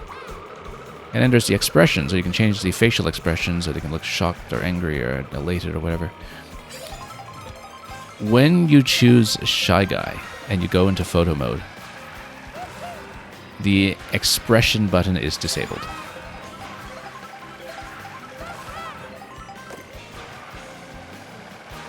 I thought that was a cute little touch there. I mean, there would have been no point to using it anyway, I guess, but this Shy Guy only has one expression, and it is shy.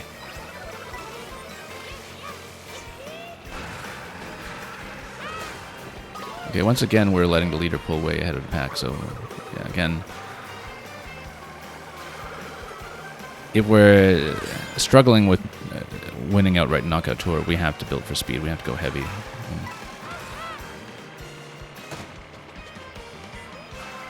Because I feel like top speed is an even bigger problem here than it is in Grand Prix. So,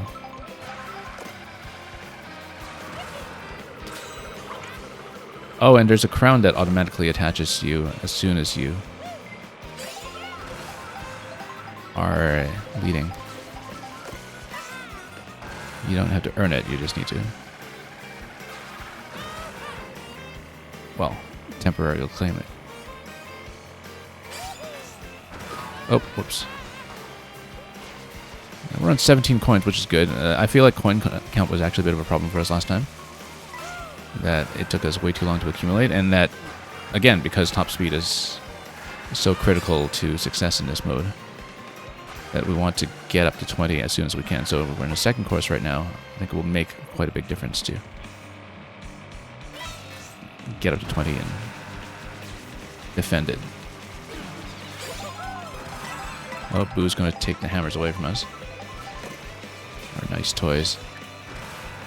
Yeah, so not too far ahead a second now. We would be vulnerable to a blue shell.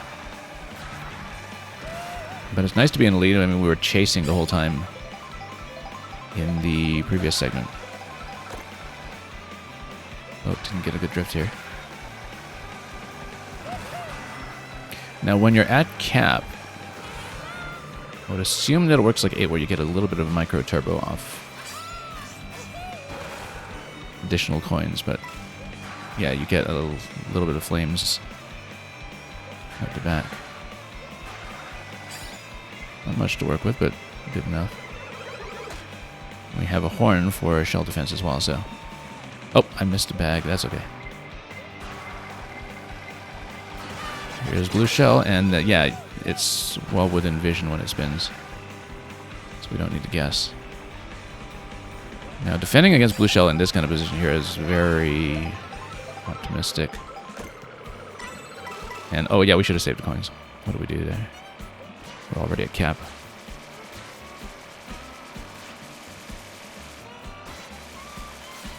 Yeah, so third tier boost there. So we just need to continue driving well, and we should actually be in a pretty good shape.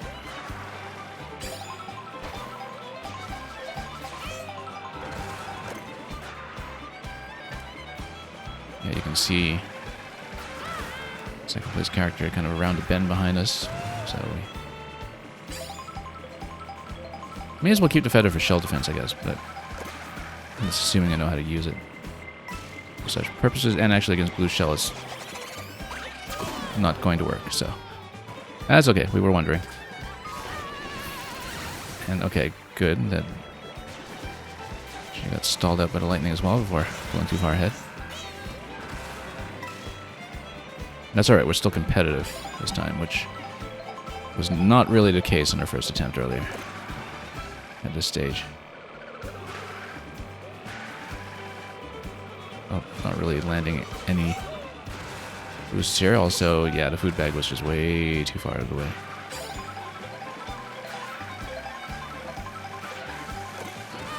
Look at all those Goombas hopping about in their yellow Karibo shoes. That was a really lovely touch as well.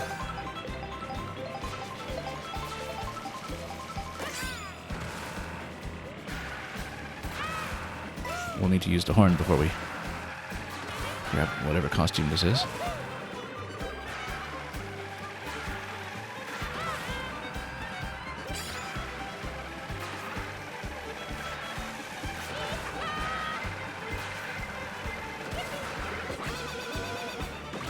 Speaking of which, oh.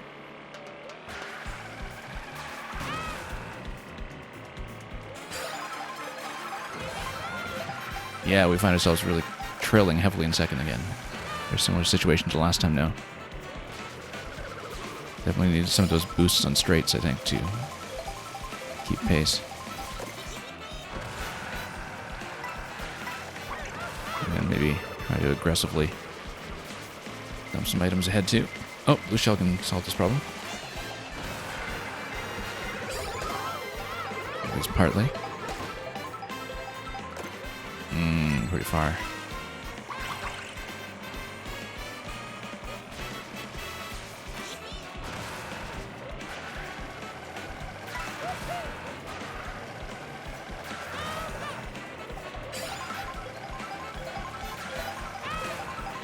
I wonder when the field narrows down to about 4 racers if Blue Shell is still a factor.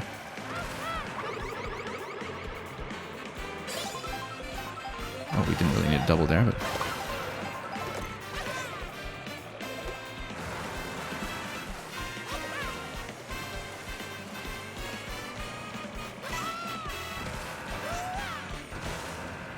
let's try to get in close. Should have taken a real ride there, but that's okay. I had to use it. Okay, good. That was a drag defense that took care of itself.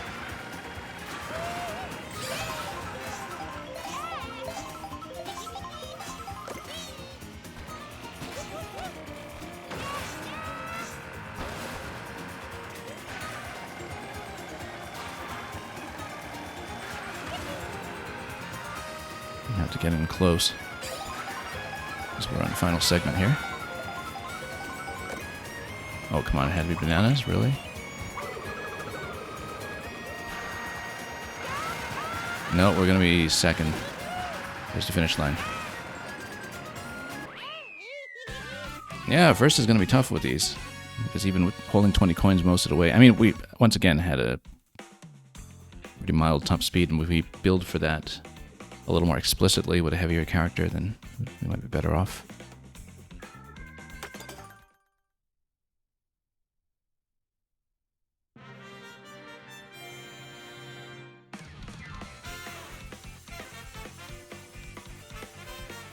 Well, we're second.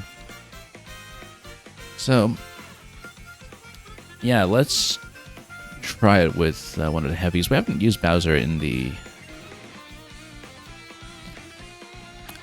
races that we've seen today just yet, so maybe we'll swap over to him and see if going for top speed makes a difference as I would expect.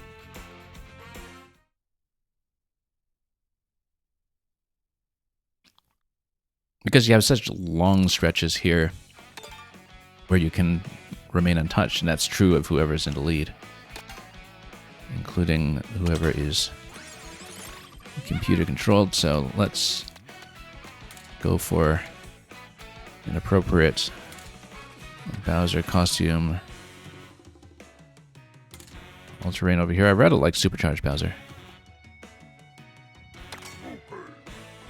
Extra heavy. Mecha Trike, that's interesting. Okay, well, I mean, that's the top speed we're looking for, just not much acceleration to work with. So it might be pretty vulnerable to items coming in and smoking us. So maybe we don't want to get that low on the acceleration, but we'll still go pretty heavy on speed somewhere.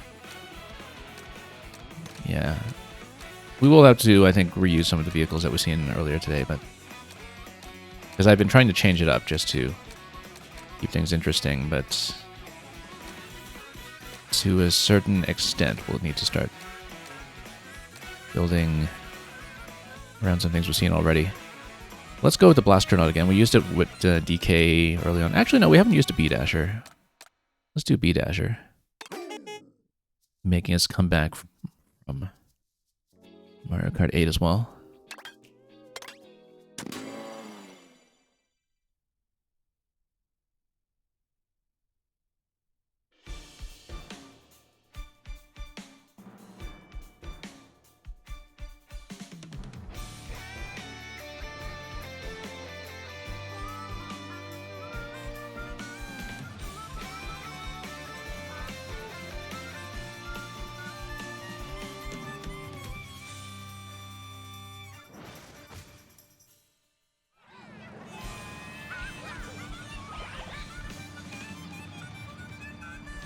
Look at Boo's pirate costume. We have to get that at some point. We have to pick that up.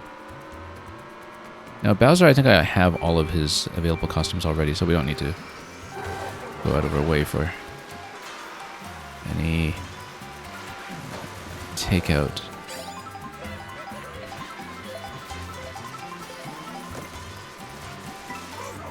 Let's just zip through to Concourse. Bad idea. But that's good. We have mushrooms to get out of there, so... And since we're 19th, and we're just at risk of falling past a cutoff, maybe we'll actually get some decent items.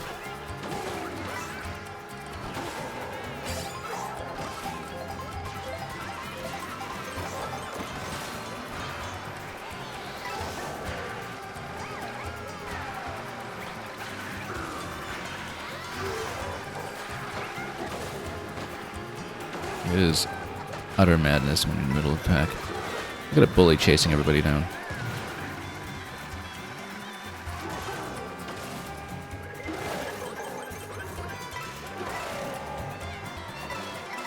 Okay, first. I'll have to deal with blue shells the rest of the way. But not with the horn, we don't. Until, of course, lightning strikes us and we lose the horn. If we have to defend against a red shell or something.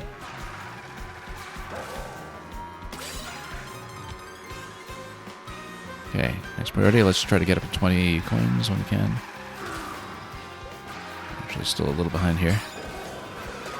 Oh, yeah, we might need to just burn the horn then, unless we get back into the lead by pure racing.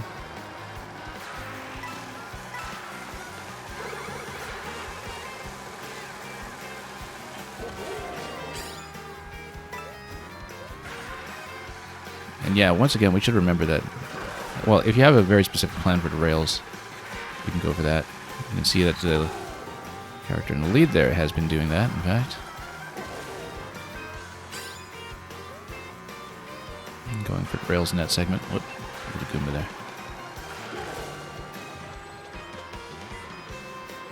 Okay, yeah, we'll keep the horn for the moment. It's very tempting to just burst into her right now, but we actually are in a position where we want blue shell defense. Just in case. Maybe that's a mistake. Maybe we should be accumulating coins and just trying to build a lead from first. But actually, while second falling closely is not the worst place to be in this early on. But we can't really fall behind.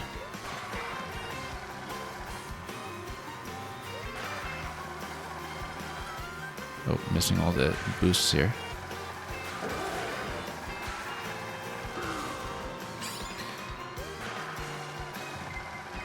Okay, blue shell. Let it do its work.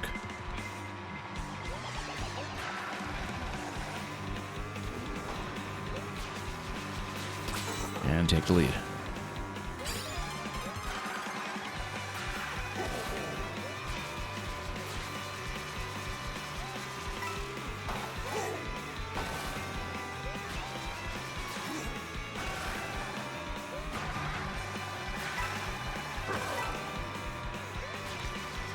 And we'll just try to build up from here.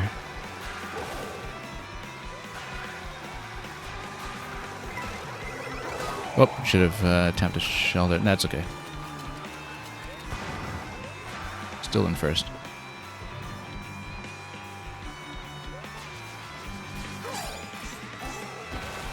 It was so early on that we will need some blue shell defense, and hopefully we can take care of that before lightning strikes, but...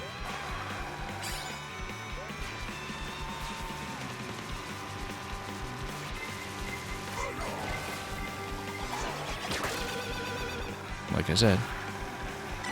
Okay, and then let's fill up coin 20.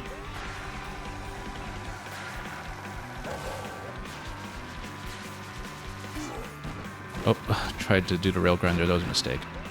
Trying to get too fancy.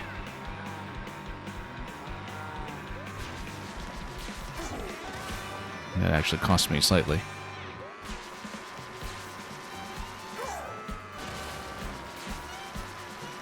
Okay, this is a really long straightaway. Let's try to get just a third burst here.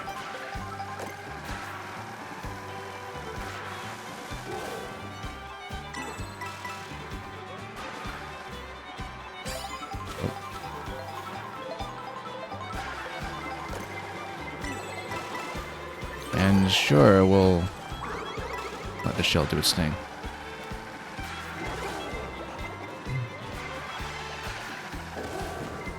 Except we're bumping into far too much here. And yeah, actually, we're way behind first now. That was not great. We're getting close. Try to get up here. Let's try to catch if we can.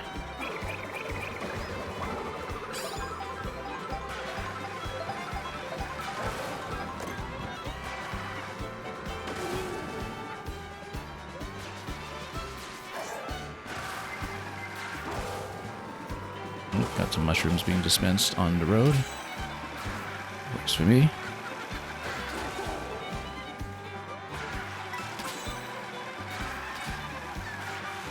The crown is just going to snap back and forth.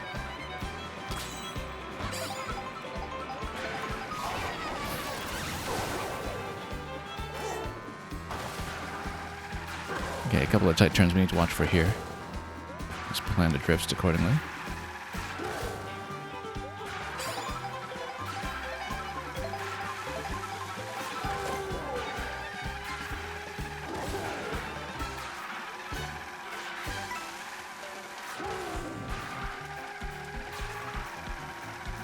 Okay. Still leading.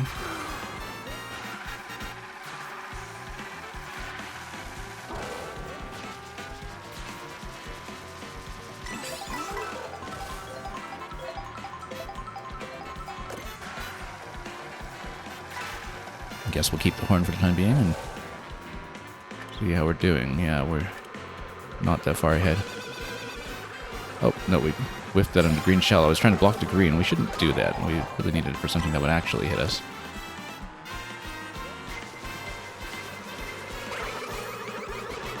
However, that works. Feather over the red shell.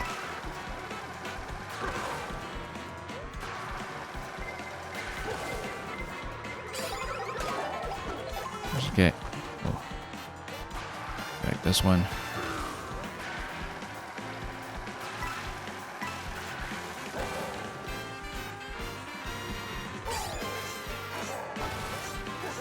Still in segment 5 here, lots of ground to cover.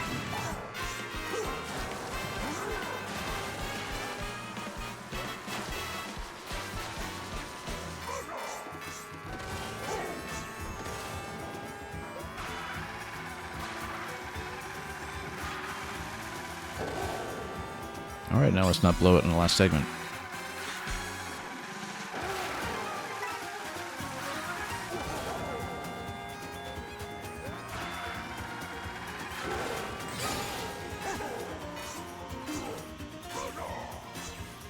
Oh, almost fell off there.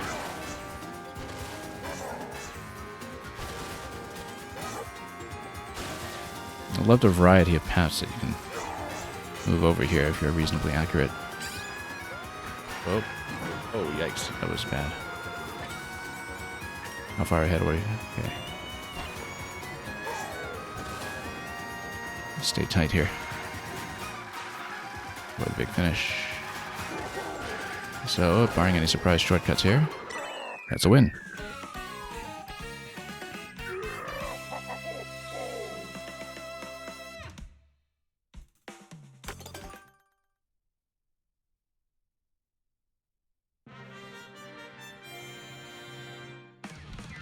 Yeah, okay, so building for top speed worked.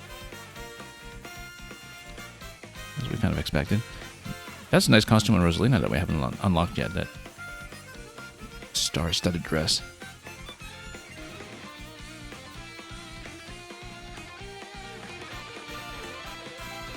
So yeah, we'll continue to try to build a little bit heavy.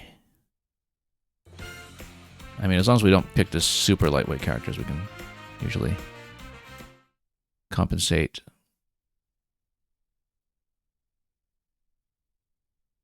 With heavier carts, but let's take a look at the next one. I guess, yeah, we've picked a lot of these already. Is there anyone we haven't really had a chance to show off yet?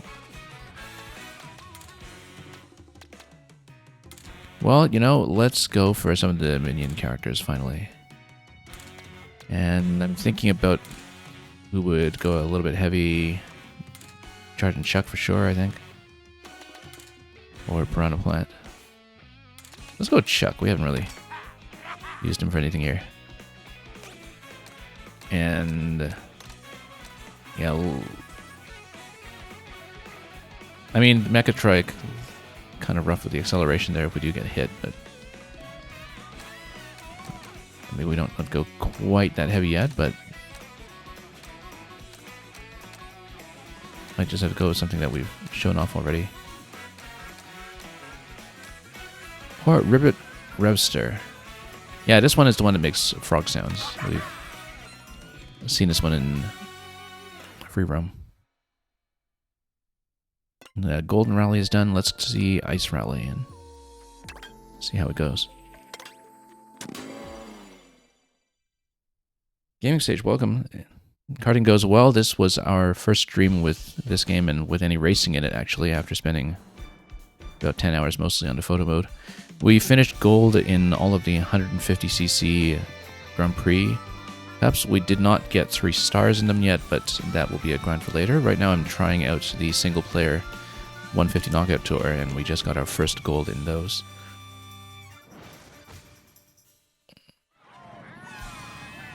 So I'm going to clean out as many of these as I can, and then when we want to grind out things for a little bit longer, I'll probably go back to do 3 stars 150, since we typically do. But yeah, really just having our initial look at the racing.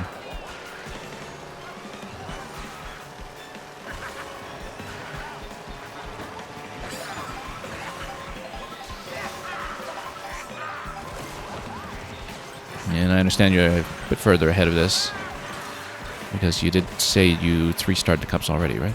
So.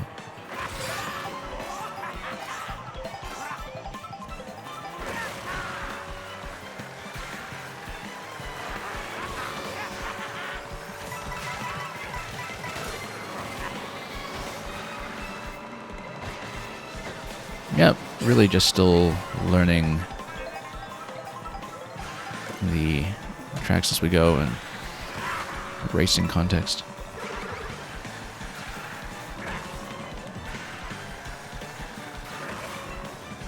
Until there's a bit of a learning curve to actually doing this well, given all the new tech and all of the very course-specific tricks that we haven't really begun to crack open yet.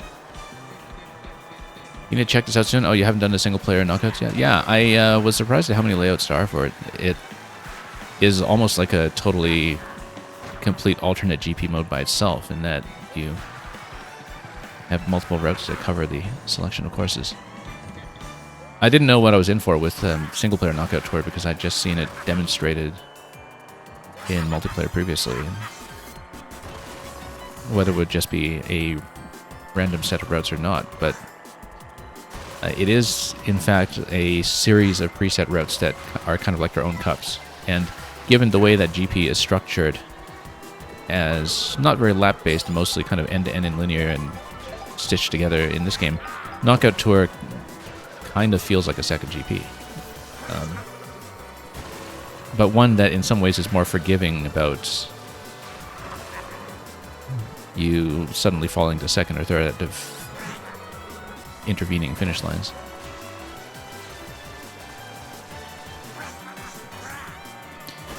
And yeah, you said there's a crown rank as well.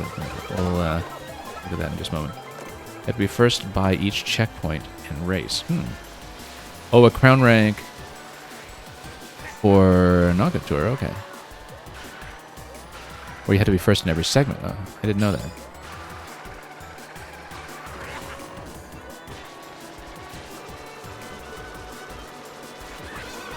That does seem very difficult. I mean, that seems a little more RNG dependent in some ways. I find that I'm usually not in first yet coming out of the early segments here.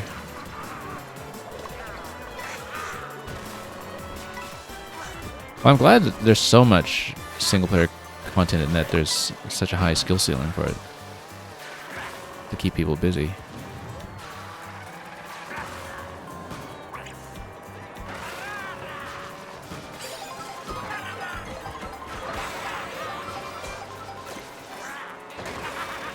Okay.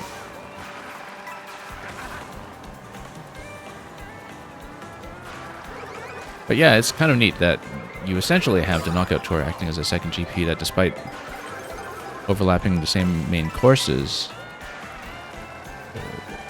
feels like its own distinct racing track. How are we this far behind on race 3? Wow. I have not been doing well in this one at all.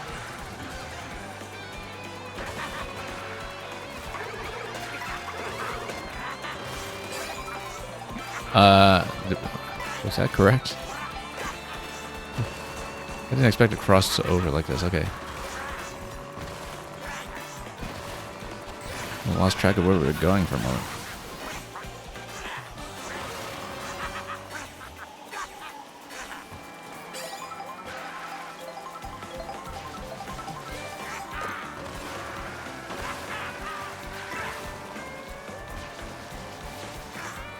Okay, trying to check. I'm pretty sure it doesn't have costume because he's in the costumeless second class. But yeah, we're way behind at this point. I found it very difficult to catch the leader when we do fall into second, or in this case, worse. Well, Hanaquack is defended.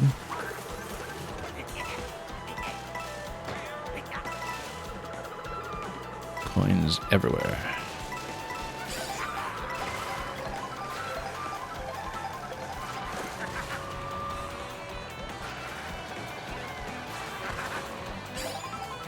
Oh, we can kind of see first place way ahead of us. No, that's not. That's just a cheap. So we actually can't see where first place is. But yeah, the CPU racers can definitely pull way ahead of you here if they're left untouched.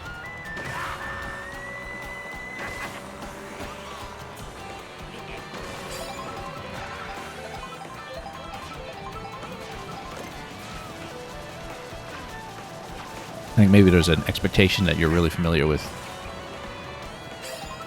mastering the straight boosts in terms of their timing and placement.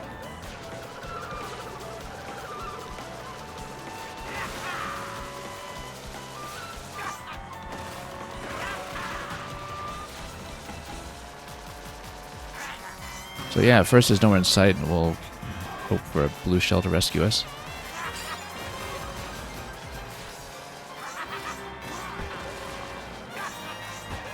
But yeah, I haven't looked at the item distribution in this game at all, obviously, but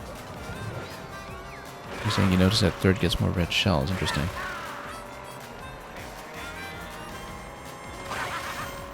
Oh, why did we do that? Hang on. This,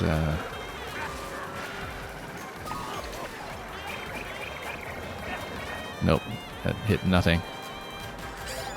And actually now we're behind a cutoff, which is quite bad. We hadn't been in that situation before.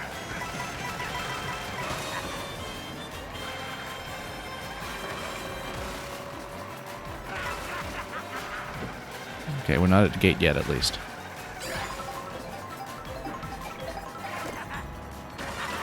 Let's see, with golden, we should be able to recover somewhat.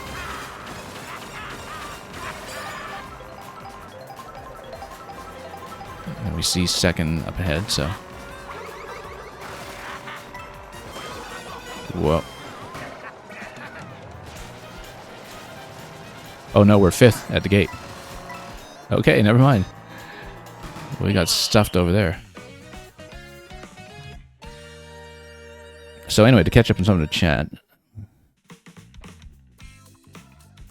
Have I been going solo this whole session? Yeah, I have, so far. We'll pull in multiplayer at some point, but I want to clear as much of the solo content as I can first. I mean, like I said, today was really my day to learn the races, because I hadn't seen this game in a racing context at all, after just doing photo mode for so long. You're saying even being second the whole time and then zipping the first to the last second has its own disadvantages. Yeah, I mean, there's a lot that would still have a bit of a pure driving requirement to it.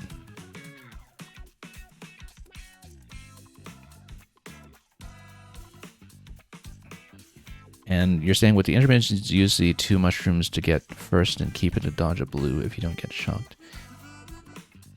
Yeah, which I guess you would not really be doing with the star ranks if you're kind of still required to hit first everywhere along the way like you would in a real GP. What does next say?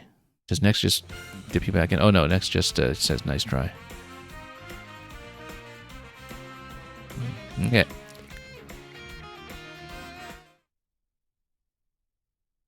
Well, we can swap around characters a bit, just try out different things.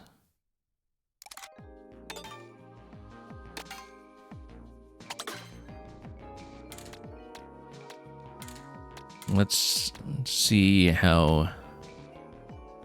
kind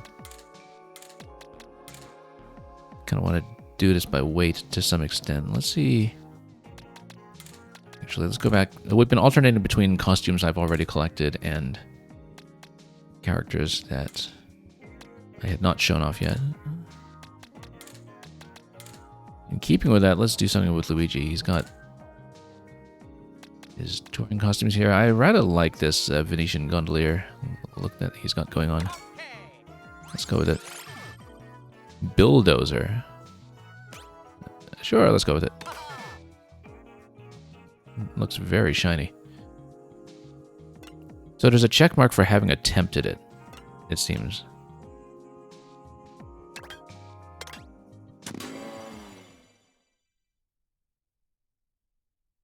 Yeah, I have Peepa. I don't know how Peepa was unlocked. I think some of my NPC unlocks came just from Kamek effects. I have looked up nothing about unlocks in this game. And so we only started getting unlocks with the Grand Prix earlier here today. I would assume some of them are tucked behind things like P-switches or the question panels in the free roam as well, perhaps. But, well, that's something that you folks know and I don't. I haven't looked at this at all. Yeah, we weren't really even thinking about unlocks. We'll pick everything up eventually, right? But I feel like today's really been a learn to races day, and then, you know, unlocks will come.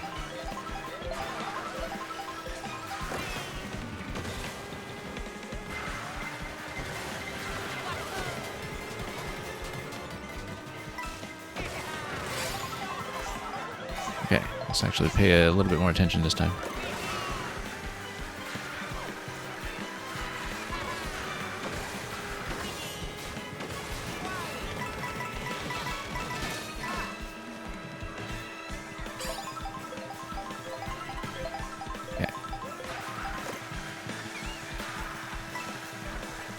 I love the continuity of the Knockout Tour, though. I mean, you know, it does mean that if you're behind a leader, they can tear ahead a bit, but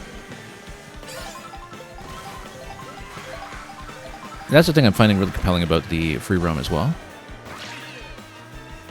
is that you can just drive and drive and drive, and you can just, you know, sit there continuously and occasionally pause for photos, but there's no end point. And so you can really kind of get in the zone and just keep on going while occupying yourself mainly with identifying all the music.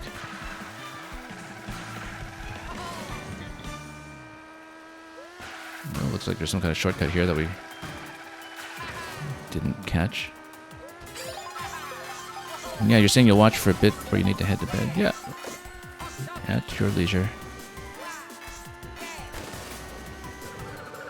Whatever makes the most sense.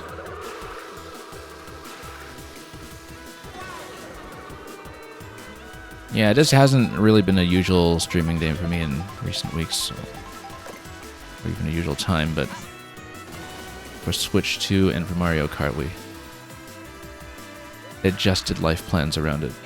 Whoop. Oh, we're too far away for that.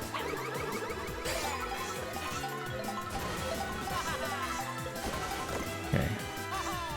Let's see where second is. I don't really see where first is. Also, we're so low on coins for this part of the race. Kamek will turn us into Pianta. We already have Pianta.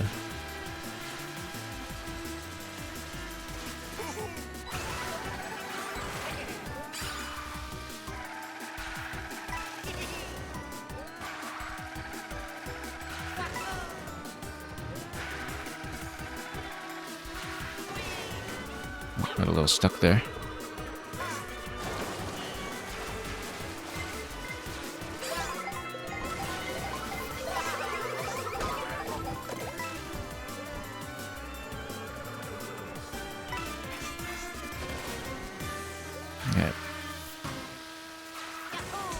Yeah, she's headed in the gate already, so we're way behind. We are very far behind. I'd like to get within vision first, and we can dump the red.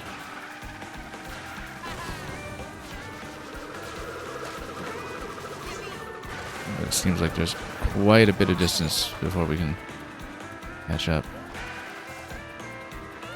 Yeah, so definitely, I think that just with the amount of distance that kind of spread between racers here, that your pure driving needs to be quite a lot better in Knockout Tour than in GP, for sure, because there's just no reset for you.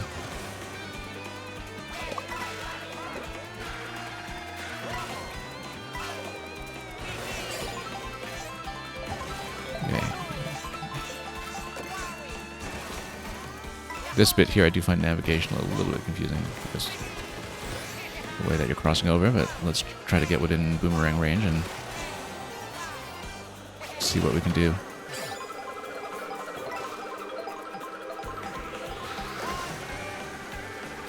Okay, we see second place up ahead.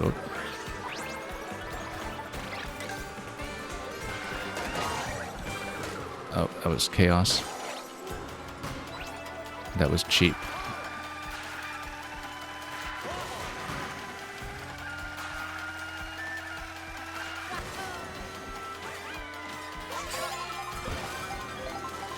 Golden mushroom this far up front.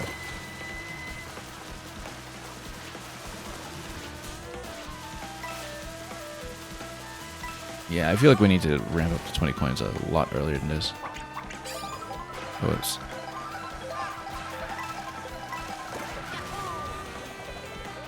And, you know.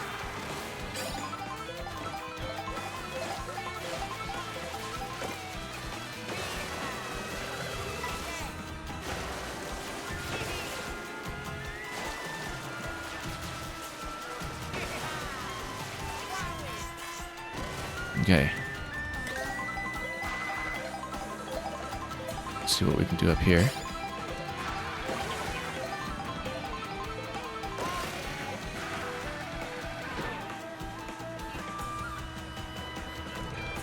I'm going to see where the second place racer is at the moment. I can see on the map she's pretty far ahead, but let's see. Okay, we need to boost on straights a lot more than we've been doing. Yeah, so they both just passed the gate, so I don't think we're winning, but at least we'll try to place, which we failed to do last time. Oh, blue shell can help here.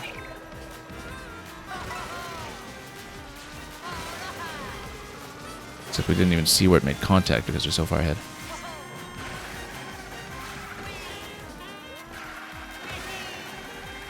Whoops.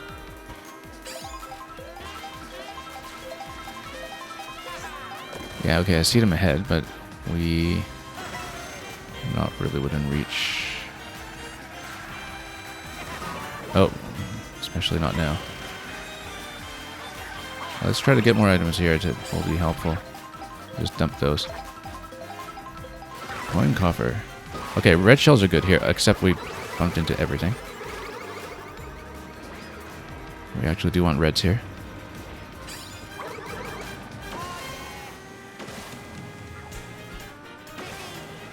And actually make a serious run at it here.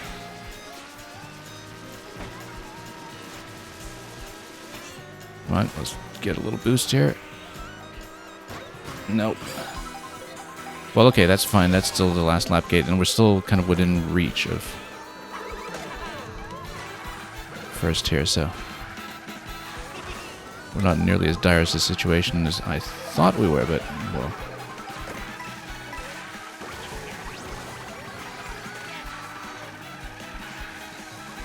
Get the hamburger mode and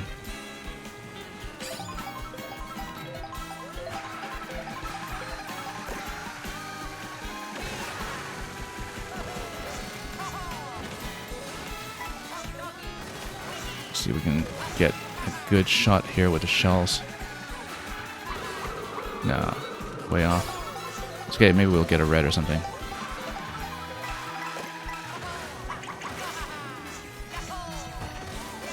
Or get a tight corner so I can use the horn.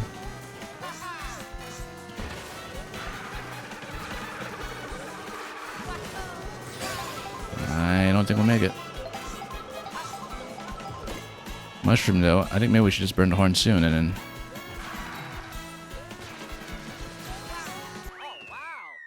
Yeah, no, we were right at the end there. That wasn't going to catch. But that's okay. That's still an improvement.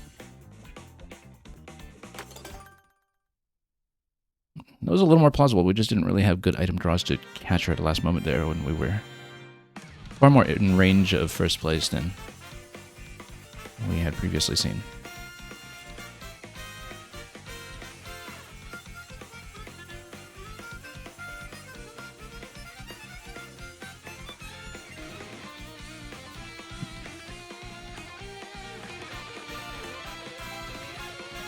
But yeah, we'll do as many as we can that we can stay for today, but we'll absolutely proceed trophy by trophy and try to collect the golds.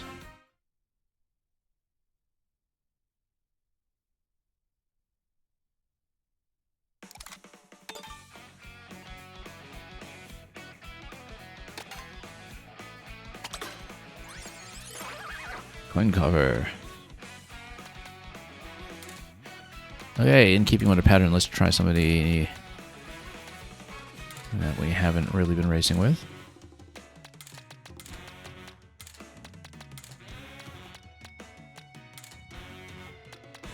I wonder how Spike does in terms of weight class. Or did we try him earlier? I don't remember. Let's actually go with Piranha Plant. Real Racer. It's a real deal.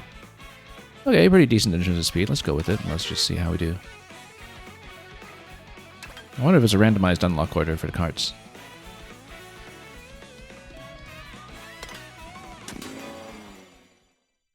I would assume it is, but you never know.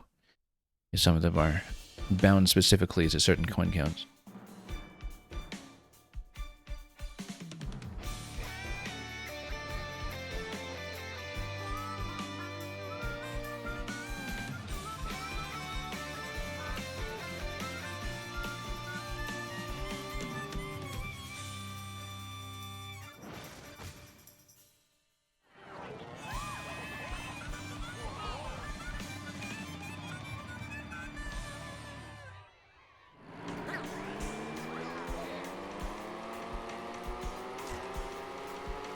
Okay, let's get ready.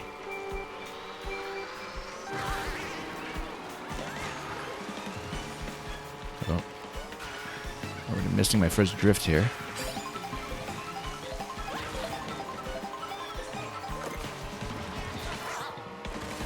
Well, let's stay back for a moment and just draw more good items.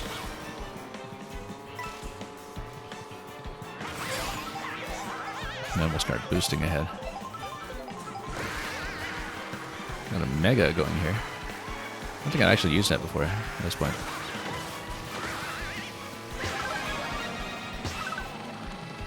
Oh, that's one big piranha.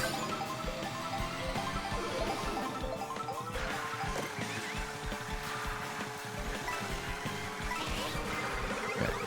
Oh, we should have just run away from that one.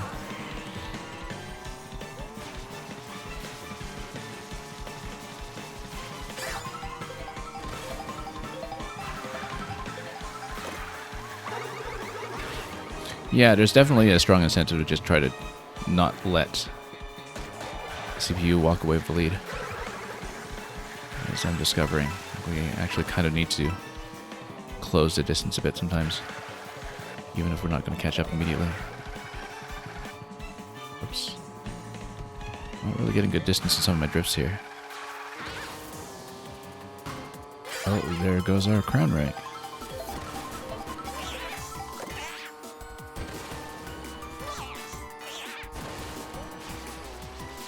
Okay, keep the horn probably, I think. Yeah, because I think we can just pass her. I hope. Again, we do want some coins.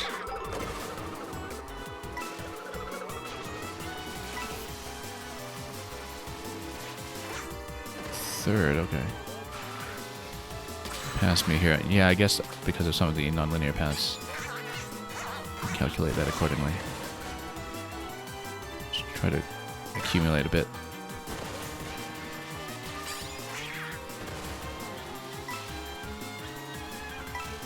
Okay. Still in second here.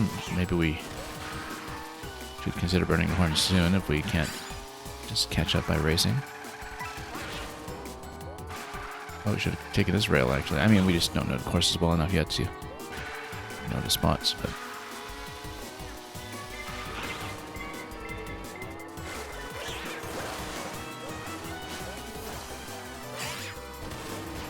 okay. Okay, blue shell, do its work. Yeah, because this character up is a little far. Okay, you know what? Let's just blow that one. Oh, nope, I should have kept it. I forgot that it would just drag it as a defense. And yeah, now we have a bit of trouble here.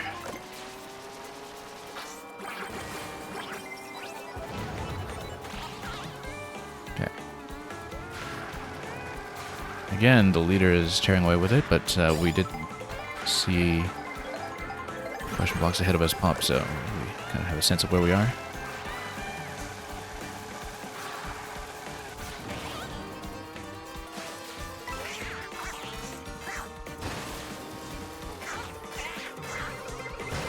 Rail to rail, almost.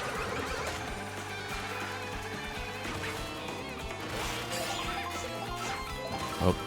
Sing that one.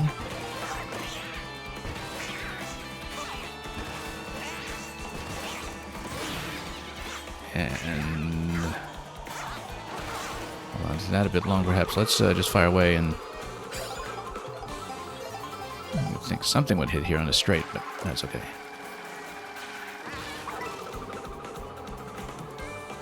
There we go.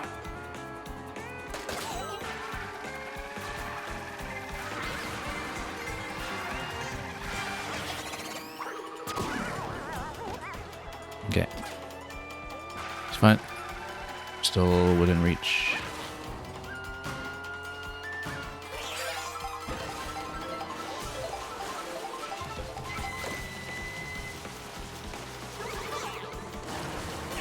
And let the two ahead of us take care of themselves for a moment. See if we can just get ahead here and keep the horn if we can. Oh, a little too close to the edge there. Oh, a little too close to the want there. Okay, maybe we got ourselves into a little bit of trouble and squandered the lead.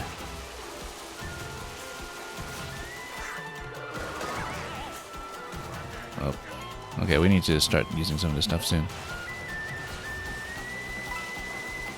So we can actually just get a bit more of an item draw going. Yeah, okay, now we're in a crowd, so this is not great. Let's at least stay off the ahead of the cutoff. We'll take it, and we will take that too, for sure.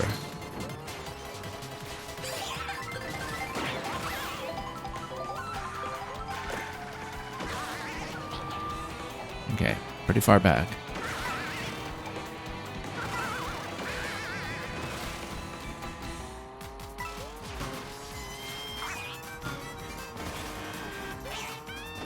Yeah, we're a few seconds behind. At least 5 seconds behind.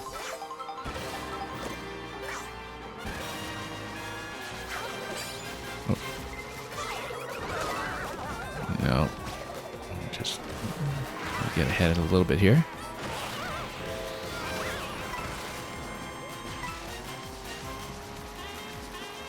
Yeah, this attempt is going well. I don't know if we can really catch. We have to stay ahead of the cutoff even here.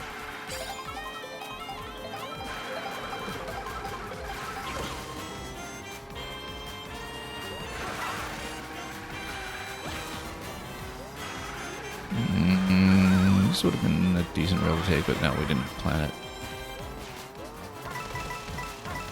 I rather like the Piranha Plant coin block animation there, where you just snatch one coin at a time. Okay, we need to shape up here, but we're not passing the cutoff.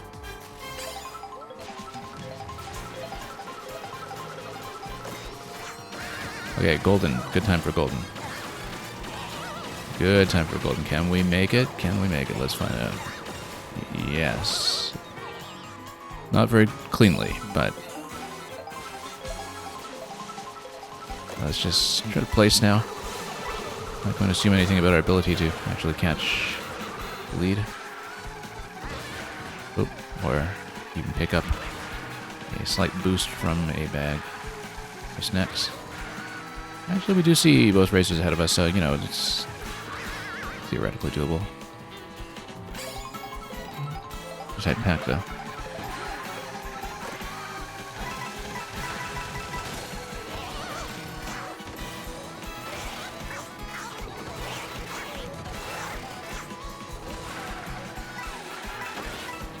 Try to go for the double here. I mean, we are in fourth. Maybe we get a decent item draw since everybody's packed together.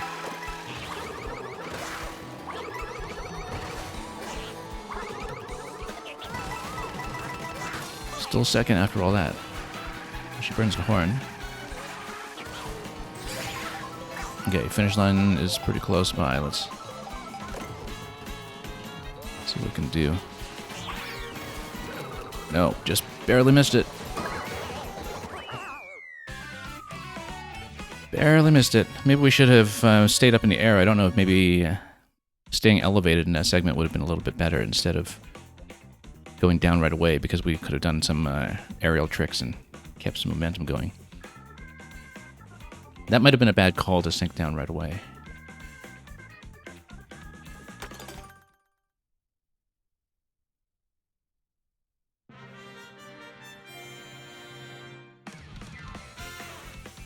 Yeah, you think I should have doubled?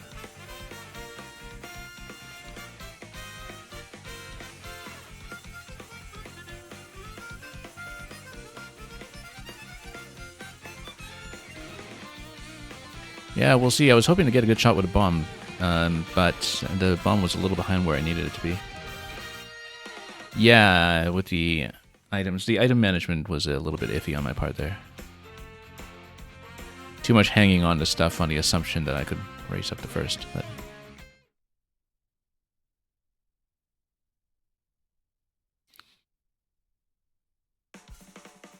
Anyway, let's swap around a little bit.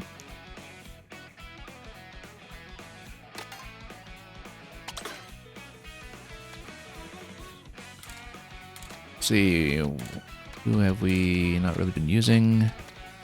Show off Pauline in the arrow suit. And we have a Kart we want to show with her. You know what? That was a good time to try the Mecha Trike.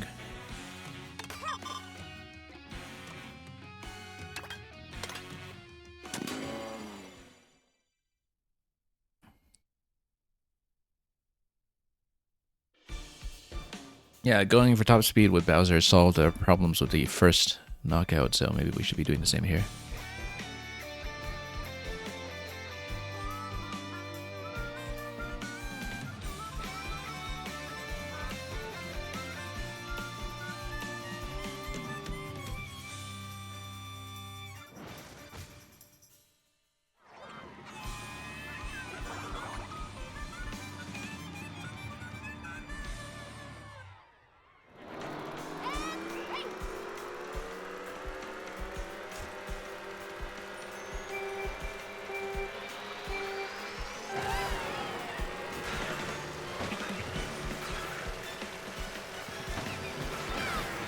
Okay, let's see what we can do here.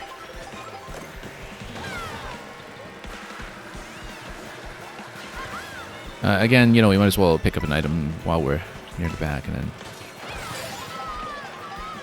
boost from there.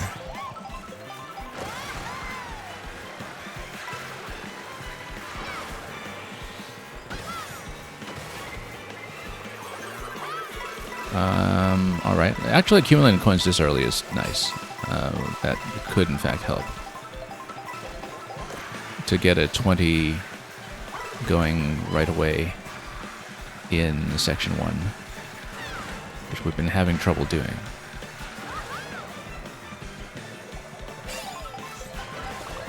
Given how much top speed matters in this mode, that's something we need to be much more attentive to.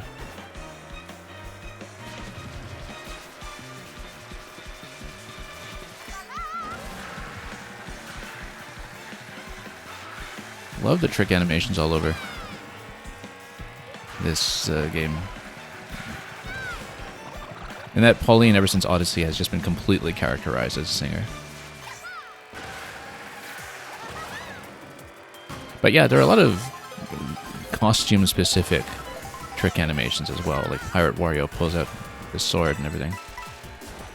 And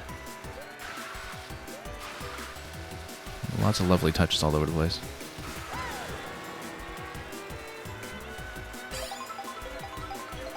Okay, let's actually try to boost in some straights here.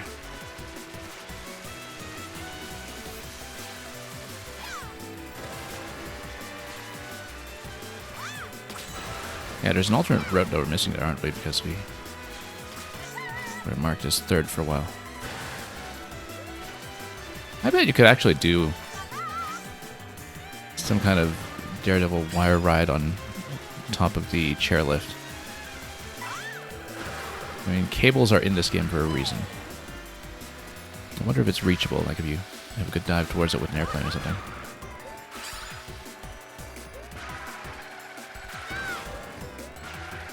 Okay, we can't assume that we're going to get into first. Let's just get the horn going. If we... Oh, no, out of range.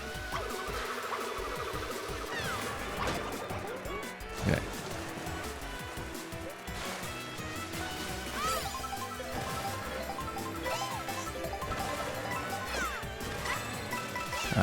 Oh yeah, we didn't need to burn the coin there, but...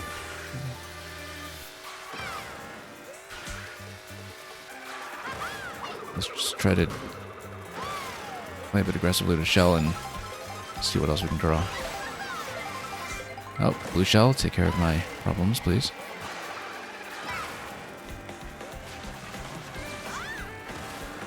And it did. Just as advertised. Let's grab a double into that.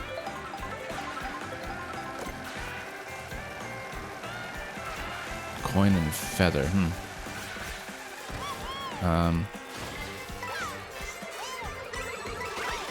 And look at that shell defense on the feather while we're on the wire. That was fancy.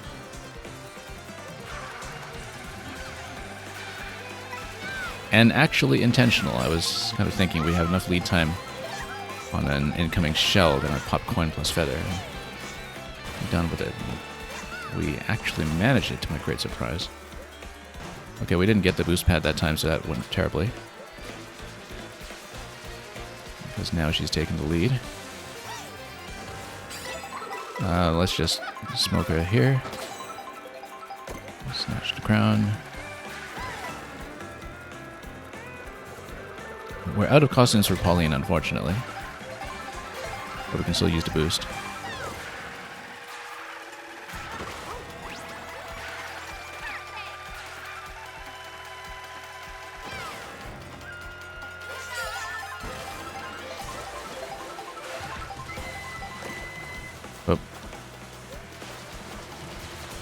a bit of an accidental drift. I wanted to do a straight.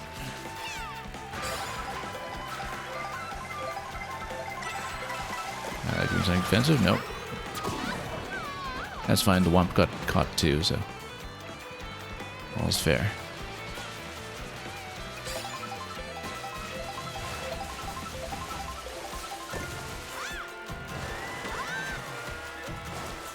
I don't think the bomb's going to catch it this distance, but let's see what we can do. Keep it for defense for the moment, but again, we need to play a lot more aggressively, I think, against someone who's walking away with a lead. Oh, mushrooms.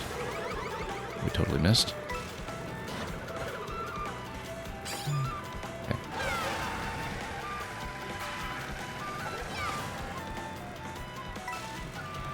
Do we see her ahead? I don't know. We do. Yeah, pretty distant though.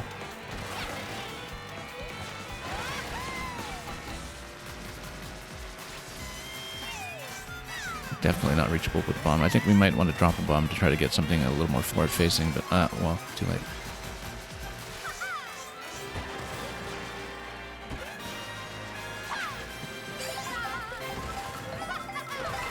Oh, let's get out. And unfortunately, we dodged in such a way... Oh, that wasn't even for me. Okay. We dodged in such a way that meant that I missed a mushroom that was on the road. So we didn't manage to take advantage of my opponent in first place being slowed down, but we'll try to get a good straight here. Oops. No, that was not great. Oh. Let's try to get on the rail there, and that didn't go.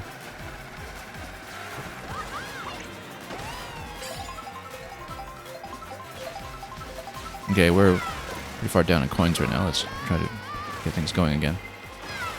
Blue shell, good, good, good. It's sort of wooden revision almost. Yeah. Oh, missed. Okay, whack her this way.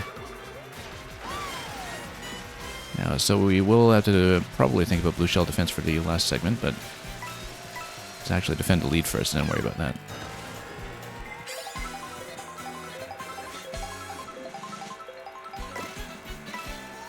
Okay.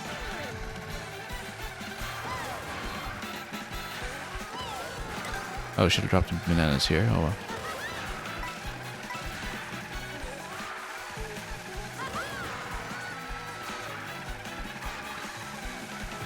Yeah, I guess with the outside rails like that, you know, they might slow you down, but they would save you the trouble of aiming.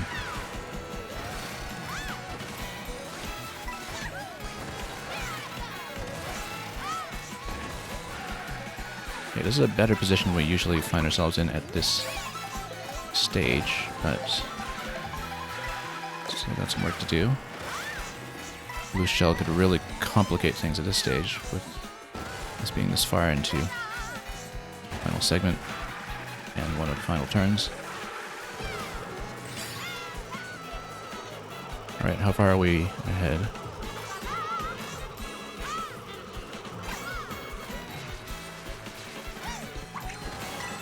And there we go, that's a win.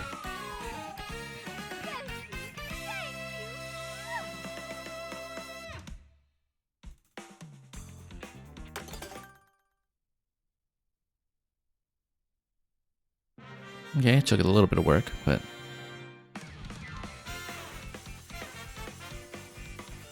we managed.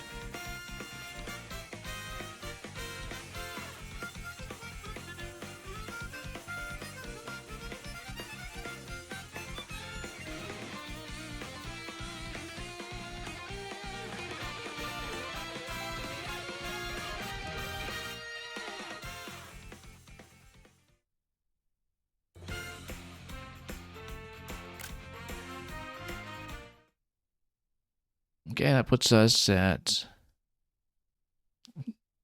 2 of the knockout tours first. I'll see what we unlocked. I don't know yet if we'll actually queue another one in today. But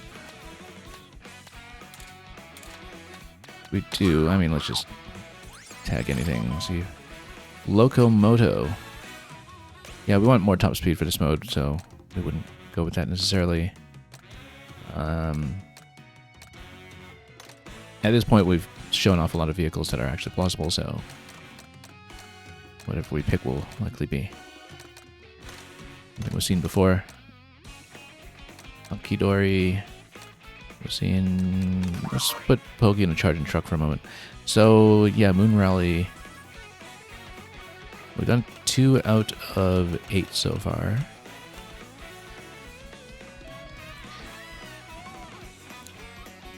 I think we're going to save it. I think we're going to continue 150cc Knockout Tour on the next stream. And yeah, that'll be the order when we're streaming some of the single player content, is that we'll do Knockout Tour for all of the golds. Oh yeah, we actually got some stars on it too. We got 2 stars in this one. We got 1 star in this one.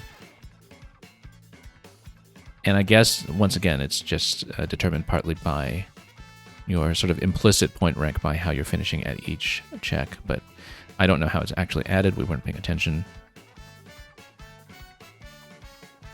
But yeah, we've got 6 knockout tours to go. We've got all the cups to do in 150 for the 3 star, which could take a little bit longer depending on how things bounce. But that's plenty to keep us busy when it comes to the single player. And other than that, I think it's just, for now, back to more of the photo mode, especially now that Rainbow Road has opened up for us to look at. So let's actually tap out of here for the time being. And observe our previous vehicle here with Arrow, Pauline, and her Mecha Trike. Yeah, she looks like she's having a time of her life in that vehicle.